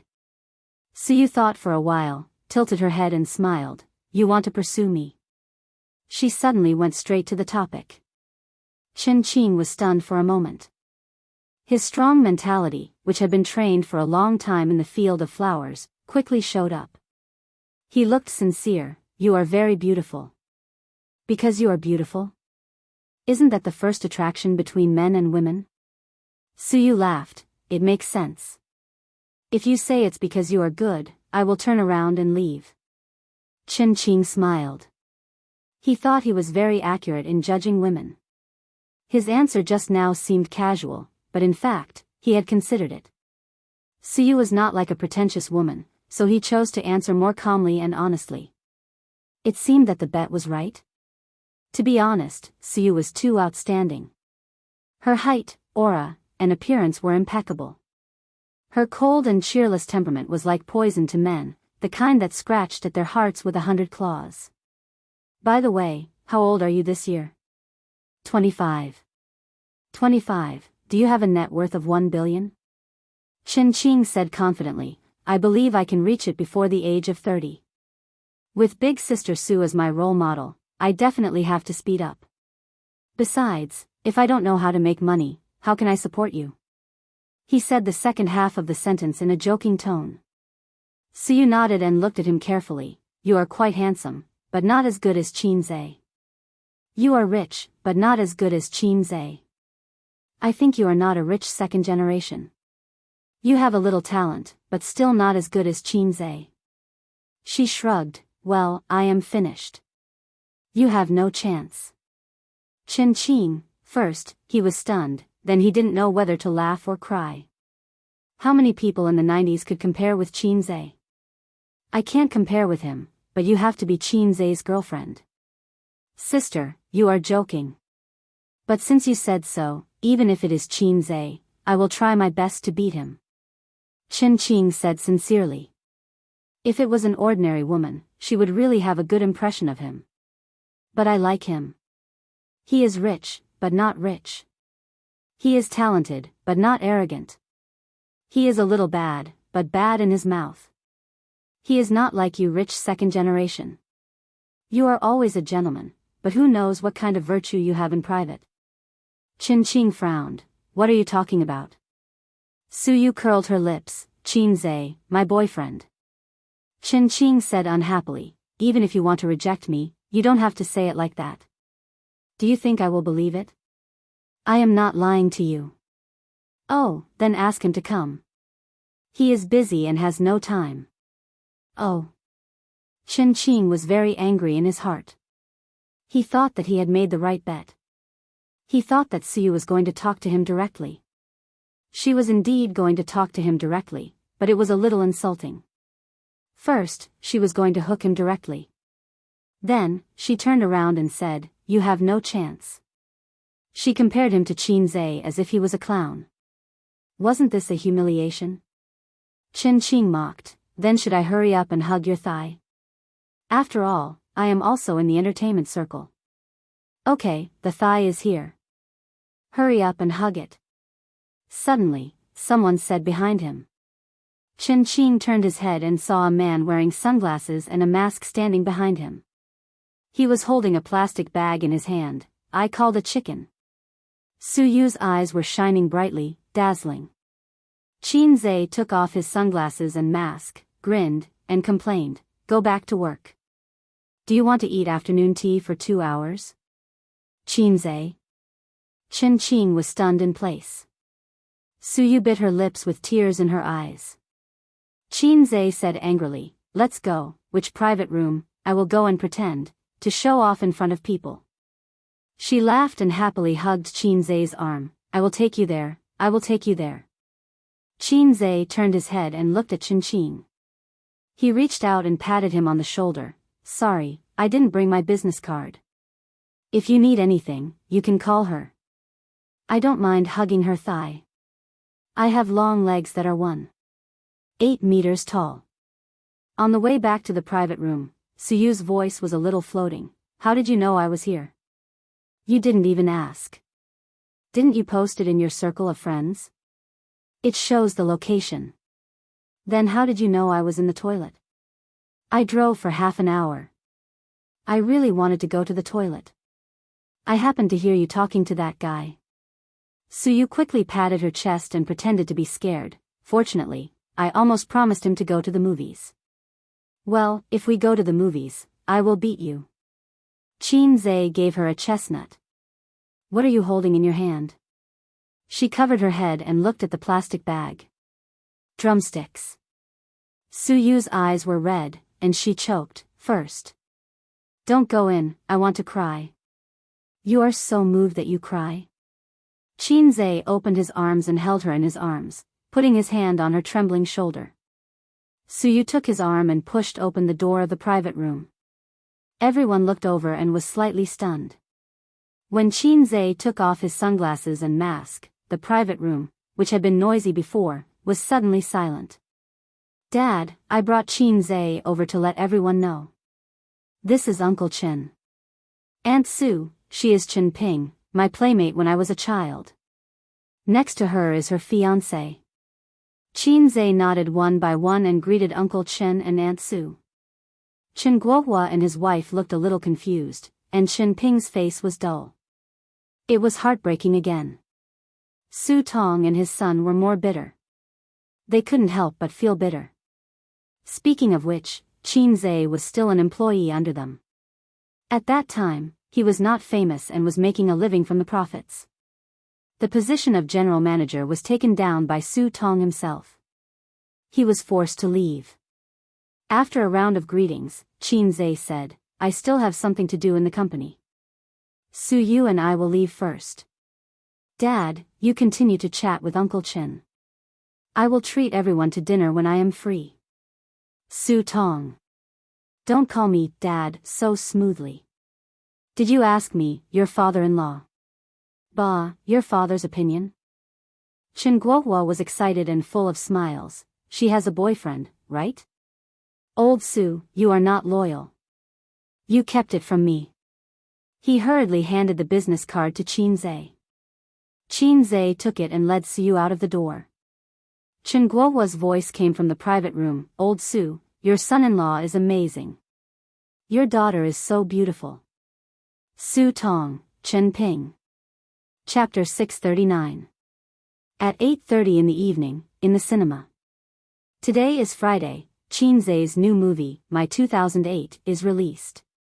Thanks to the crazy publicity in the early stage, the film has attracted a lot of attention, and online tickets are very popular. The cinema will premiere at 6:00 p.m. The screening rate is 25%, but the movie tickets are sold out in a short time. By 8:30, the screening rate is adjusted to 40%, occupying almost half of the cinema. In the cinema, half of the screening rooms are showing this movie. The promotional poster of Qin Zhe and Qin Bao Bao hugging and laughing is particularly eye-catching. Hey, this lewd smile, I don't want to see it in an instant. In the corridor of the screening room, a tall woman wearing a mask pointed to Qin Bao Bao on the poster. Her smile is really not good, there is no restraint and calmness of an elder sister. Next to her, a shorter woman echoed and also wore a mask. Qin Zhe held a big bucket of popcorn and madly complained in his heart, "Then don't come to see it. Why do you have to bring me along? It must be Su Teddy who caused this frightening scene." After afternoon tea, he went back to the company to make a plan. Su Yu was moved and said, "Husband, let's go to the movie tonight." Qin Zhe said no. There is still a sister Ziwei at home. His Hei's king power is limited to bed, and he has no courage to command in reality. It's not that he's a coward, he just thinks that his wife is used to love. Well, it's a coward. Su Yu said, "If you don't go, then I and Wang Zijin will go." In this way, Qin Zhe was forced to do something beyond his ability. He can't let them be alone. The chemical reaction is too fierce, more terrible than nitroglycerin. As a man, he must always be a stabilizing force. Qin Zhe came to Dinghai today. The movie has already started. The three people deliberately came a few minutes late and wore masks. The reason why Su Yu and Wang Zijin wore masks was that the two beauties were too eye-catching. Qin Zhe was afraid that he would be recognized. If the audience knew that Qin Zhe's real body was here, the scene would definitely boil over. According to the movie tickets, they entered Theater 6. The seats were full, and the light from the big screen illuminated the heads. Qin Zhe and the other two chose to stand at the edge. He took off his mask, and the dim atmosphere was the best cover. Everyone's attention was on the movie. As long as he didn't look at the passers-by silently, no one would notice him. Just like that, Qin Zhe started watching the movie with his best friend on his left and right. If it was Long Outyan, he should be hugging his left and right. At the very least, he should be holding his sister's small hands. Using the popular description of that era, the two beauties looked at each other and smiled happily. They snuggled in Long Outyan's arms and shared this man's love. The theater was filled with a happy atmosphere. Cross out this sentence. Brother Sun was innocent. In reality, Qin Zhe was sitting upright with popcorn on his lap for his best friend to enjoy. Su Yu was absolutely intentional. Fortunately, her little temper was limited to this, and Wang Zijin may be deeply in love with Qin Bao Bao. She has not dared to show her love with Qin Zhe blatantly. A delicate balance was maintained between the three people. The movie just happened to play when Qin Hao woke up from his rebirth and ran out of the house in a panic. In the old alley, Qin Hao opened his arms and smelled the haze of 2008. In his ears, there was the advertisement of the shop next door, China Anti-Cave, leading the life of three prostitutes, first come, first served. The BGM was exciting and cheerful music. This year, Qin Zhe is not popular. This year's economic crisis is coming. This year, there will be a big earthquake. Qin Hao went back to his room and took notes seriously. There was laughter in the theater, and many audience members were amused. This movie is good. It's funny. Huh, my husband is also humorous. The two girls behind him were whispering. Their voices were very low, but they were clearly heard by Su Yu. Su Yu, oh, husband. Wang Zijin, oh, husband. Qin Zhe pretended not to hear their sarcastic tone. In the eyes of women, those who look average are called handsome, those who look good are called little brother, and those who look super handsome are called husband. I accept this sarcasm. Who made me so handsome? Wang Zijin and Su Yu came with a critical and scrutinizing mentality, but watching, the corners of their mouths hooked up. The movie was humorous and relaxed, and it was easy to immerse you in it. Coke movies and popcorn, leisurely and relaxed, let people temporarily get rid of the fast-paced lifestyle. But this relaxed and cheerful atmosphere did not last long. With the progress of the movie, the successful Qianzhe began to flirt with his childhood sweetheart sister. Then, on a dark and windy night, Qianzhe used a sketch to draw an abstract image of a big cock. He looked at the tall and beautiful sister and confirmed that she was the one he wanted to sleep with. On the screen, the two kissed on the bed, from the lips to the neck, and then to the chest. Qianzhe, played by Qin Hao, arched and arched. Qin Baobao, on the other hand, hugged his head and pressed it against her chest, looking charming. Su Yu's eyes twitched. Almost at the same time, Wang Zijin's mouth twitched slightly. Even if they knew it was acting, they were not in the entertainment circle after all. They were not so generous and well-informed. Looking at the bed scene between Qianzhe and Qin Baobao on the screen, they felt that they had been put on a hat. There was also jealousy. Normal men could not accept their girlfriend kissing other men, even if it was acting. It also reflected that the people in the entertainment circle were very big. To what extent? For example, there was a familiar joke, "I'll drink first, you can do whatever you want." "I'll drink too, you can do whatever you want." "I'll drink, you can do whatever you want." After a round, it was the groom's turn. He took the wine and said, "Let's drink together."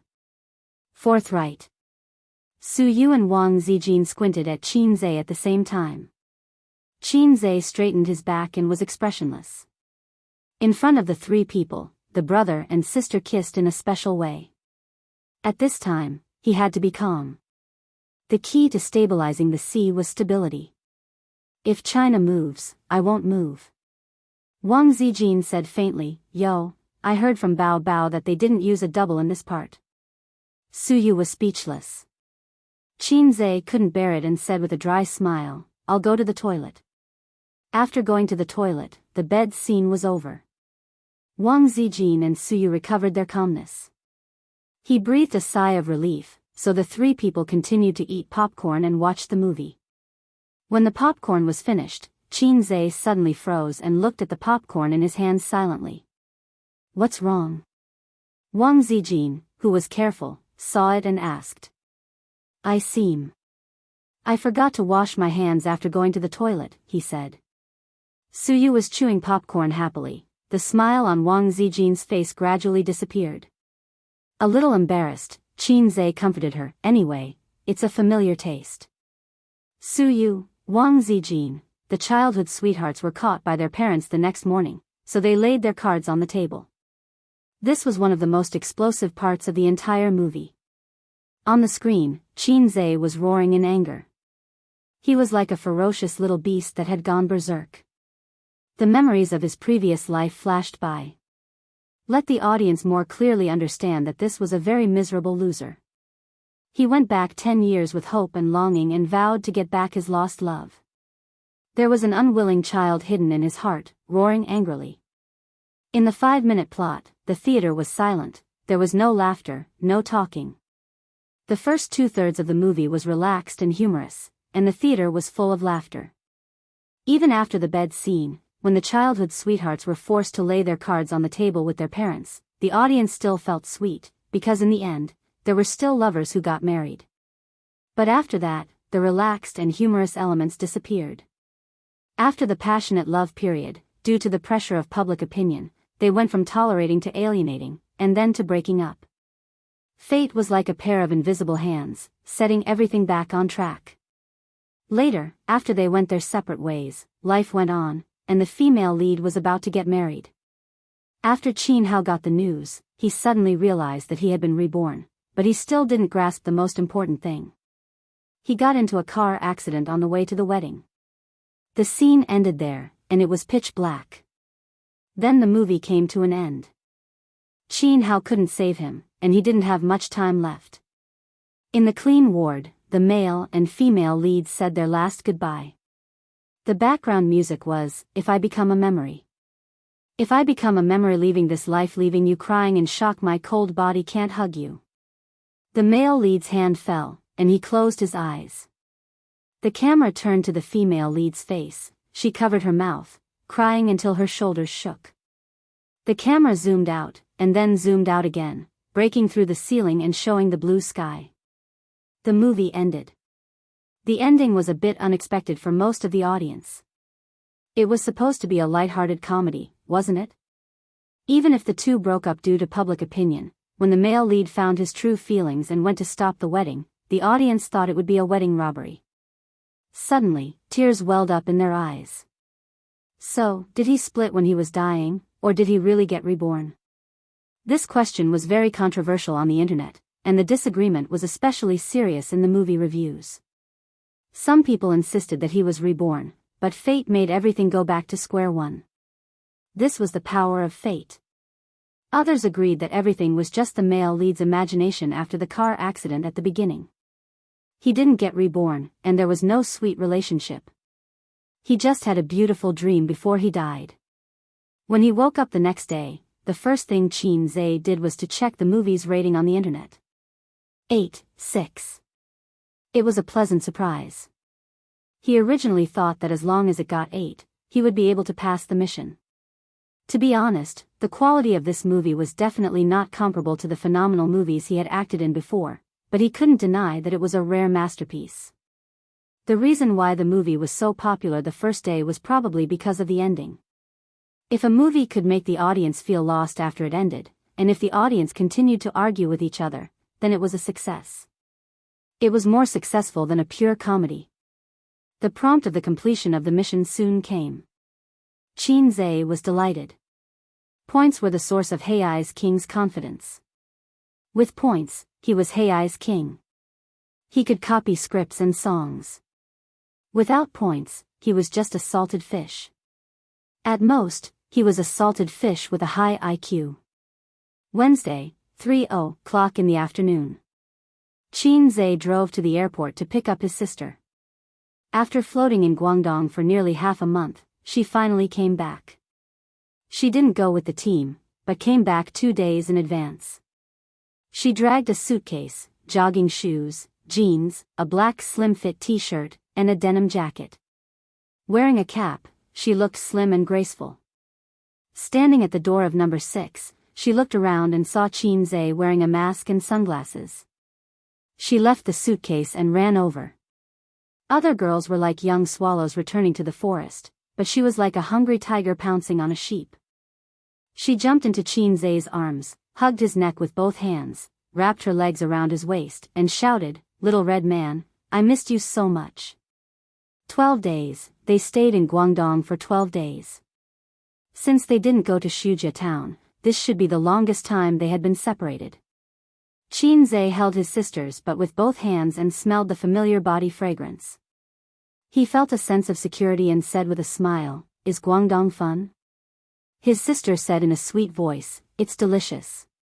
Qin Zhe said exaggeratedly, "No wonder you're so heavy." "Huh? Really? Have you really gotten heavier?" "I'm kidding. It's only more than 50 kilograms. "Nonsense, your sister is 80 kilograms. Get lost. Did you forget your breasts in Guangdong?" "I don't know. Why don't you touch them?" Haha. Our movie was released, and the box office hit 500 million in 3 days. Very good. But our mother is very calm. She used to pay attention to our movies. Maybe she's used to it. It's also possible that she will secretly watch it without telling us. After a moment of silence, Qin Bao said angrily, "Forget it." "Anyway." Qin Zhe rolled his eyes. "Anyway, I'll take care of it. Comrade, your ideological awareness is getting higher and higher. Mom will probably explode when she sees this movie." He thought to himself. He was the scriptwriter of this movie, which meant that he adapted it based on his own life experience. Qin Zhe was constantly testing his mother's bottom line like how he used to rub Wang Zijin. This metaphor was a bit wrong, but that was what it meant. He didn't dare to show his cards or flip the table. But little by little, he tested his mother's bottom line. The cycle was gradual. The pedestrians around them hurried past. When they passed by, their eyes lingered for a moment. But when they brushed past, they just treated them as an intimate couple. Qinze held his sisters but with one hand and dragged the suitcase with the other as they walked to the car. Qin Bao Bao jumped down from him and got into the car. Qinze opened the trunk and put the luggage away. Qin Bao Bao took off her sunglasses and mask, turned around, and saw that Qinze didn't get into the car. Instead, he walked straight to a commercial car in front. Qinze is coming. He found us. Let's go. Let's go. What are you afraid of? What can he do? This time, we've filmed something interesting. That woman is Qin Bao Bao, right? Look at her figure. Chapter 640. There were 3 people in the car, and they were all professional paparazzi. One of them was holding a DSLR with an extended lens. Every move of Qinze and Qin Bao Bao was recorded on it. Normal siblings don't do this, right? The young man holding the DSLR was stunned. It's normal in public, showing off their sibling relationship to attract attention, but it's always like this in private. The other young man said. If they didn't know that the man was Qinze and the woman was Qin Bao Bao, they would have thought that they were a couple. But after knowing their identities and connecting them to their behavior, it was very chewy. After figuring this out, the eyes of the young man holding the DSLR lit up, and his face flushed with excitement. This time there's big news. This month's bonus is enough for us to stay in Dabao for a month. The truth wasn't important. Entertainment news never paid attention to the truth, and it didn't need to be reasonable like the news broadcast. Entertainment news only pursued the breaking news. With these few photos and some eye-catching statements, just the copyright alone would be able to sell like crazy. The other young man was also excited. The middle-aged driver frowned. Compared to this, shouldn't we think about how to deal with Qinze first? He's coming. Why are we afraid of him? Will he eat us? That's right. In our line of work, which celebrity hasn't been provoked? The 2 young men were indeed young and aggressive. They were not afraid at all. Knock knock. Qinze knocked on the driver's window. The middle-aged driver lowered the window a crack and pretended not to know Qinze. He frowned. What's the matter? Qinze smiled. You've been following me all the way. It's been hard on you. The driver looked at him like he was an idiot. I don't know what you're talking about. Qinze put on his sunglasses and went straight to the point. How about this? I'll pay for the photos just now, along with your DSLR. The middle-aged driver smiled and turned to look at the 2 young men behind him. The young man holding the DSLR said, 5 million, this DSLR is yours. Qinze was stunned. 5 million? A few photos in exchange for a house in Shanghai? The young man holding the DSLR said calmly, you're not short of money anyway. Is 5 million a lot? Don't you know how much money a female celebrity had to pay to keep her mouth shut when she was exposed for having an affair? More than 10 million. If you don't give it to us, we'll expose the photos. Is it nice to touch your sister's butt? There were a few sneers in the car. The threat was obvious. In comparison, if he exposed it, he would definitely not make as much money as extorting celebrities. The key was that these photos could be big or small. Qinze and Qin Bao Bao's actions had crossed the line, but it was not so serious that they would die from exposure. Therefore, if he could extort 5 million, it would definitely be more worth it than exposing his identity. Qinze said indifferently, 100,000 at most. The young man tricked him.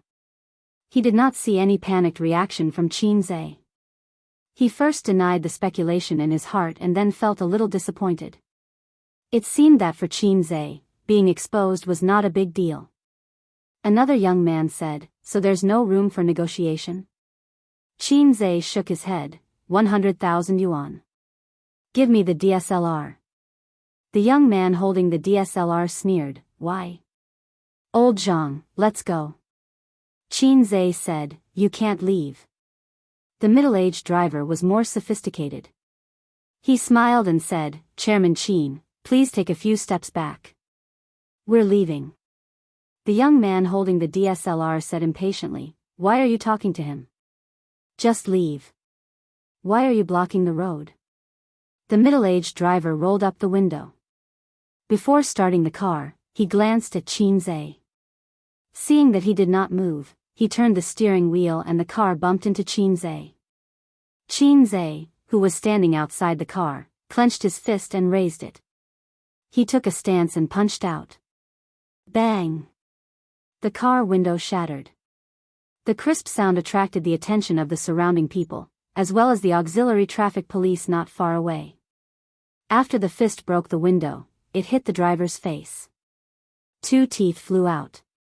Qin Zhe slapped the driver unconscious. He went to the passenger seat and opened the car door. The 2 dumbfounded young men reacted.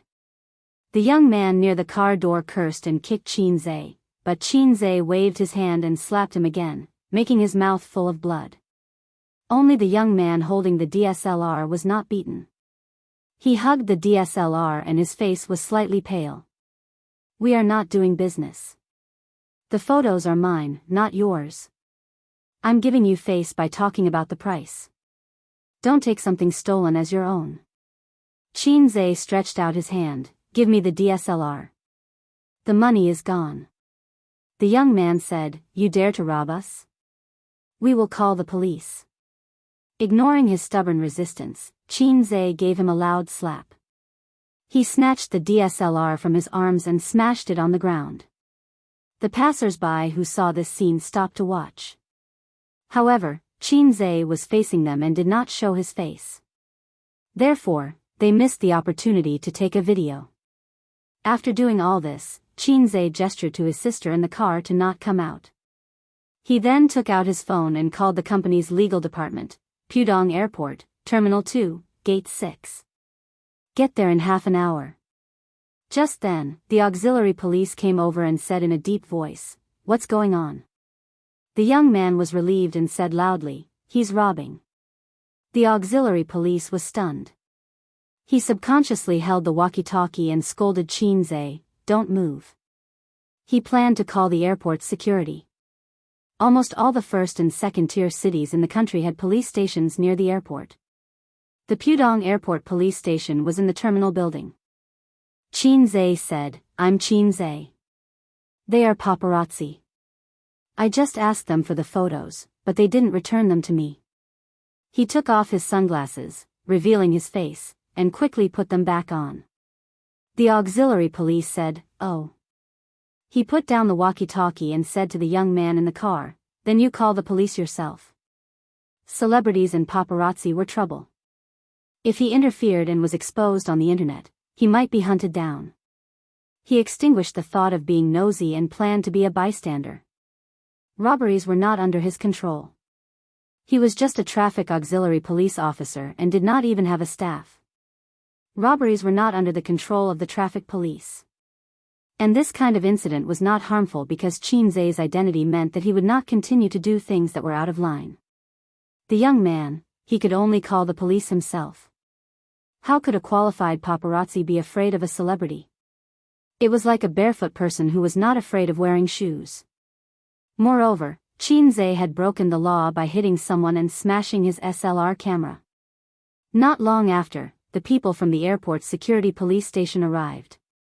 They came very quickly because they heard that a celebrity and paparazzi had a conflict. They were not here to resolve the conflict, but to maintain law and order. Once Qin Zhe's identity was exposed, the airport's law and order were over.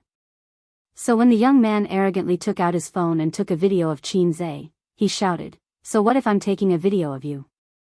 If you have the ability, smash my phone again in front of so many police officers." "Qin Zhe, do you dare to smash my phone?" Passers-by took out their phones and gathered around.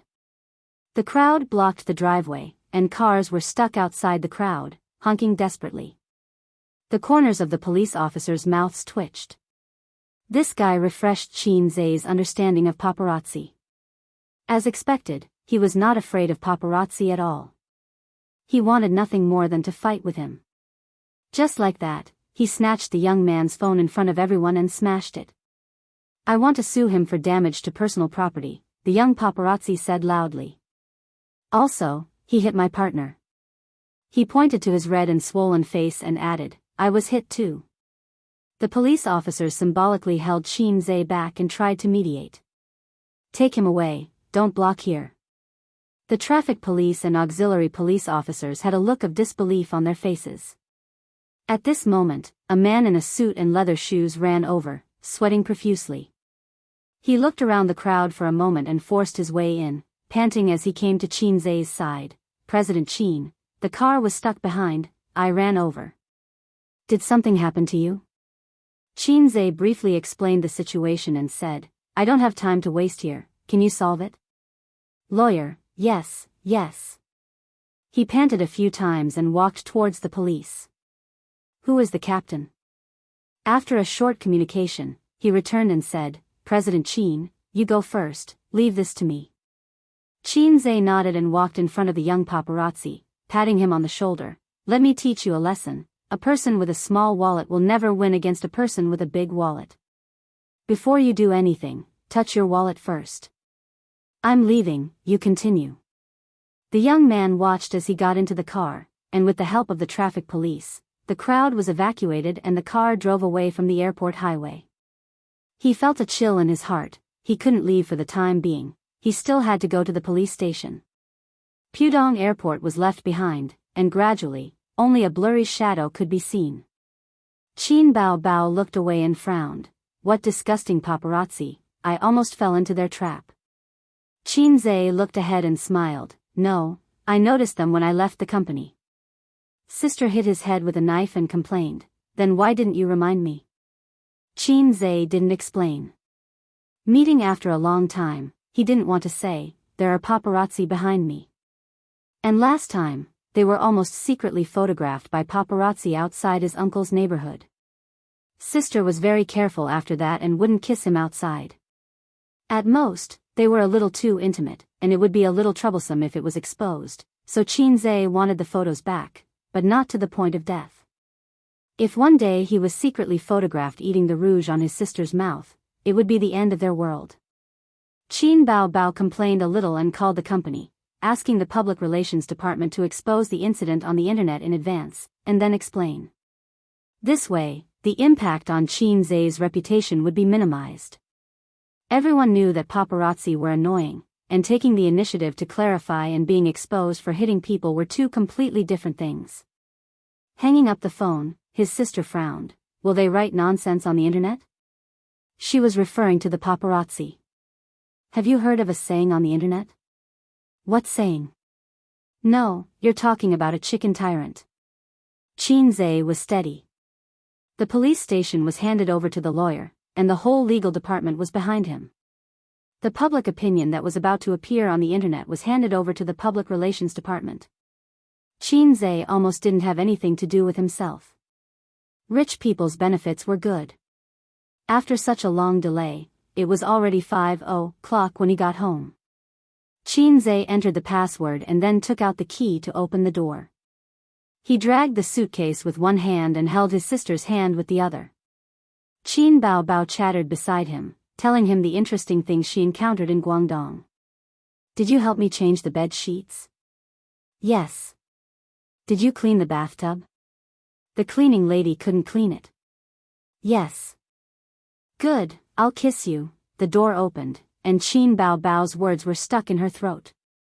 At the entrance, Qin Ma was squatting, opening the shoe cabinet, and carefully arranging the messy shoes inside. Mom, why are you in my house?" Qin Bao's voice was full of fear. "Your house?" Qin Ma said in a bad mood, "You're not married yet, where did you get a house?" Her gaze fell on the hands of the siblings, whose fingers were intertwined. Xianxia and Qin Bao separated as if they had been electrocuted. Xianxia, sigma, degree winky face. Qin Bao, sigma, degree winky face. Once again, he was seen by his mother. Hei's king, who had been majestic at the airport just now, felt his legs go soft. Qin Ma was stunned for a long time, and forced herself to be calm. Why are you standing there like idiots? Come in.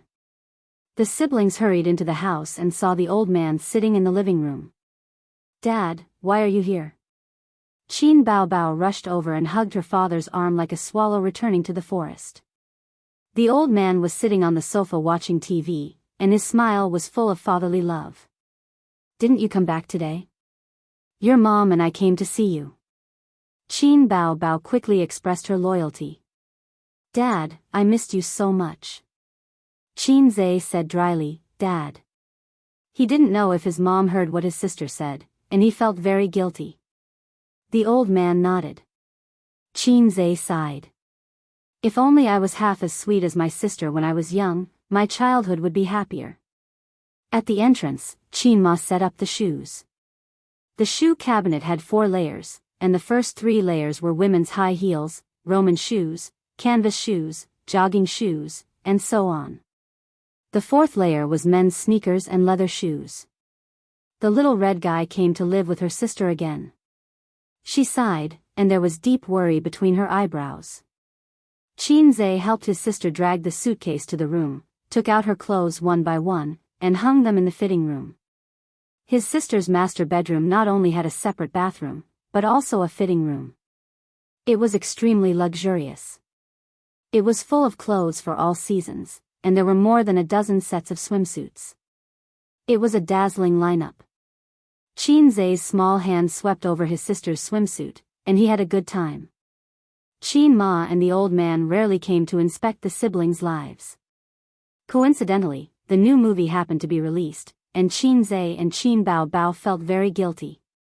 When they ran out to buy groceries, the siblings were silent. When they went home with the groceries, they happened to run into Wang Zijin in the elevator, who was coming home from work. You bought so many groceries? Wang Zijin and Qin Bao Bao hugged and kissed each other's cheeks. My parents are here. Qin Bao Bao was worried. Wang Zijin's face was slightly nervous. She was already the daughter-in-law of the Qin family. At dinner, Qin Zhe and Qin Ma cooked. In normal families, it would be mother and daughter working together, but in his family, it was mother and son working together. In the kitchen, Qin Ma washed and cut vegetables, and Qin Zhe cooked. Guang hasn't come back from Shen City for a long time. Qin Ma said. He's busy there, and he should be back at the end of the year. That's good, he has something to do, so he doesn't have to think too much. Qin Ma smiled gently. But is it okay to let him be the factory director? Your uncle is not very reliable. As a mother, she always put her son first and didn't want to see him suffer. It's okay, Xiao has someone to help him. Oh no, it was a slip of the tongue. Qin Zhe's stir-frying motion paused. Yao. Qin Ma's face turned pale. Qin Zhe's heart skipped a beat, and he tested his mother's reaction again. Yes, my uncle introduced him. He said that he is a childhood friend of mine, and he is also from Su Town. Mom, do you know him? Qin Ma's hands trembled, and she looked at Qin Zhe blankly. Did he say anything to you, Mom? Let me tell you a joke. Qin Zhe said. After dinner, the family of 3 sat in the living room and watched TV. The father said meaningfully, my son doesn't look like me at all. The mother said, there are some things that you should know. Don't worry about it. Our son is already 24 years old. If you insist on taking it seriously, you might lose your son and your wife. This was the joke Qin Zhe wanted to tell, but when he saw the panic and nervousness in his mother's eyes, he could clearly feel her fear. Qin Zhe felt as if his heart was stabbed by a needle, and he didn't say anything. She doesn't owe me anything. She raised me as if I were her own son. She raised me for 24 years, gave me a complete family, and let me have a childhood without inferiority and poverty. But what did I do? I kept testing her bottom line. I tried to open the scars in her heart. A while ago, the company was short of funds, so my uncle asked him to invest. He said that he was very optimistic about my factory and decided to invest. Qin Zhe said happily, I'll tell you a secret. I asked him for a lot of money, and he didn't even know. Haha. Your son made a lot of money from this business. Qin Zhe took the opportunity to remove his uncle from the picture. Qin Ma carefully observed her son's expression. He was a little proud, and nothing else. She didn't know that her son had the acting skills of an emperor. That's good. Qin Ma smiled with relief. Mom. Yes. Mom, yes? Nothing, I just want to call you. After dinner, Qin Zhe and his sister sent his parents to the underground parking lot. After the old man got out of the elevator, he pulled Qin Zhe to the side with the excuse of smoking. Wang Zijin, yes. Tonight, Wang Zijin called Uncle Qin very sweetly. Qin Zhe's dishes were spicy. She poured water for the old man and Qin Ma. The old man has been a teacher for almost 30 years, and his eyes are very shrewd. Wang Zijin showed different obedience and enthusiasm than usual at night, which was enough for him to perceive the truth. So Qin Zhe happily admitted it. The old man snorted and raised his hand to cut his son's scalp. Considering that he had grown up, he took back his hand and said with a headache, "How could I give birth to a little red guy like you?" Qin Zhe said, "Maybe you can be a grandfather at the end of the year." He added in his heart that Grandpa had to wait. The old man said, "So you or Wang Zijin?" Qin Zhe said, "I don't know, maybe the two of them together?" He couldn't help but slap his son's head. The old man and Qin Ma drove home. Qin Bao Bao said blankly, "What did you say to Dad?" He looked so angry. Qin Zhe said, "I said your daughter can't get married at 30 years old. Do you want to take a gamble?" Qin Bao Bao kicked him and said, "Get out." He just didn't want the old man to ask too much. If he asked, Qin Zhe couldn't answer. Any proposal that made him choose one of the two would make him upset and disgusted. After sending her parents away, Qin Bao Bao opened a bottle of champagne to celebrate the success of her concert. She planned to have a good time at dinner, but unexpectedly, her parents suddenly came. After all, she couldn't drink and shout in front of her parents, "Hey, check, let's have a set of pancakes." She couldn't have a good time with her parents around. With the wine and the atmosphere, the three of them soon got high. Qin Bao Bao danced in the living room, and the tone-deaf Wang Zijin couldn't help but sing a song under the influence of alcohol. Qin Bao Bao laughed at her, and the two best friends quarreled on the sofa. Qin Zhe poured himself a glass of wine and sang in the bright moonlight outside the balcony, "A toast to the morning sun, a toast to the moonlight." He drank it in one gulp. Qin Bao Bao raised her head from Wang Zijin's chest. "New song?" Wang Zijin wrapped her legs around her sister's waist and turned her head to look. "This line is quite interesting. A's, continue singing." What was the name of this song?" Qin Zhe forgot. He listened to a large number of songs in the point store every day. He just suddenly remembered this line and blurted it out. He forgot how he sang it after that. After thinking for a while, he sang, "A toast to Yufan, a toast to Baoqiang. Pour another glass to Niliang." "What nonsense is that?" Sister said. "I don't know either. I only remember that there was such a line in the song review in the store." At night, Qin Zhe waited in his room until 10:30 p.m., but his sister didn't knock on the door. He was puzzled. After being separated for so long, his sister should have attacked him at night. He went out and knocked on his sister's door a few times, but she ignored him. Tired? So she went to bed early? After returning to his room, he sent a message to Wang Zijin.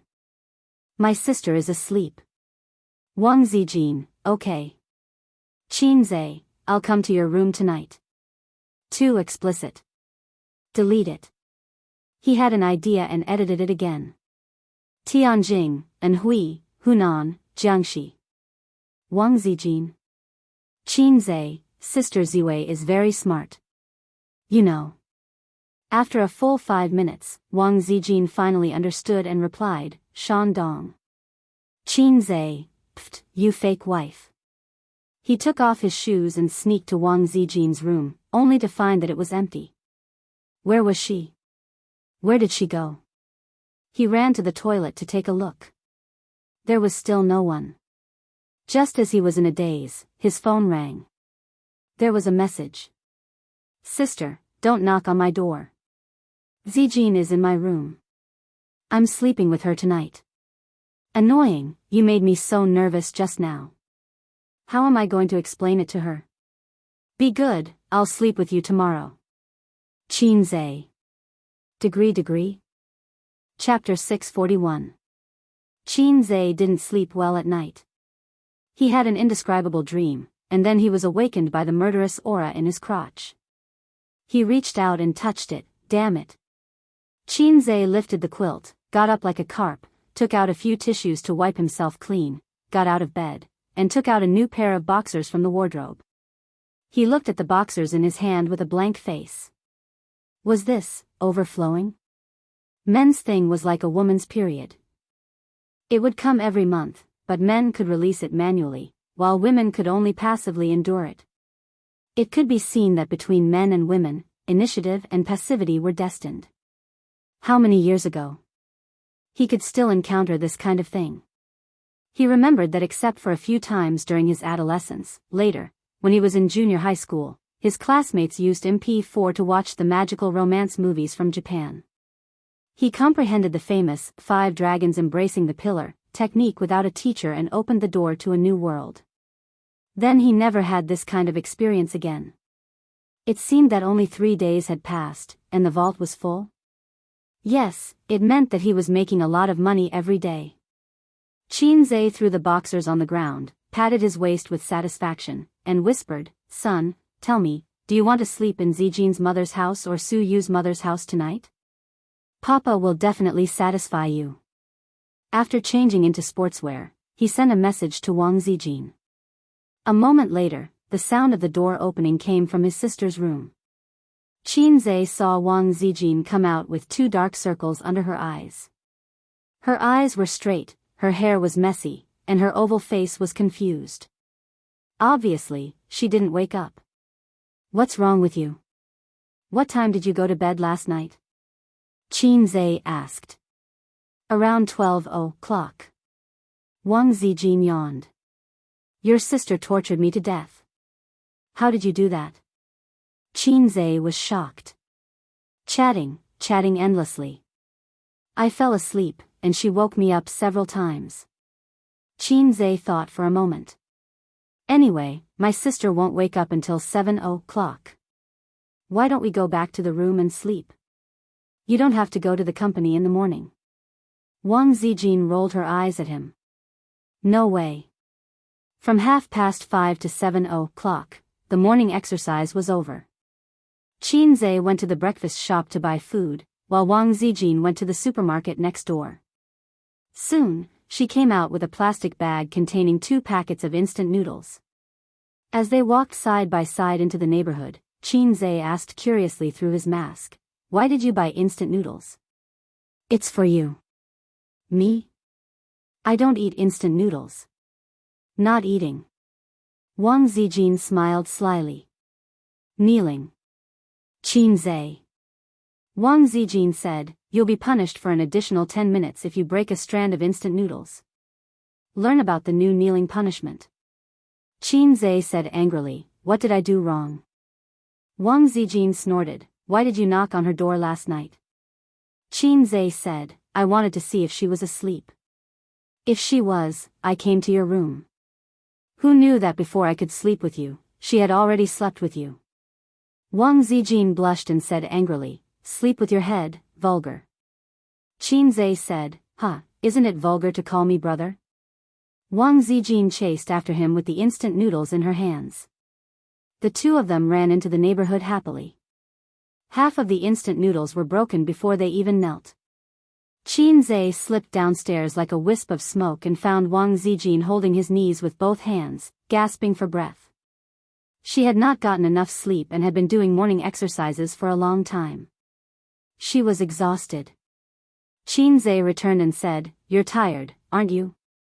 I told you to sleep, but you insisted on being brave. Wang Zijin said angrily, Are you really going to sleep? Won't I be more tired in bed? After all, she was Zijin who was afraid of being F***ked. Qin Zhe said sympathetically, "Idiot, can't you tell that I'm joking? I'll carry you upstairs." Wang Zijin snorted and let him carry her. She obediently wrapped her arms around his neck. Qin Zhe laughed and said, "Idiot, can't you tell that I'm joking? What I said just now was a joke. You can't run away now. I'll let you have a taste of Qin's acupuncture later." Wang Zijin was speechless. She suddenly remembered a poem that suited her current mood. "The children of the southern village bullied me because I was old and weak. They carried me into the bamboo. My lips were dry and my mouth was dry. I sighed when I returned." Qin Zhe let out a series of deranged laughter. Wang Zijin said angrily, "Aze, don't be a rascal. Your sister is about to wake up." Qin Zhe said, "It's okay. You know how fast I am. Hai Zhe King could stab 3 times in 1 second." Wang Zijin pouted unhappily. "Are you angry? Then I'll tell you a joke," Qin Zhe said. Wang Zijin shook her head fiercely. No, I'm not angry." Qin Zhe ignored her and asked, "Ducks quack quack, sheep bleat, and dogs bark. Do you know how chickens crow?" Wang Zijin said angrily, "Is this a joke? It's not funny at all. Roosters are enough. Mothers cluck cluck." Qin Zhe said, "No, the chicken says mm."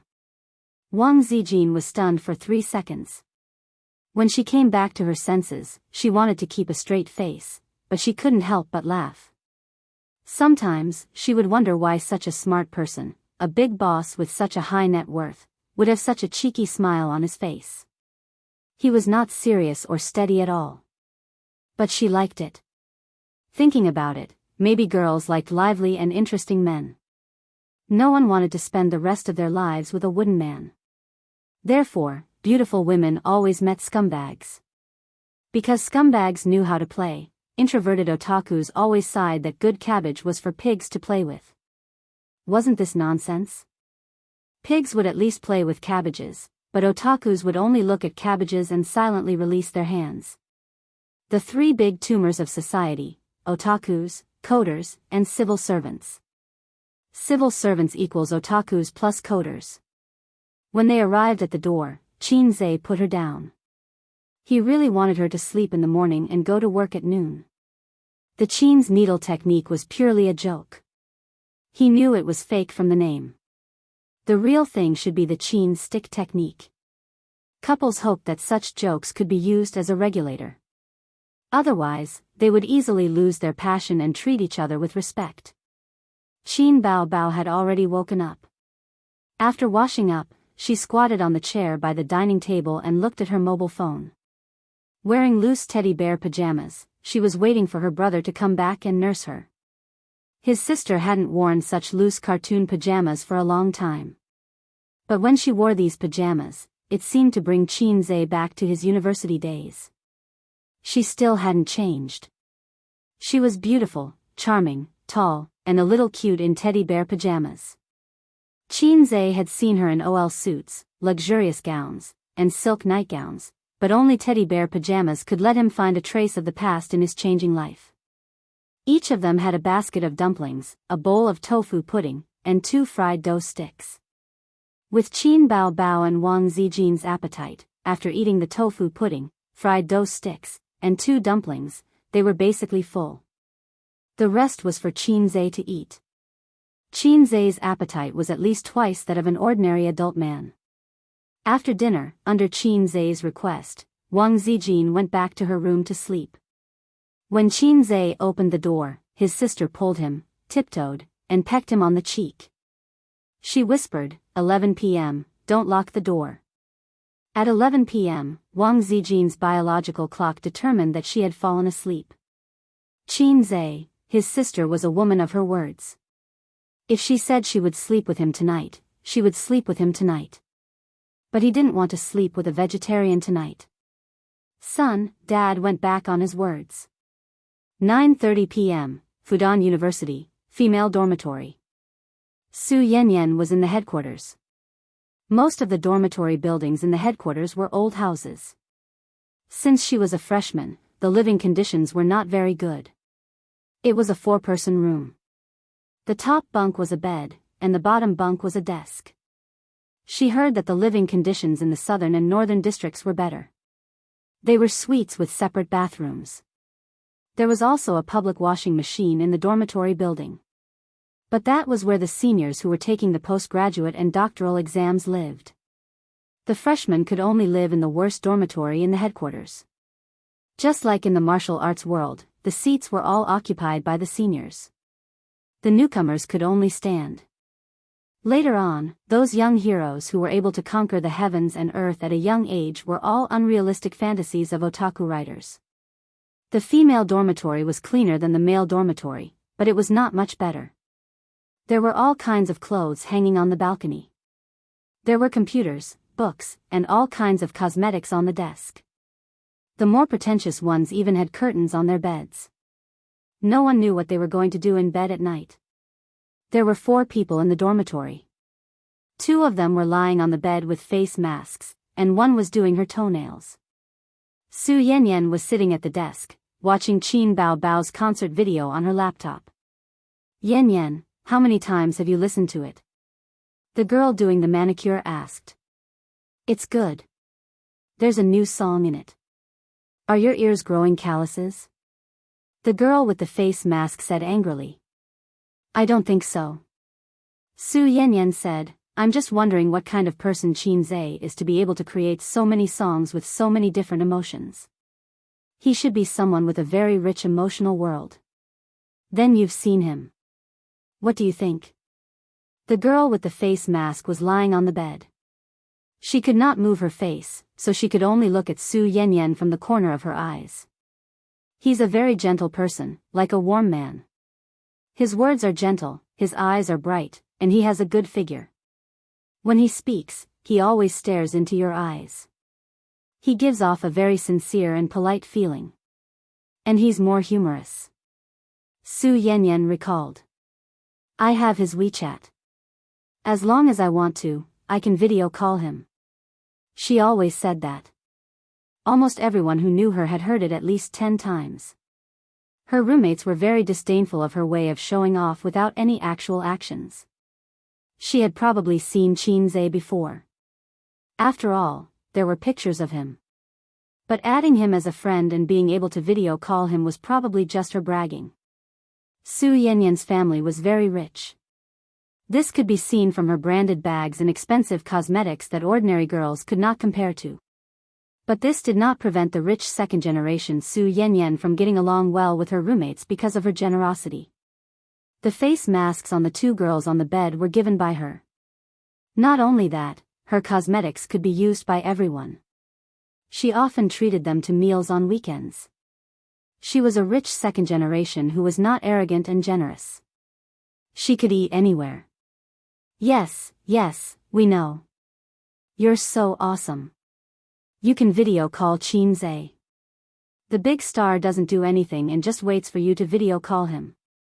Her roommates' teasing and laughter made Su Yanyan very angry. After hesitating for a moment, she opened the chat app and sent a message. Qin Zhe, are you there? Unsurprisingly, it was like a stone sinking into the sea. The girl who was trimming her toenails came over and mocked. Is it really Qin Zhe? You didn't just change your name, did you? The girl who sat up on the bed and looked down disappointedly lay back down and smoothed the face mask on her face. Although she said that she did not believe it, she still had some expectations. Su Yanyan rolled her eyes. His ID is his real name. The girl who was trimming her toenails curled her lips. His WeChat moments are also blocked. No one can see any messages. Who knows if it's real or not? Su Yanyan said, then let's make a bet. If I can video call him, the 3 of you will take care of the cleaning of the dormitory for this month. You will also be responsible for folding my quilt. If you lose, you will clean the dormitory for this month. Su Yanyan hesitated and said, no, the 3 of you will share. At most, each of you can clean for 10 days. If I lose, it will also be 10 days. Her roommates agreed. Su Yanyan sent a video call request to Qin Zhe. Chapter 642. 2 minutes later, Su Yanyan stared blankly at the phone with a gloomy face. Qin Zhe didn't respond to her. Was his phone not with him? At this time, he was either eating or lying in bed, preparing to sleep. Anyway, he couldn't be busy with anything. No, that was the life of an ordinary person. A big shot like Qin Zhe might be drinking and singing in a high-end club or socializing with clients. 10 days it is.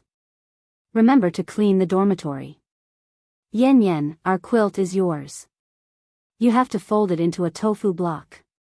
Actually, I want to lose because I like Qin Zhe very much. Unfortunately, I can't even lose. His roommates shrugged and gloated over his misfortune. Maybe he's not free now. He's so famous. He must be busy. Su Yanyan said, I'll try again later. Hey, a woman never goes back on her word. Her roommates thought she was going to cheat. At this time, the video call request was accepted. At the same time, in Royal View Mansion. In the luxurious and high-end living room, Qin Bao Bao leaned on the sofa with a pot of grapes on her belly. Wang Zijin sat cross-legged next to her, watching a movie on her iPad with a bag of melon seeds at her feet. Qin Zhe was in the kitchen. Because his sister wanted to eat fruit platter, and Wang Zijin wanted to eat mango smoothie, and because the two sisters were the strongest, Qin Zhe had to do the work. I'll do the hard work and leave the enjoyment to my sisters. Ding ding dong dong. Qin Zhe's phone on the coffee table rang. Someone started a video call. Note, Su Yanyan. Qin Bao Bao glanced at the phone. Her eyes were very concerned, but her tone was calm. Oh, it's a woman. Wang Zijin glanced at the phone and felt that the name was familiar. But she couldn't remember it for a while, so she said, yes. Then those who were watching movies continued to watch movies and those who were eating grapes continued to eat grapes. In the end, Qin Bao Bao couldn't hold it in anymore. She propped herself up and took the phone. If anything happens, I can inform A's. Wang Zijin immediately nodded. Then hurry up and pick it up. Hence, Qin Bao Bao clicked, confirm. It's connected. It's connected. Su Yanyan shouted excitedly. Whoosh. There was the sound of chairs moving and people jumping off the top bunk. His 3 roommates rushed over excitedly. In the video, the person who appeared was not Qin Zhe, but a sharp oval face. Her eyes were soft and seductive. If she put on eyeshadow, she would be a vixen who could turn the world upside down. Wow, Qin Bao Bao. She's so pretty. She's barefaced. The girls exclaimed excitedly. Can you imagine? Being in a video call with a big star is even more exciting than seeing a live star in real life. In reality, there were many opportunities to meet big stars, such as commercial performances, concerts, variety shows, and so on. But who had ever video called a celebrity? It was just a video call between friends. In the video, Qin Bao Bao was stunned for a moment. Clearly, she did not expect there to be so many girls here. Then, she took a closer look at Su Yanyan. She did not know if it was an illusion, but Su Yanyan felt that Qin Bao Bao was obviously relieved. Who are you? Qin Bao Bao looked at the girl who looked delicate at most. My name is Su Yanyan. Su Yanyan said cautiously. Is Qin Zhe here? Yes, but he's busy. What's the matter? No, nothing. Video call? Su Yanyan was speechless. That's it. Little girl, call me another day. Bye. The video call was ended by Qin Bao Bao in a crude and simple way. She was different from her hypocritical younger brother. She would never force herself to smile. No matter how this girl met Qin Zhe, she was a love-struck fool. Qin Bao Bao had confirmed her looks and knew in her heart. She could not be bothered to continue talking nonsense with her. She was not like Qin Zhe. Even if he was annoyed and did not value you, he would still smile gently at you and pretend to care about you. It was to show his moral character as a socialist successor. This was what mediocre people always did. The more mediocre a person was, the more they cared about showing their moral character. This was because they could only rely on this method to win the approval of others. Therefore, the pride of geniuses and the gentleness of mortals were all reasonable. The video call ended, but the girl's excited expressions did not change. She's so beautiful even without makeup. Wow, the siblings are really living together. I saw Qin Bao Bao just now. Oh, I didn't have time to take a picture. What a loss. Su Yanyan said carefully, well, does this count as my win? The excitement and enthusiasm suddenly faded. Her roommates quietly turned around. Where's Qin Zhe? I didn't see him. We won if you didn't see him. 10 days of hygiene. Don't forget to fold your blanket. They quickly unified their statements. Su Yanyan was speechless. It's a little girl. Qin Bao Bao put the phone back on the coffee table, looking relaxed. I know this person. Wang Zijin said, I met her when I went to Luoshui City to donate supplies. Her father and A's are business partners. Her name is Su Yao. Qin Bao Bao said casually, oh. Who was Su Yao? She did not know him. If this girl was beautiful, she was going to ask Qin Zhe why he gave her his WeChat account. But she was only pretty. Her cousin, Su Yu, was much prettier than her. At 11:00 in the evening, Qin Zhe, reluctantly, left the room and sneaked into his sister's room. He turned around and quietly closed the door. Is Zijin asleep? His sister, who was lying on the bed reading a book, asked casually. She should be asleep at this time. Qin Zhe quickly got onto the bed. Why didn't you come over? Why did you have to make me come over? Is your bed more comfortable than mine? Qin Bao Bao said self-righteously. Qin Zhe thought to himself, this is different. You take the initiative and I take the initiative. The nature is completely different. The former makes me look more charming. The latter makes me look more perverted and wretched. He climbed into his sister's bed in the middle of the night. In ancient times, boys and girls were not allowed to sleep together at the age of 7. It was almost the same now. After elementary school, there were very few siblings who continued to sleep in the same bed. Not to mention that the siblings were 24 and 26 years old. It was simply outrageous. Therefore, Qin Bao Bao would find excuses every time, such as that they had not chatted for a long time and reminisced about their childhood. Then, she would climb into her brother's bed openly. In ancient times, this was called Chu Shibiao. Didn't Big Brother Kongming talk for a long time just to give him a good reason? The two of them pretended to talk about company matters for a few minutes. Qin Bao Bao was going to Shan City to hold a concert next month. So, they talked about this topic for a while. Until Qin Bao Bao turned off the lights and said that she was going to sleep.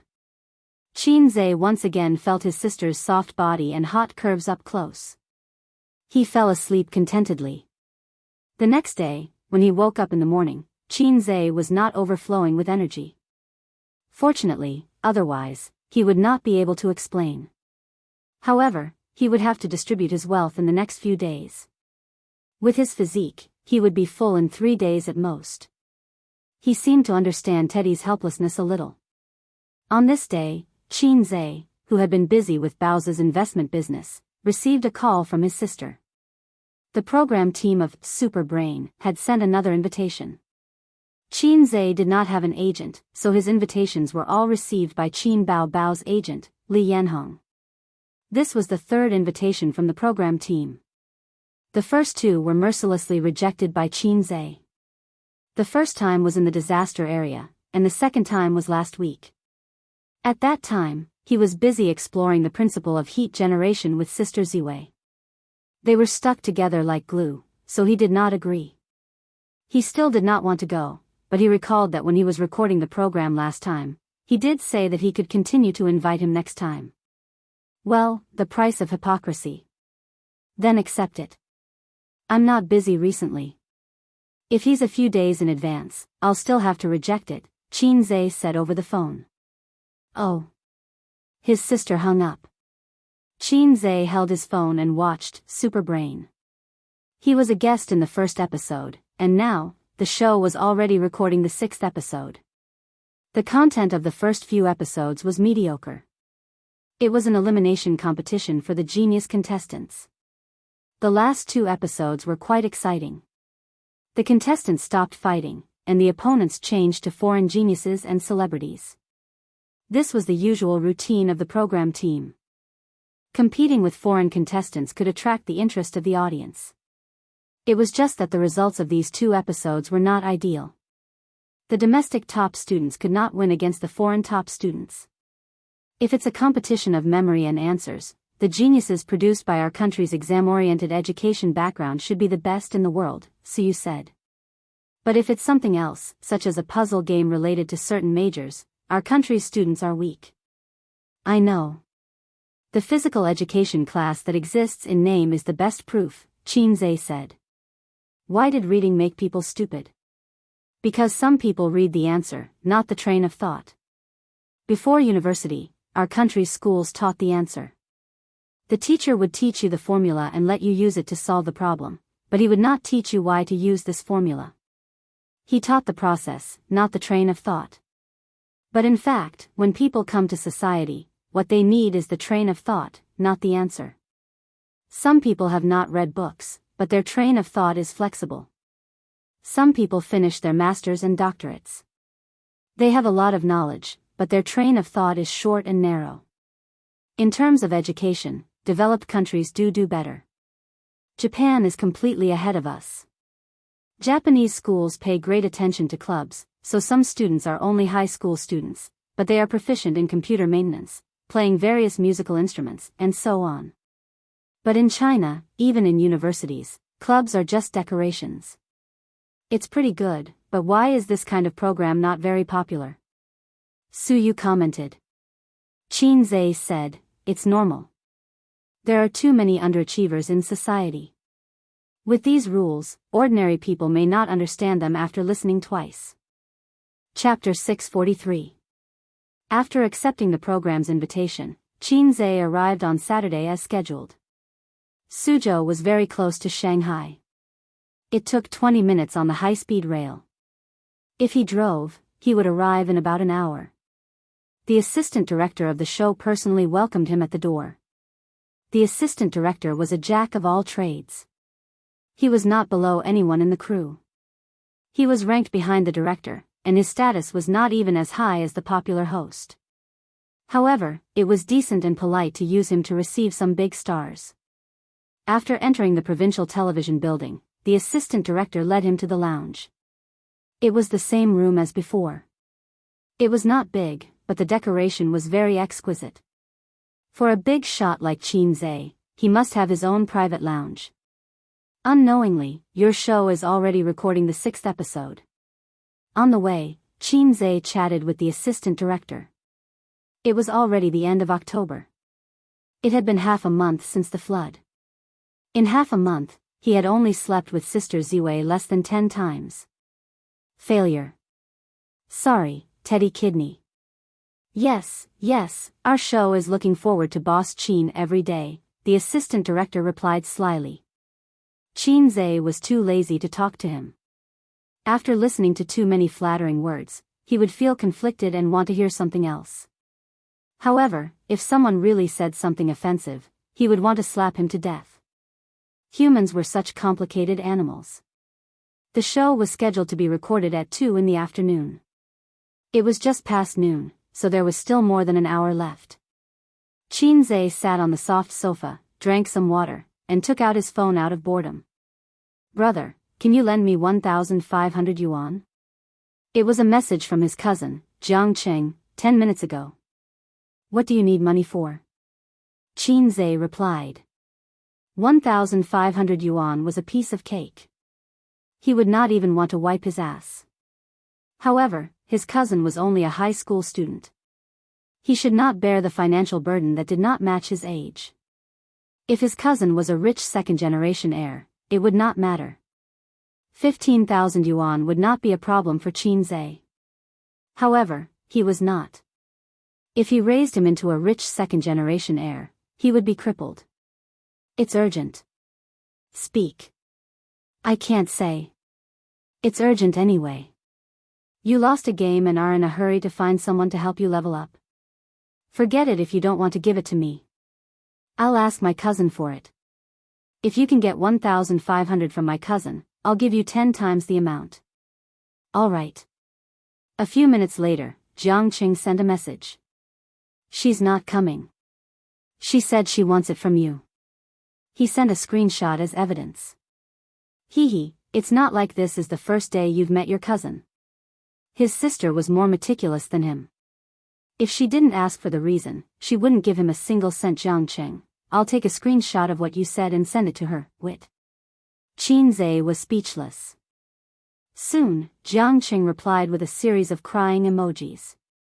My cousin told me to get lost and then blacklisted me. Qin Zhe, you're just taking out your anger on me. Patting head, what an idiot. Did he think that he could pull his sister to his side with just a few screenshots? Don't mess around. She can't bear to scold me and will only vent her anger on you. In the end, Qin Zhe still did not give him the money. This guy was stubborn and did not say the reason. His purpose of asking for money was very chewy. For example, this guy's personality signature. In the past, it was legal to go to a brothel, but if you slept with someone's wife, you would be drowned in a pig cage. Now, it's safe to sleep with someone's wife, but it's illegal to go to a brothel. I'm very sad about the loss of traditional culture. 1,500 yuan seemed to be enough for the whole set. Although he claimed to have had several girlfriends, a man who had never been to a brothel was not a qualified man. A child of his age was indeed full of curiosity and desire to open the door to a new world. Ding dong. A message notification. Sister, Jiang Qing asked you for money? Qin Zhe, yes, it's not a small amount. I don't know what he wants and he won't say. Sister, don't give it to him. Why would a high school student need so much money? Auntie and uncle won't lack his pocket money. Children at this age are the easiest to be led astray. Qin Zhe, I understand. Auntie might even complain about us giving him money. There was a saying, when a man achieves the Tao, his chickens and dogs will ascend to heaven. But there was also another saying, if you help someone, they will hate you. When you have no money, your relatives are still your relatives. Once you have a lot of money, your relatives will become parasites. Qin Zhe and Qin Bao Bao's principle was to help when in trouble, but don't rely on borrowing money to get rich. Fortunately, they were born and raised in Shanghai. Their relatives could not be said to be rich, but at least they had some savings. If they were in a remote village, they would be in trouble. After saying this, her sister sent her a screenshot. It was a chat record between her mother and her. Mom, do you have someone you like? Qin Bao Bao, no, your daughter's eyes are on the top of her head. She can only see airplanes and not men. Mom, other people's children already know how to buy soy sauce. Qin Bao Bao, you're saying it as if your child doesn't know how to buy soy sauce. Mom, stupid girl. Qin Zhe crazily sent a thumbs up emoji. Sister, you're smart. Qin Bao Bao replied with a series of proud wearing sunglasses emojis.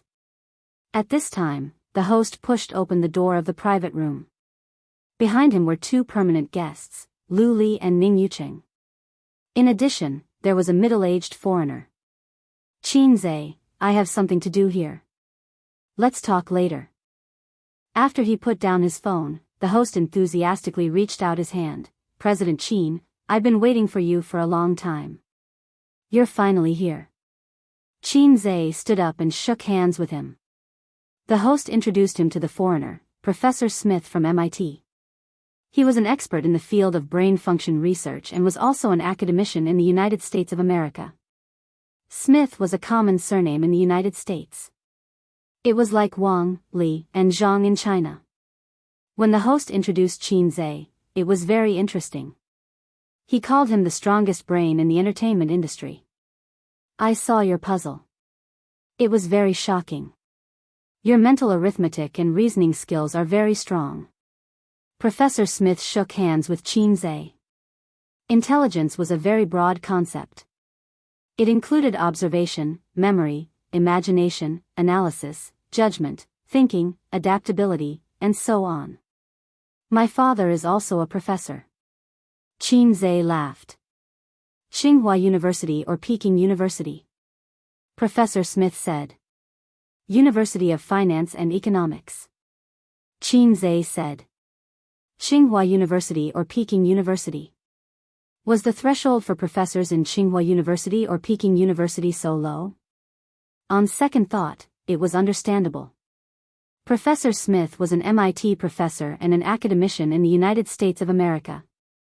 Professors from ordinary famous universities could not be compared to him. Zhejiang University or Fudan University were very ordinary. Only Tsinghua University or Peking University could catch his eye. The foreigner was slightly stunned. He probably did not remember what kind of university the University of Finance and Economics was. But he knew the casual courtesy of Chinese. I've heard a lot about you. Whether he had heard of it or not, Professor Smith, who was familiar with half of China, knew how Chinese people communicated. It was definitely not wrong to say, I've heard a lot about you, whenever he met someone. These 4 words were a jack of all trades. The host had brought the guests over not just to chat, but also to have a meeting and go through the script. The guest had to know what the content of today's show was and how to play the game.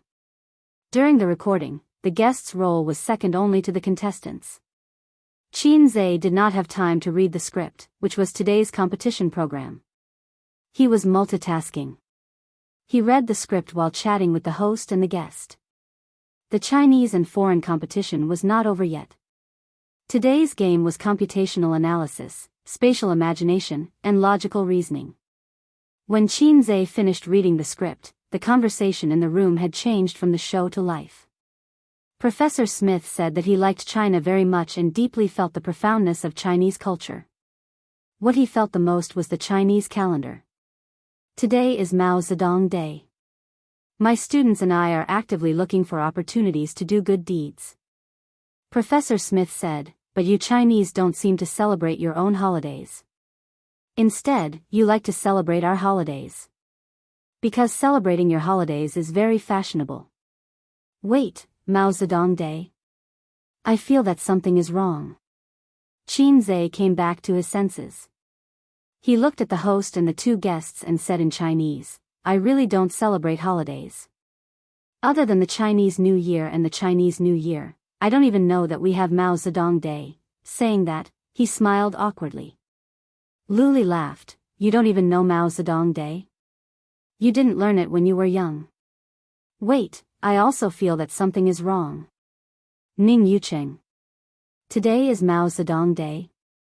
He silently took out his phone and checked the calendar. Then, he put down the phone with a black line on his face. His expression was extremely strange, as if he was trying very hard to hold back his laughter. The host was the second to look at the phone. Then, he turned off the phone without saying a word. Qianxia curiously searched the calendar.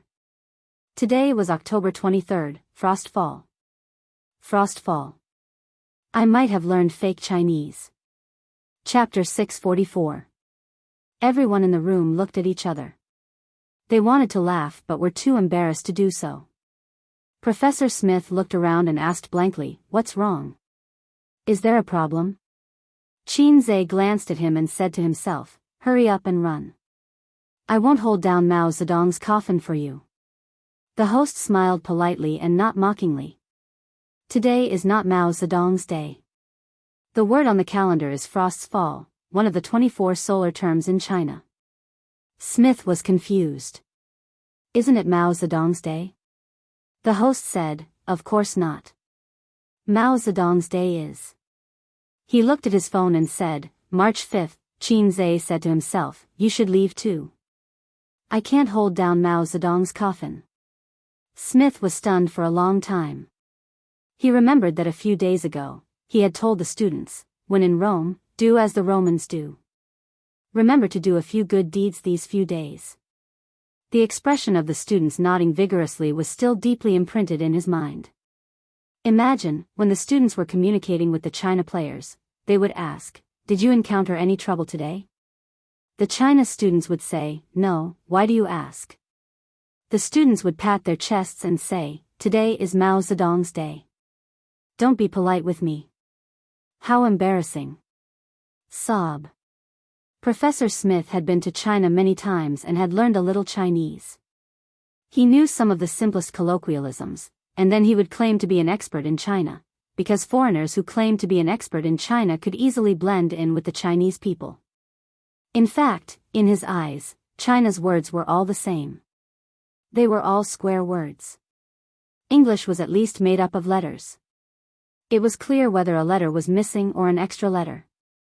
Chinese was distorted. Sometimes, two identical words were actually missing an inconspicuous stroke. If you didn't pay attention, you wouldn't notice it at all. Moreover, Chinese was particularly troublesome. The same word, the same sentence, had many different interpretations and meanings. Because he often came to China for business, when Professor Smith was in America, he had found a Chinese colleague to learn spoken Chinese. He learned Chinese pronunciation for a few days and felt that it was okay. It wasn't particularly difficult. He just had to memorize it. But when it came to grammar, his colleague said, "Since you're learning spoken Chinese, you must understand the meaning of other people's words when you communicate with them. This is a little complicated in Chinese, so I'll explain it to you slowly." My colleague said, "Let me give you an example. There are two kinds of people who are easily dumped. One is those who don't know what love is. One kind was not knowing what love was." Professor Smith quickly dismissed the idea of learning Chinese. When their ancestors invented writing, they never thought of bringing foreigners along to play with it. Especially bullying. At the recording studio. Today, the audience was in high spirits. The tickets for this episode were especially popular. Before the recording of the show began, the production team announced that Qin Zhe would be returning to the show for this episode. The number of people who asked for tickets through their connections was several times more than the previous few episodes, and the demand could not meet the demand. This episode will be Qin Zhe, right? I really want to see him solve puzzles in person. That's why I'm here after watching the first episode. Then you probably won't be able to see it. If the first episode was an accident, then this episode's production team will definitely not allow it. The moment he appeared, all the limelight was stolen. Not necessarily. The production team might want this effect. Amidst the discussion, the audience took their seats. The lights, cameras, and everything was ready. The host specially introduced Professor Smith and Qin Zhe from MIT. When Hai Zhe King appeared, the audience was in an uproar and thunderous applause. It was no surprise to see the audience explode. In this showdown between China and China, there were 3 contestants from each side. The audience was already familiar with China's contestants, or at least their faces. However, it was the first time that the other contestants had appeared on this stage under the leadership of Professor Smith. They were handsome and had amazing resumes. For example, this young man named Henry had beautiful platinum hair, a high nose bridge, and deep-set eyes. When he introduced himself, he spoke 5 languages. This was so amazing that the audience exclaimed. Moreover, through his self-description in the short video, this guy was also an excellent pianist, knew how to draw, and knew magic. He was not a beginner, but a master. In contrast, the China contestants' resumes were much more ordinary, excellent academic performance. Contestant Henry, I like Chinese culture very much. The thing that left the deepest impression on me is Chinese Kung Fu. It should have been a premeditated speech. This was the same as, I've heard a lot about you. It was a jack of all trades. However, he changed the topic and said, actually, I don't want to compete today because today is China's birthday. The host hurriedly interrupted, Professor Smith, is it like MIT and Harvard where many students are actually multi-talented? Henry was stunned for a moment. He was not used to being interrupted so suddenly. On the guest seat, Professor Smith silently breathed a sigh of relief. Yes, because the more fields you touch, the more helpful it is to develop your brain and thinking ability. The host said, amazing. Xianxia coughed and said, actually, it's not just foreign universities. Our country's university students are also becoming more and more versatile, like me. There was a burst of laughter.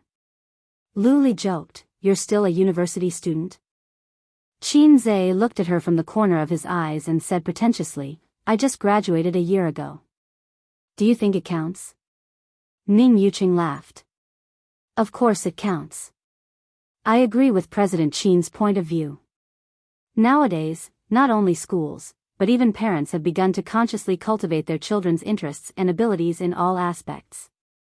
Xianxia said, when it comes to versatility, if I say I'm second, no one would dare to say they're first. The two of them began to flatter each other. Professor Smith asked curiously, can he sing? The guest laughed. The host said, more than that.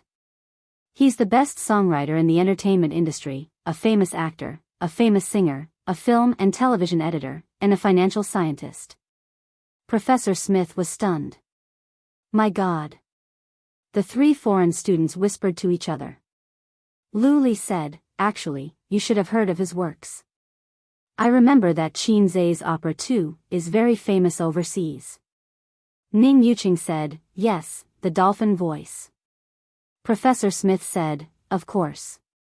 The foreign students suddenly understood and stared at each other in surprise. The audience laughed non-stop. Everyone's face was full of pride and satisfaction. Obviously, they were very happy to see the shocked expressions of the foreigners. Xianxia thought to himself, actually, I'm just doing the same thing as Xiao Ma. Ma Huatang started by copying ICQ, I started by copying songs. Ma Huatang became one of the richest people in the country by copying songs. I became one of the richest people in the entertainment industry by copying songs. Once again, it was proven that learning was useless and copying was reasonable. The first segment of the competition was to test the spatial imagination ability, a three-dimensional maze. The prop was a rectangular glass cabinet. It was a complete maze from top to bottom. It was the same for the left, right, front, and back. What the contestants had to do was to restore the three mazes to their original state and find the correct route through them. It was a test of spatial imagination, reasoning ability, and memory. The one who took the shortest time won. The Chinese contestant was called Chen Sheng. He was a student from Fudan University. To be able to participate in this show, he had to be one of the best.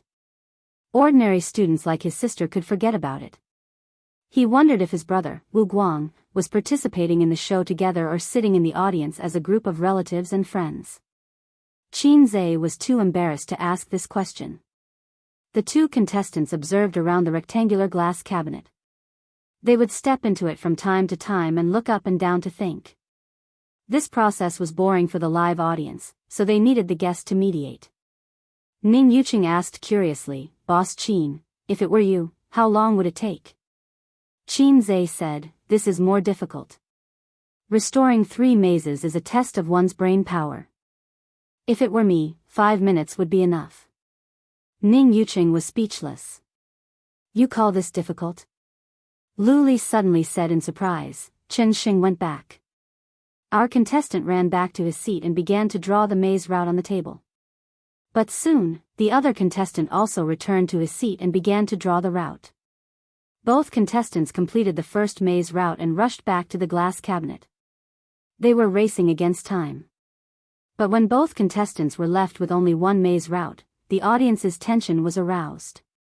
Whoever wanted to complete it would win. In the end, Chen Sheng was the first to complete the maze route. When Henry was also done, the host announced, okay, now that both contestants are done, let's reveal the answer. Please look at the big screen. Both contestants were correct, but Chen Sheng took the shortest time, so he won this round. There was a round of applause. The second round was a test of logic and mental arithmetic. The program team divided the origami of the three animals into several pieces. The contestants only needed to piece the pieces together to complete the animals. Whoever took the shortest time would win. Compared to the previous round, the difficulty of this round was lower. However, it was more exciting because it was purely a race against time. The MIT contestant was a black man. To be more precise, he was of mixed race. The Chinese contestant was a 13-year-old high school student. Smith said, "In this match, Denzel entered the arena with the intention of winning because he wants to challenge Xianxia after he wins." There was an uproar. Denzel stood on the stage and raised his microphone. "I've watched the first episode and was very surprised by Xianxia's puzzle skills.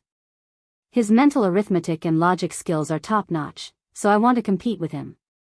He said a lot of things that the audience could not understand. Only when the translation on the big screen was shown did they understand what this guy was talking about. You want to compete with Xianxia in puzzles? Huh, you're just asking to be humiliated. If he dares to challenge him, he must be confident. Besides, this guy is very good." With this reminder, many people recalled the content of the short video earlier.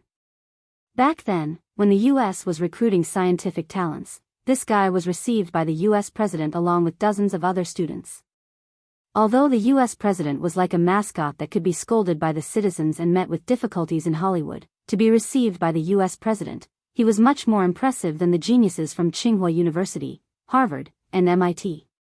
Smith also said that Denzel was a secret weapon. As expected, when Denzel completed the 3 animal puzzles, his opponent had only completed 2. He was ahead by quite a bit. Under the expectant gazes of the audience, Xianxia shrugged. "All right, then what should we compete in?" Regarding the challenge, Xianxia had already known about it since they had discussed it beforehand. Smith said, "Let's compete in this. It's similar to puzzles." In other words, the other party was aiming for Xianxia's specialty. The host looked at Xianxia. After he nodded, the host announced, "The staff will prepare the new animal puzzles and origami. Let's continue with the competition." The third match was a test of reasoning and arithmetic. After 20 minutes of stalemate, the China team emerged victorious. It had been 2 episodes. The China team had lost 2 episodes and finally obtained a victory. The applause lasted for a long time. However, compared to the China team's victory, the majority of the audience was actually looking forward to the battle between Xianxia and Denzel. The staff brought the new animal origami to the stage. There were 2 sets in total and they were placed messily in a glass basin. There was an obstacle between Xianxia and Denzel, so they could not see each other's rhythm and speed. However, in the eyes of the audience, they could see each other clearly. Ning Yuqing said, "Professor Smith, how confident do you think your student is?" Professor Smith said, "If it's a puzzle, Denzel will be in danger. But if it's a puzzle like this, it's 50%. Luli said, "Oh, 50%? Wasn't it already over?" The audience said, "Is it just an average win rate? Is this foreigner really that good? He's very fast. That China player from before was no match for him at all. But Xianxia is even faster. After all, he's a fast shooter. Have you seen the video of him doing puzzles? That's a puzzle. It's not quite the same as this one." The host helped to count down the seconds. 3 seconds later, the 2 teams began. Xianxia and Denzel poured the origami pieces on the table at almost the same time. There were 3 animals, an elephant, a monkey, and a tiger. A total of 60 pieces. Due to his recent experience, Denzel was now in a better state. His gaze wandered back and forth between the original drawing and the fragments. The origami fragments were constantly being restored in his hands. In just 5 minutes, he had managed to identify all the fragments of the tiger from the 60 pieces and piece them back together. Not long ago, he had spent 6 minutes on the same animal. This was even more difficult than a puzzle because other than piecing them together, he still had to identify them. The corners of his mouth curled up. He felt that his condition was getting better and better. His fighting spirit was high. After watching Xianxia's previous puzzle videos, He knew that he was a very good opponent. However, victory, beep. An ear-piercing whistle rang out. Denzel was stunned. This was the signal that the contestant took when he completed the task. Did he press the wrong button? In a daze, he raised his head and looked at the audience. Then, he realized that the audience also had a confused expression. However, unlike him, the audience was also shocked. I'm done. Qin Zhe's voice came from the next room. The partition was removed. Denzel saw the scene on Qin Zhe's table. It had been pieced together. At this moment, the genius contestant who was received by the President of the United States was not only confused and aggrieved, but also suspicious. The host said, "All right, let's watch the replay on the big screen." The big screen played the entire process of Qin Zhe identifying and piecing the origami pieces together. His smooth and pleasing hand speed was once again replayed on the stage of Superbrain. As for the identification, it did not exist. After he poured all the pieces out of the glass basin, he glanced at them and pieced them together. He did not stutter or think. His movements were as smooth as a machine. Denzel was dumbfounded. Is he bullying me? Professor Smith's eyes widened. That's too fast. He found it hard to believe. Compared to the students who did not believe it at the beginning, he had witnessed the entire process. Moreover, he was a guest on this show. He knew that Qin Zhe did not practice in advance. It was all improvisation. As a professor in the field of brain research, Smith was shocked. Luli said, "He's most famous for being fast. Do you know his nickname?" After saying that, she turned to look at the audience. Fast shooter. The audience was also very cooperative. The cheers of the fast shooter grew louder and louder. It was accompanied by clapping. Qin Zhe was speechless. Cheap system, you can have the 10 points. Qin Zhe communicated with the system in his mind. Although this is fake, I feel good about it. The system ignored him.